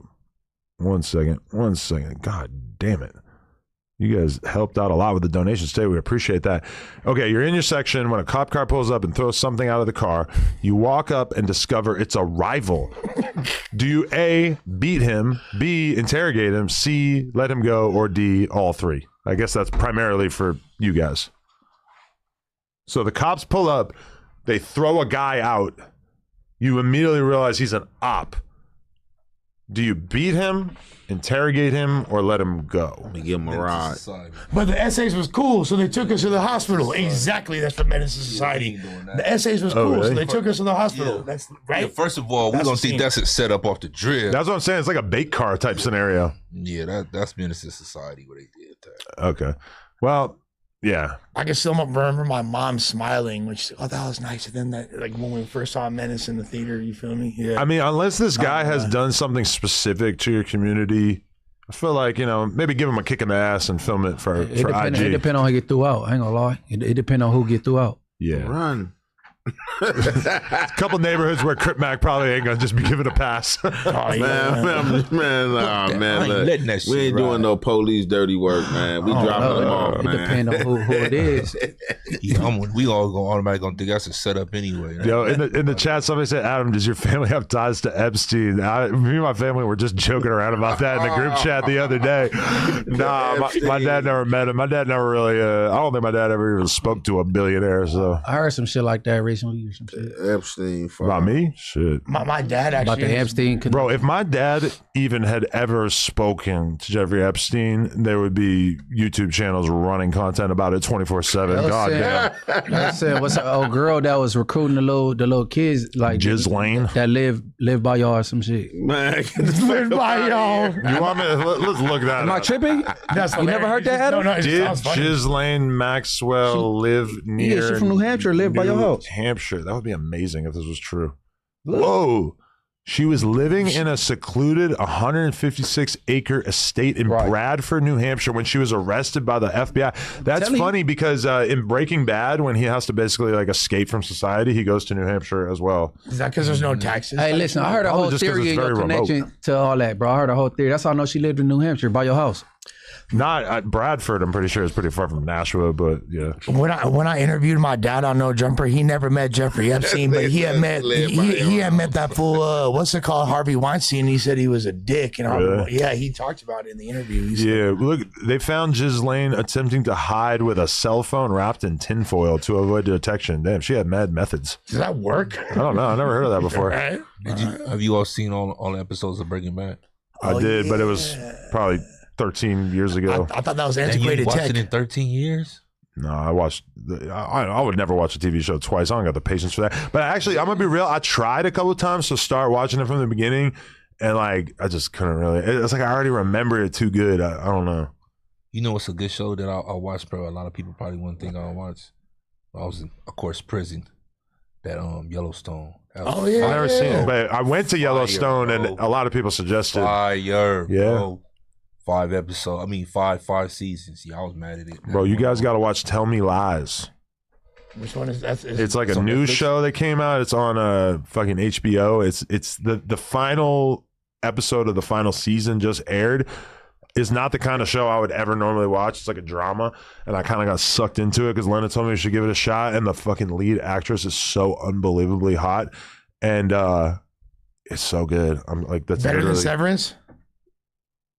I'm more hooked. Severance is like a science thing that you have to like wrap your head around. It's like so complicated. This is like a little easier to consume, but okay. Dragonite Crip, Lush, where were you when Chief Keef's weed shop got robbed in Compton, hosting battles for free in Canada, making Snow Angels with Pat Stay? Man, long live the homie Pat Stay, bro. Come on, bro. Harsh. I get computers. Putin said Munchie needs to look up what an interpolation is. Yeah, you do. I agree. Absolutely. Paper Chaser said Jay-Z admitted in an interview that he was rethinking his rap career when Lil Wayne rapped over his Show Me What You Got beat when Wayne was on his run. It's crazy how nobody raps over random beats anymore. And I'm not gonna lie, Lil Wayne did go fucking crazy on that beat, bro. Lil Wayne on the Show Me What You. He went crazy on everything. He did. Reap Cash said that his top 5 is Tupac, Biggie, Nas, Jay-Z, DMX. Nobody couldn't drop while Pac and Biggie was living. I love Jay, but Spody is right. Okay, thank you for the opinion. Yeah, I appreciate it, man. Shout out to you, man. Saying I'm right. Sin from the G has been a member for 8 months. He said Lush and Wack competing for the biggest liar ever. Drake has a better catalog than Jay-Z. Tupac was an actor that pandered to blacks and pretended to be tough. I love No Jumper talking hip-hop again, finally. What I lie about? Shooting two cops ain't pretending to be tough, bro. He shooting two police. Didn't he not know they were cops? Yeah, he didn't know, but he was helping somebody he didn't even know. He did shoot at the police though. But he didn't know it was the police, but he was helping somebody he didn't even know. And you know what? Like I've heard so many good stories of just Pac doing right by people. Like my homies in Oakland all got stories. Like, oh yeah, one day we were trying to push the car. And mama's a Black Panther. He got that spirit, bro. Yeah. No wannabe or nothing like that, bro. Like my man died. I know people that knew him from as young as when he was at Tamalpais High School in Marin County. So yeah, Sparta 6 and $10 said Lil Wayne had substance from Get It How You Live all the way to the Carter one. Then he became more of just a lyricist. I grew up on Wayne. Substance songs like Fuck the World, Spin Game, and the Guerrilla Warfare. Yes, definitely. If you comb through Wayne's whole catalog, there's a lot of substance. But he got a large catalog. True, you do, like larger than almost anybody ever. Probably he up there for sure. Paper Chaser said Spody, Adam and Lush, white, grew up rich and privileged. Of course they gonna pick any rapper over Pac because they can't relate to Pac's music. They only know mainstream Pac songs. Listen, my family wasn't rich like his family. My mom was a librarian and my dad was a social worker. For sure, my entire life, my parents never made more than $100,000 a year. So we grew up pretty chill. I didn't grow up in Beverly Hills. I grew up rich, man. What the fuck that got to do with anything else? I only know mainstream Pac songs. Yeah, that's a retarded opinion. Anyway. Are you out of your fucking skull? To be fair, $100,000 a year back then, that's a whole lot of money. Back then, a whole lot of money. I'm saying, like, if I had to estimate what my parents were making while I was in high school, probably like 30, 40K a year type jobs. Like, man, they're regular ass jobs. Like, I mean, a librarian is not a career that you take on because you're getting rich. Yeah.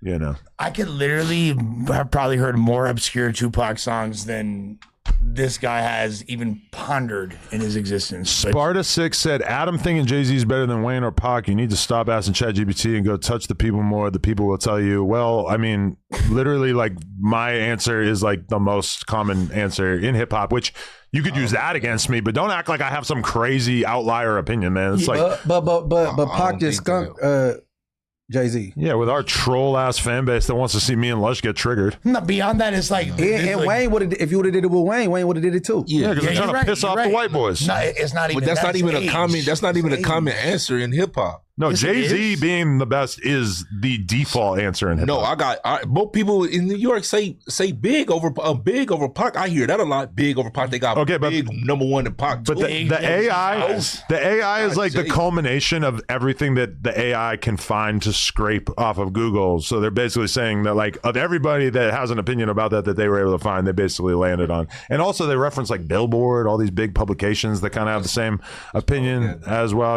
I was always a Big L kind of guy. BT Dub, like Big L, the artist to me. Like if you're gonna he put he got like 2 albums, right? I put rap his ass off though. Yeah, like, that's a fact. I love Big I L. never take that away from him. Big L. User 5115 Red said J Hood fresh home. Word on the streets is B Breezy gonna be free too. I know Munchie, Spody Fist, and Ant shit in their pants. Gumby released the whack tapes. Yeah, you guys are all like, this is about to be problems for y'all. In their pants for who? Because B Breezy might be coming home. What the fuck? Yeah, that got to do with me. Hey, y'all niggas I don't know. Y'all not supposed to like him, right?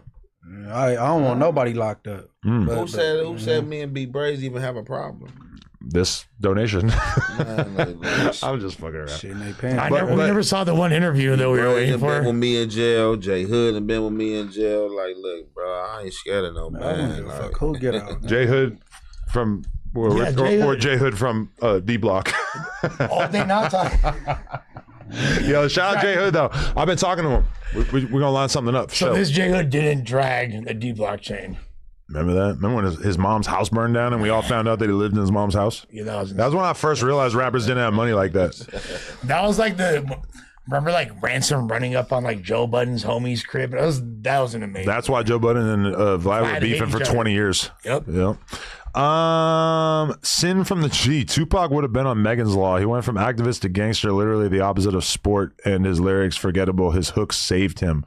I do not agree with that in any way, shape, or form. The last part of that statement is asinine. I gotta listen to a lot more Tupac. I'm gonna be real. I gotta put him on more frequently.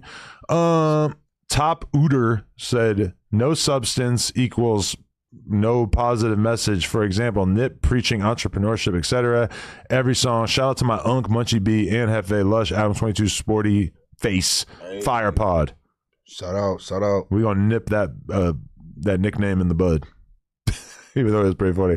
Reapcast said, no lie, just left Atlanta, song written for so-called New Rock Nation Christian trap artist. I left, and the next day the producer posted him and La Russell. Yes. Sin from the G said, La Russell's whole image was the underdog who's against his label. His only fans were anti-label. He signed and immediately got big-headed. Fuck that nerd. For the record, didn't he sign a 1-album distribution deal with Rock Nation? It doesn't seem like it's that big a deal. No, it's more involved than that for sure. All right. It is funny, though. You see the clip of La Russell thinking that that academics that say cheese and everybody got paid to post that clip. Like, no. That's not how this works. Look, he's used to paying for shit to get posted, so that kind of makes sense. Sorry, Russ. He said it. Would La Russell be invited on this podcast? Absolutely. He needs to come to the Tuesday show. You've been summoned for your DP, La Russell. I think he's a Figmunity though, so he's probably ain't coming. Lamar Odom Thomas sent $5. Shout out to him. King Jobby Joffer said, no, we already read that one. Sparta 6 said, when Carter 1 came out, the whole world was bumping it. I know nobody in DC was listening to Jay like that. It was definitely more Wayne and Scarface. Yeah, no one was listening to Jay. I think you're smoking that fucking good DC water. You tell me if that's what you think, homeboy. Lamar Thomas said, Lush gave me hate because I was saying y'all pushing fentanyl in bars on the music stream. Whoa, nah, Spody and Munchie, I'll be back on the music stream. Shout out to you. Definitely pull up. I love fentanyl in bars. What are you talking about? Let's go. Sparta 6 said, when was Jay-Z's era? Because after Pac died, it was No Limit, then DMX and the Rough Riders, and then 50 Cent, then Wayne took over after that. That is probably one of the most retarded things I've ever read on the stream. You forgot about that those couple of years in the early 2000s before 50 came out, you fucking moron. It wasn't his. He was doing well, but you had Nelly that was in Ja Rule that was only dudes moving units and pimp juice and us. Yeah. Oh, so Spody Face can quote this guy Jay-Z, but he thinks it's absurd that we have him. No, I didn't never say. Like I like Jay-Z. He's hard, but he's just not the best to me. But you acting like it's crazy to even say that, bro. It is blasphemy. Okay, Mr. Vic said, and Hefe music. Thank you. Support and Hefe. Hard. Go turn up his channel.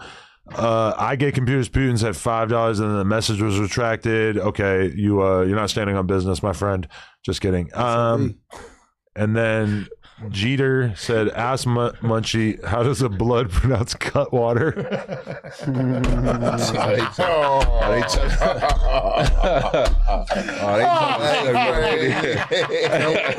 the perfect way to end this. Go ahead and say it, Munchie. That is the perfect. I said like everybody else, man. Hey, I pull up in the function drinking butt water. Butt water. Pass out butt water. Yo, that's so funny. Hit me with the butt water. That's out. I said like everybody else. All right, yo, shout out to everybody who watched this. Please smash the like button. I can't believe we just did a 4-hour podcast while I'm sick, not feeling so great, but we will be back with more content tomorrow on the news at noon. Make sure you go tune in to the Realist podcast featuring Spody Face, or just clock in with his Instagram. Lush One. You know he needs some support. Go tune in on his Twitter. He's going to be going to war with Colorful Moolah over the next couple of days. And then Hefe, he got music. He got videos about every piece of hood drama you ever heard about in your life. And Munchie B, Money Over Morals channel. Hold the fuck up. What? Nah, nigga, morals over money. Oh, right. Money over morals. My bad. Check your deal. Sorry, I'm off the butt water. Yeah, nigga, you gotta be. Morals over. That's mom. Yo, shout out to everybody. We really appreciate it. Make sure you